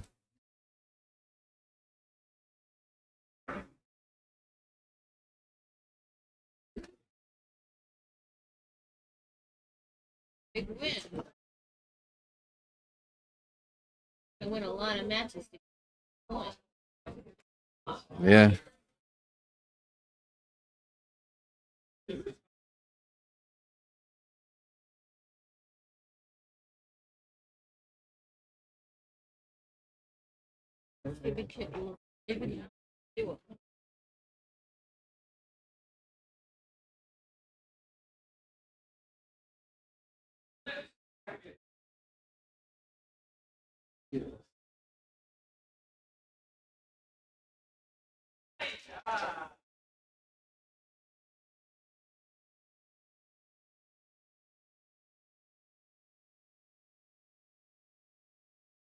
Okay, so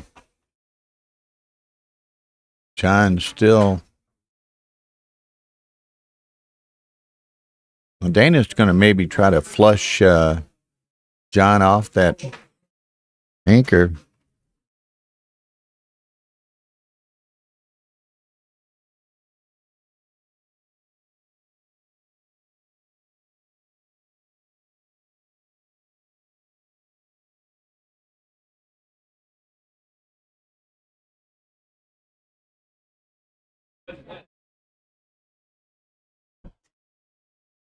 Okay, so John trying to position himself so he can maintain a 1-3 game and not let Dana trap him at will, perhaps.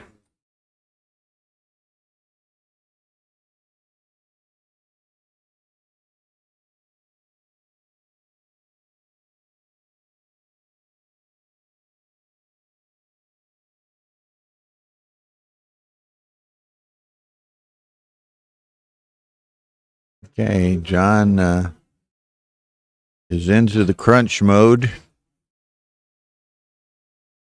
Dana is one to take advantage of one's shortcomings. Yeah, I was talking to John earlier. He was playing earlier today. He didn't see the not Fogerlin. Who was that? Kazaros and Seawald match this morning with the great 1-2-3 back game, which was unbelievable. Tim, have you had the chance to go back and look at that yet? I think you were away when that happened. It's one of the great stream matches of all time. 5-1. How's Dana and dare play this? You know, he could, that's just too much, though. I mean, he's thinking about.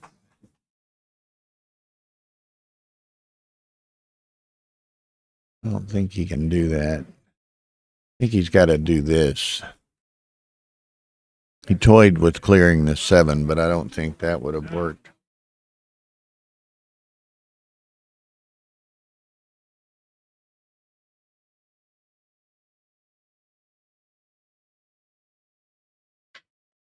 They're doing like a sound check and kind of like short rehearsal. For? The R&B soul entertainment, so it's pretty funky. And Yeah. the streaming room, you can hear some of it coming through. You know, it's like you can hear Barry White while you're playing your division concert.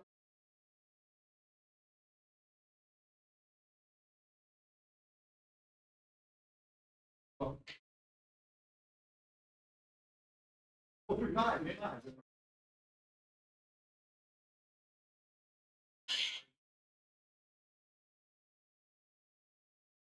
what time are you ready then? I'm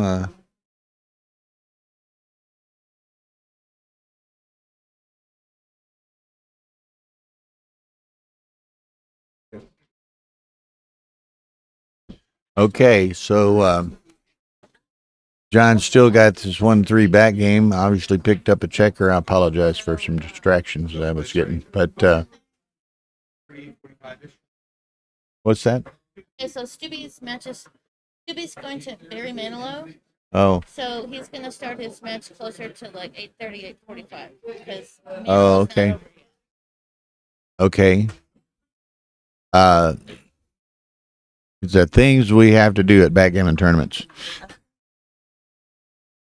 Kit and Stubby apparently are going to play around 8:30 or 8:45 rather than 8 because Mr. Stubby has tickets to the Barry Manilow show here in the here in the Westgate tonight. So Tricia came in this afternoon, so I got a question for you, Bill. What's that? Why are they streaming these two bozos? You know, it's the only available match. Yeah, well, we had to you're scraping the bottom of the barrel here. Had to fill some airtime, and you know, these are the only guys available to us. So we said, "Oh well, okay, what the hell." Oh, Hagen and Nazarian. Nazarian, huh? Now this, and I don't guess you got to see it either, but John did have a 1-2-3 back game. Now it was degraded to a 1-3 back game, but still got hard to come in against that.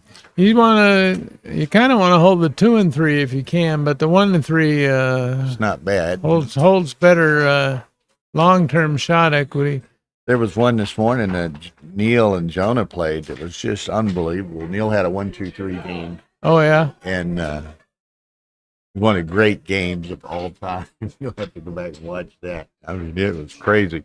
Is Jonah still winning in the console? He is. He's in the semis of or not the console. Jonah's in the semis of the one loss. Oh, the one loss bracket, yeah. He'll play Richard Stubby, or Houston boy, plays Jonah. And David Wynn from Austin, Texas, plays Kit. So David won the one against David Felipe or whatever? Kit? Or was it Felipe? David Wynn plays Jonah. Stubby plays Kit. That's right. Okay. Okay. It's the other way around. Stubby plays Kit. And that's going to be delayed a little bit because of, you know. Stubby's going to a show or Stubby will probably blame Tricia, but Stubby's going to the Barry Manilow show here in the hotel at 7. So I'll have to play a little bit later. Oh, Hagen got a shot. He wasn't ready for it, but he got to hit it. And so here we go. If Dana, 2-6 from the bar.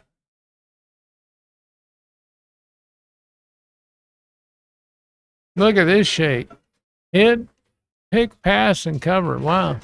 O'Hagan's going to be able to consider a cube pretty soon. Where is that, at next door? Be a while, I guess.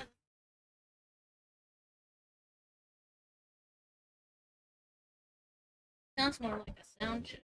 Look, O'Hagan slotted the ace point there.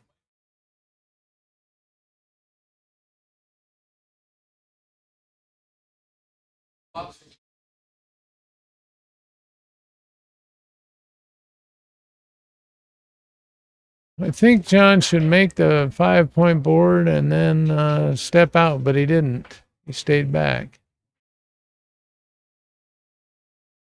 Oh, Dana, what a shake. Double sixes.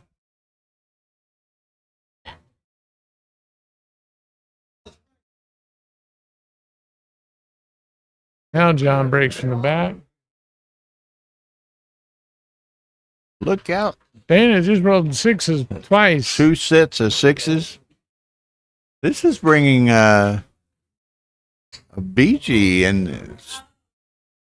into the equation, is it not? Yeah, well, there's a lot of double shot numbers right now, but that wasn't one of them. I don't know. It seems to me like Dana has John's number. I know they've played quite a few times. I can't remember John winning a match.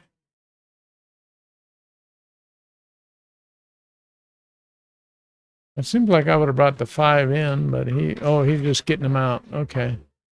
Oh, there we go. Look out. This would be brutal. He gets out. Oh, they saved that, BG. Now it's 5-0 to 7. What are they playing? A senior match? This is consolation. Oh.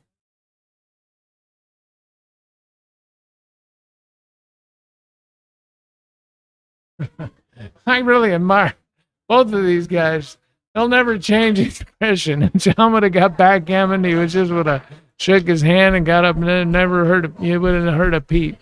Yeah. I don't know how people do that, but they did. Both of these guys are great at it.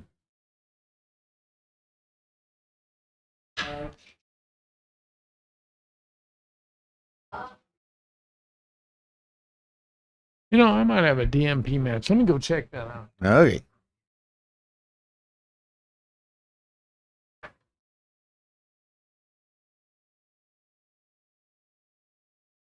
Okay, so Dana jumped out 5-0 here in this 7-point consolation match. Consolation here in this double elim format is analogous to last chance in many people's vernacular. So both of them are eliminated from potentially winning the tournament. But, you know, there's a decent chunk of change in the consolation division as well.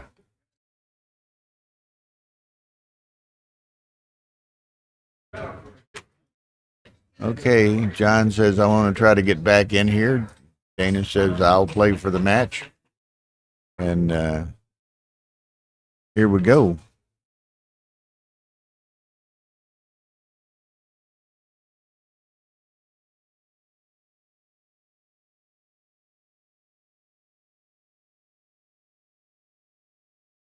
Oh, he read it as 6-6.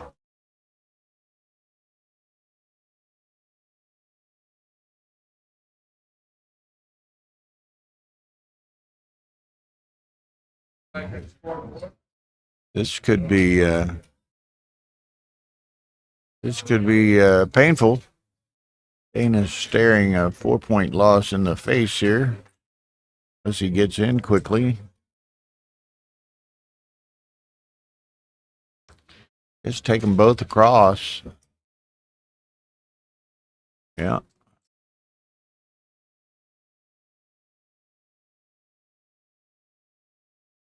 Okay, so Dana got him in, so it makes it a little bit more difficult for John to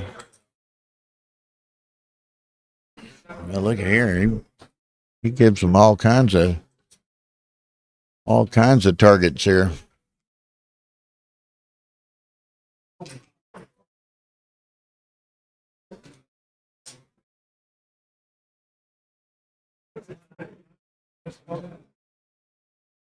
Okay, makes the bar. So this is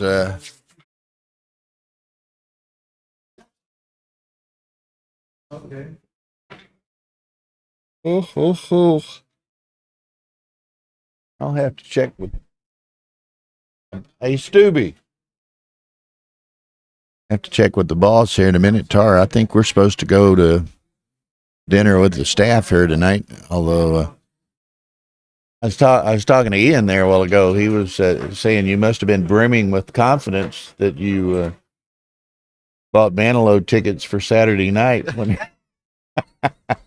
Well, every other time it has worked out to where the thing that I planned to do if I wasn't in the tournament I got to do. So I'm very excited about this. And Rory said go to the concert and then come play and do that. So you're playing Jonah, right? No, you're playing Kit. So he's probably fine with that. Yeah, Rory's already made all the arrangements, and so you should be back 8:45ish, or I'll be back. Yeah, something in that range, and my girlfriend will be happy, and you'll be, you'll be and fired up, I man. Absolutely, yes, I will probably dance into. Now, was she? Was this your idea or her idea? My idea To go to Manilow? I mean, it's here. How can you not? Yeah.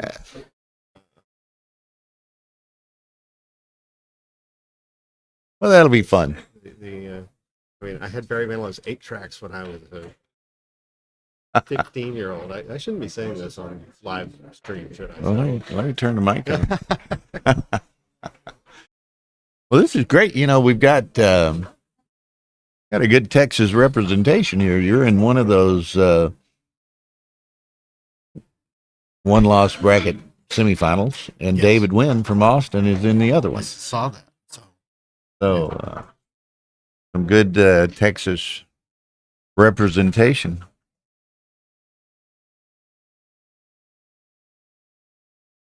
We found a little filler match we could put on the air.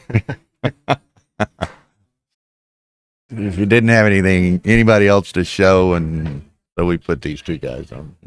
I was very fortunate. I got to play Dana Ray after he played that very intense match with Kit, and and then he, and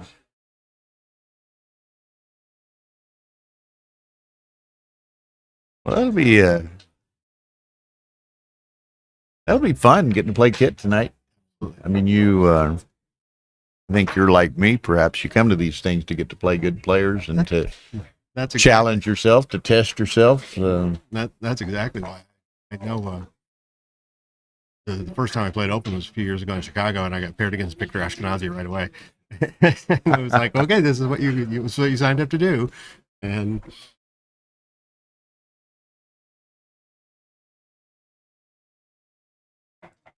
These guys, they know each other well and having a good time. Sure, I'm sure. They're enjoying themselves.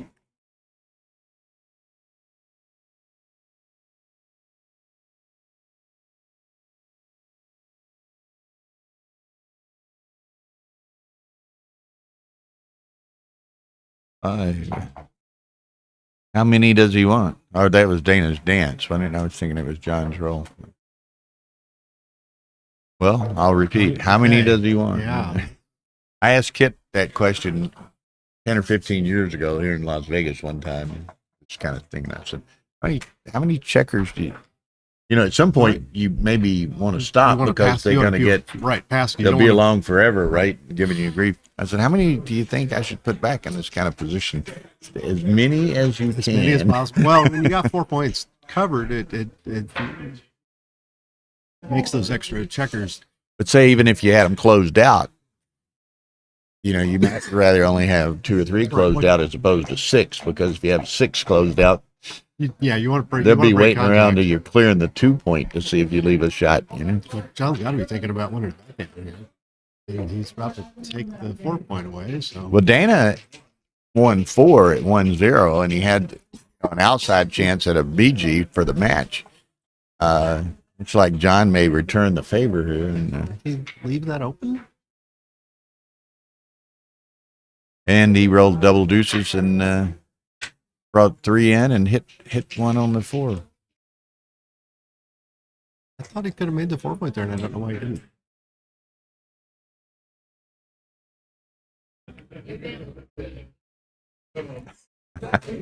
John Garber says if backgammon's counting or in play, I want 15 checkers back. Like ball back to the 1 point.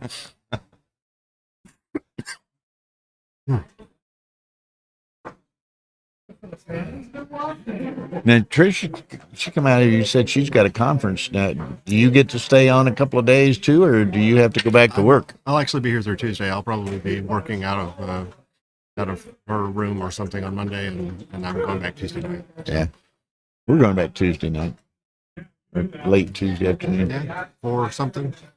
Yeah, we maybe get back at 8 something or 8. I don't remember. We're on the same flight. We're probably on the same flight back.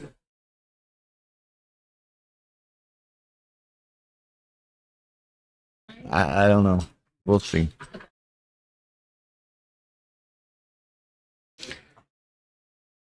So, Mr. O'Hagan's going to be fishing for backgammons here. Although with them all in, it'd really be odd to get the BG. It'd be odd to get to BG. I would think the Gammon's a favorite at this point.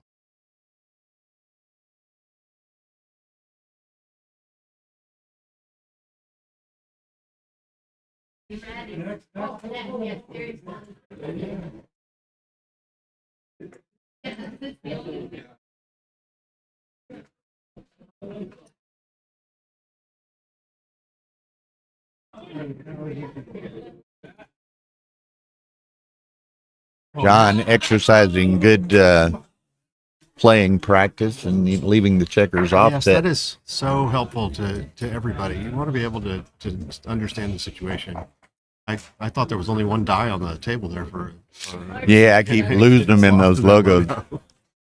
And it's even worse on the other side because there's a die in the logo, you know. Talk to board designer about that.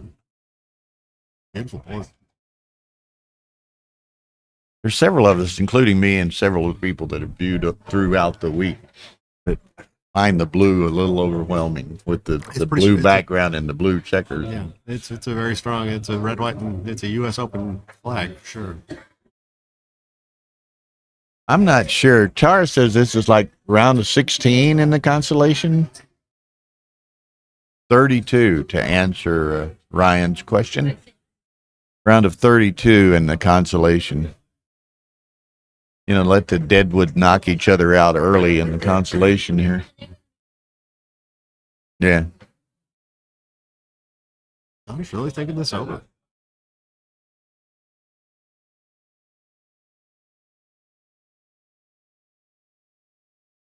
I think, are we going with Rory and them? What's going on in the room?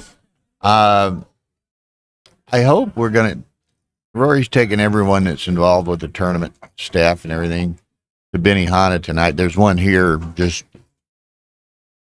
100 feet down the hall. So hopefully we'll be eating dinner at Benihana with the group. So the problem is we have so much equipment in here and the ballroom doors don't lock. That is very so strange. There's no way to So secure Westgate it. is filled with trusting people, I guess, or something. So we have to. No, I didn't know. Yesterday morning? Was it yesterday morning? Yeah. Okay. Yesterday was What happened? 8 o'clock. Okay. There was like some random guy on the couch. Working. And then like this kids came in with their team leader and they had a meeting right here. They love to look at that. Like, what are y'all doing in here? Hey, ballroom. Okay, so let's see. Kids having a meeting or just adults or? It was a children's hockey team, and they were having some team meeting with the coach and the chaperones and all the kids. strategy right. And they're eating breakfast on the tables and just turn the chairs all around. It was very nice kids. I would have. I'm sure it wasn't the kids who decided to come in here. I'm sure it was everybody else. Threw them out, gave them the look of death. That's right, Tim. I'm sure they lost their game. They hardly even have a need for the police department here in Las Vegas. There's so little crime. Uh-oh. Uh-oh. Look at this. Look at this. Leaving town. Now, aces? Huh? Aces.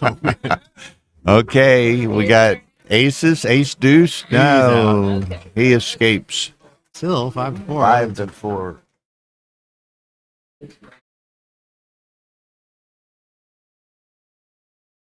So you've got a 7 o'clock show. Is this correct? So now, has Trish arrived now? Yeah, she will be over in. She's at the Venetian or something. She's staying at the Venetian. She'll be over, and we're gonna get something to eat and go see a show and go see a 77-year-old man. I don't know how old Barry Manilow is these days, but he's got to be pretty old, right? You're slumming over here at the Westgate, and she's staying at the Venetian. I'm supporting the tournament, staying here, and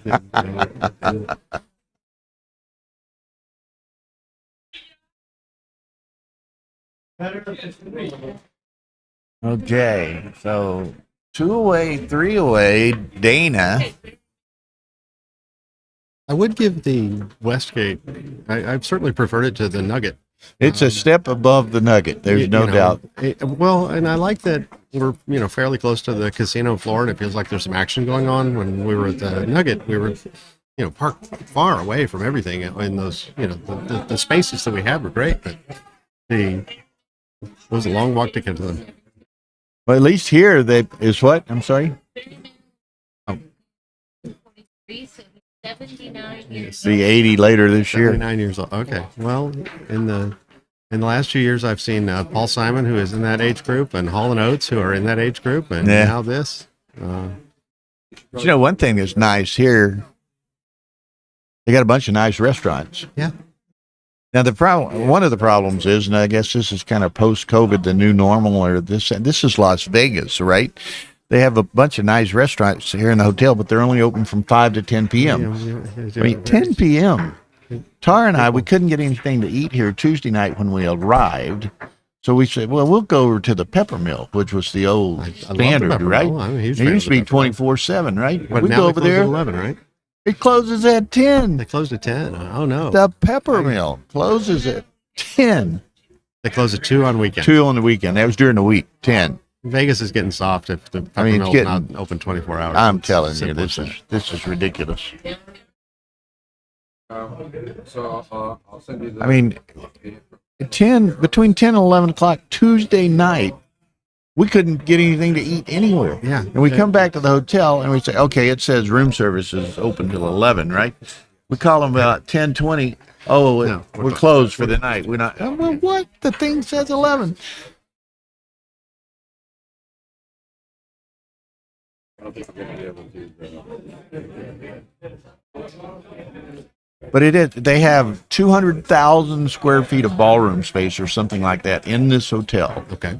And they're across the street from the Las Vegas the convention center center is right there. So but in the hotel, they do not lock any of the ballroom space. We have to. There's a little boardroom over here that we have to take down all of our expensive equipment and take over and store every night. So we have to break it down every night and put it back together every morning.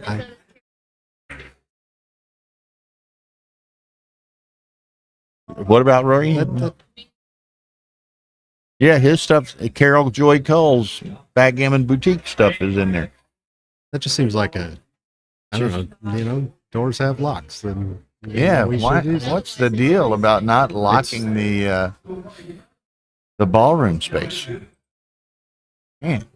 And it's not the thing that would have occurred to me to ask, like if I were setting this up. I know Rory works really hard at this, but I would never say. Do your doors lock? Do the ballroom doors lock? I mean, I would. I think that's yeah. I mean, we've got. Well, and this isn't our full array. San Antonio is our full array of everything, but we probably got $40,000 worth of equipment here, and we're not just going to leave it sitting out. I would not. And that was kind of reestablished or reconfirmed yesterday morning when there's a 50-person hockey team meeting going on in here. Yeah. Okay. There's an interesting match being played here while we're talking about. Well, Dana is, John's got a 5-point board over there. Dana's got several stripped points back there that it's going to be. That was a good roll right there. Going to be tough to clear.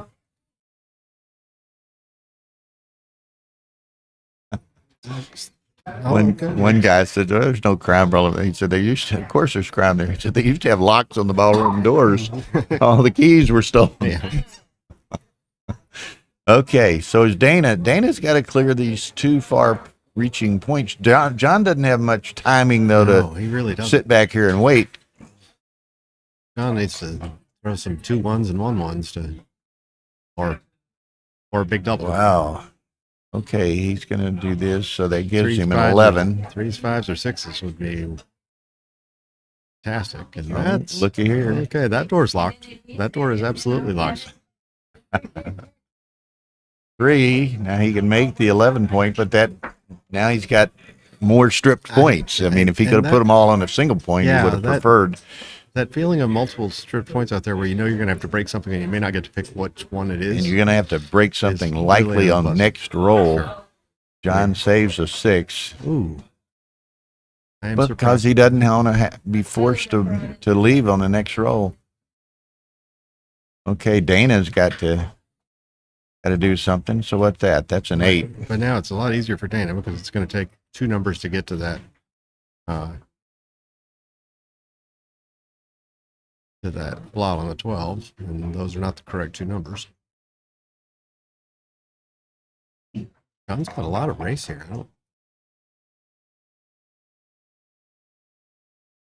Okay, so Let's see, 38, let's 48, see. 56. Dana contemplating his position here. Well, I mean, what's the count? He's not that. No, I don't think he's not ahead at all, hardly, if any. What is it? We got 42 minus 4. So 77 for white, if I'm counting right. And what's he do with that? Gonna slot to 3? lay it behind to the. Yeah, that's that. Before that was 39, 65, 81, 93 before the roll. What'd you have, 77? John's at 77. So he's got 84 after the roll. So if John gets a running number, I would expect that he will run with it.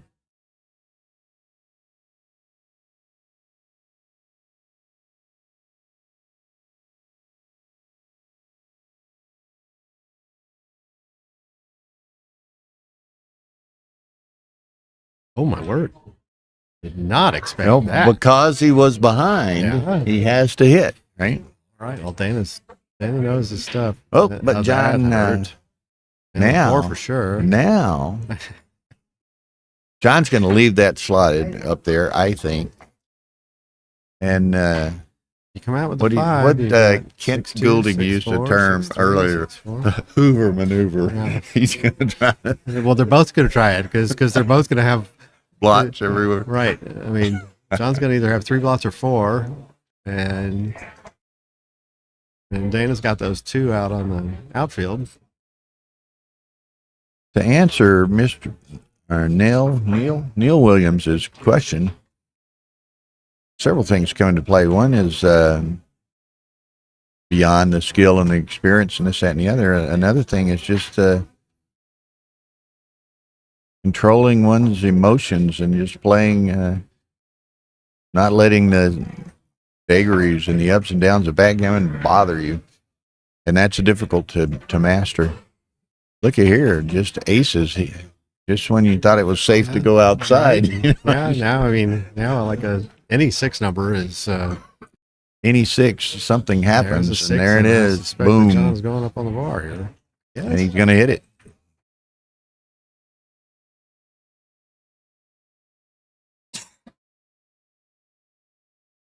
There it is. Now, the thing is an interesting. Neither one likely. Well, I started to say neither one's likely to get Gammon, but if John were to come in and Hoover maneuver all these checkers, he could Gammon Dana.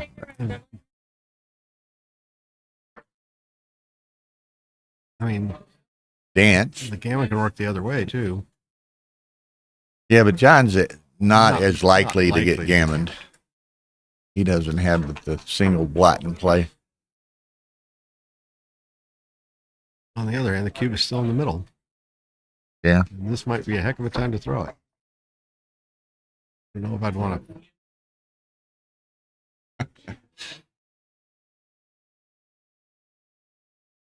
So what? Dana's thinking about it. What's he covers with 1s, 4s, 8s, and 9s. And double, and I believe he covers with double 5s as well. Yeah. That back. That's kicker. right. It does cover with double 5s. He's got some one, and well, they guess would make anyway. 5 1s he could cover, or he could point on the 3. He's also, if it didn't pan out, he can always lift it easy. I Sure. guess. Sean says he thinks it's an easy take. I agree with you. The more the question is it a double in the first place? Because Dana's the one that's got exposure with so many blots out there, but he's not gonna have a blot after the roll, not in the board anyway. Right. If he happens to throw, I don't know, say 3-2. 1, 2, he 3. Can clean that. Well, he blot just up. picks it up. I don't know of a number that he's going to throw where John's going to have a shot at a direct shot off the par there. Yeah, I mean it's a cube for the match. John's going to take it, then he flips it back, right? Yeah, I mean Jason's still got quite a bit of work to do, I guess. You'd have to win 2 games. Sean, who is known to be aggressive, says he would wait a roll. Yeah, 6-6 is a direct shot, according to Simon Shama, also known as the Shama Banana. Takes it. Okay, here we go, and it's going back after this roll. Well, there's the ace. Now come out. So there's no hitting numbers. There wouldn't be anything that hits if you do that, and why even expose yourself to a 3-1 that might be don't nasty. give him the 3-1. Just come out and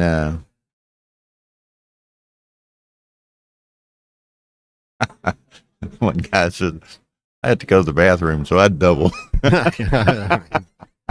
Look, We've all been there. We all have different reasons for doing the things we do, and some of them are not always backgammon related. Here, there it is. There's the 4. So here we go. Last game. No worky. 3-1. So again, Dana is going to play this where he leaves no shots. 1 there and the 3 come down to 10. So covers maximum coverage to the outfield. 3-4 and 3-6, and he didn't throw them. So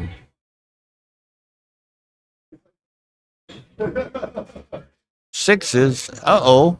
Oh dear. Let's see. Where are those going to go? He can play them, but then the question is, he can play them, but do you leave the 3-6 or do you leave this guy way out there by himself? I think I leave that guy way out there by himself. That would be the maximum safety play. You could do that, and then 2, 3, 4. So he gets the 3-6. Pays to the 3-6, and think about the next double 6 though too. Has he got it? Wrong 9. Think about the next double 6. Oh yeah. And now 5s would play. What is that? 3-2. I lose some of those on that logo. Okay, now John needs to throw 3-7, and that's not going to work. There's the 3s though. Okay, he's still got a wee bit of racing equity here. Yeah, I think he's 1 big roll from having quite a bit of 5 and 1 top. Okay, so run fast. Give us a double 5 or double 6 or something. Make it entertaining. Entertain us, people. 6-2. John needs to 3 off now. So gear up here. That's that's not exactly gearing up. That's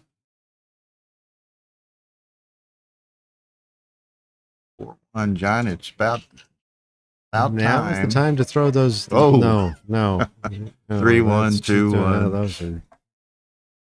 I suppose everybody Dana does that. It rolls feels like double I do it a lot. fours. I think this is. There was somebody academic. this morning, one of the matches I called earlier this morning, it was funny. The guy was ahead in the race, right? Yeah. But he had checkers on 1, 2, and a bunch on 5 and 6. He rolled double 4 twice in a row. Couldn't take any checkers Couldn't off. take any Yeah. checkers off. And ends up losing. And lost because of. Oh wow. Can you imagine This double is- 4 twice in a row? With it? Yeah, this is absolute miracle. You're all in your home board, right? Right, Double yeah. 4 twice in a row. I can't take a checker off. I mean, it's that feeling when you need a one checker off and you've got some blots and you throw the number that gets you into the inner board. It looks to be gin. Leaves the hole. That is it. All right. Well done. Okay. So that's that. There we go. So that's dinner break, 5:30. We're back at 8 p.m. with the let's see, you play it. Jonah Seawald. No. Yeah, I think it's Jonah and David Wynn. You said David Wynn and Jonah Seawald. Okay. Undefeated semifinal match. And then at somewhere around 8:30, 8:45, we have the Richard Stubbe Kit Woolsey undefeated, or no, one. Yeah, we're the one loss. We're the one loss. So. One loss semifinal bracket. So anyway, it's going to be fun. Yeah, this will be my first time playing on stream, so I'm looking forward to it. Yeah, well, I'm going to alert all the Houston crowd. I've alerted some of them, but yeah, tell everybody. They can tell me, they can scream at me for making bad plays against kids. So it'll be enjoyable. Okay, man. Well, enjoy Barry Manilow. And we'll do that. Well, Thanks you got to go eat some food first. Go eat some food. Go eat some food. Go watch Barry Manilow. And thanks to you for all of this. I think that streaming has just really helped make the, I know I watch a lot of the streams when I'm not at the tournaments, and I appreciate very much that you and Tara do all this work to make this happen. Well, thank you very much, and good luck tonight. Thank you. Okay, folks, 8 p.m. We'll see y'all back.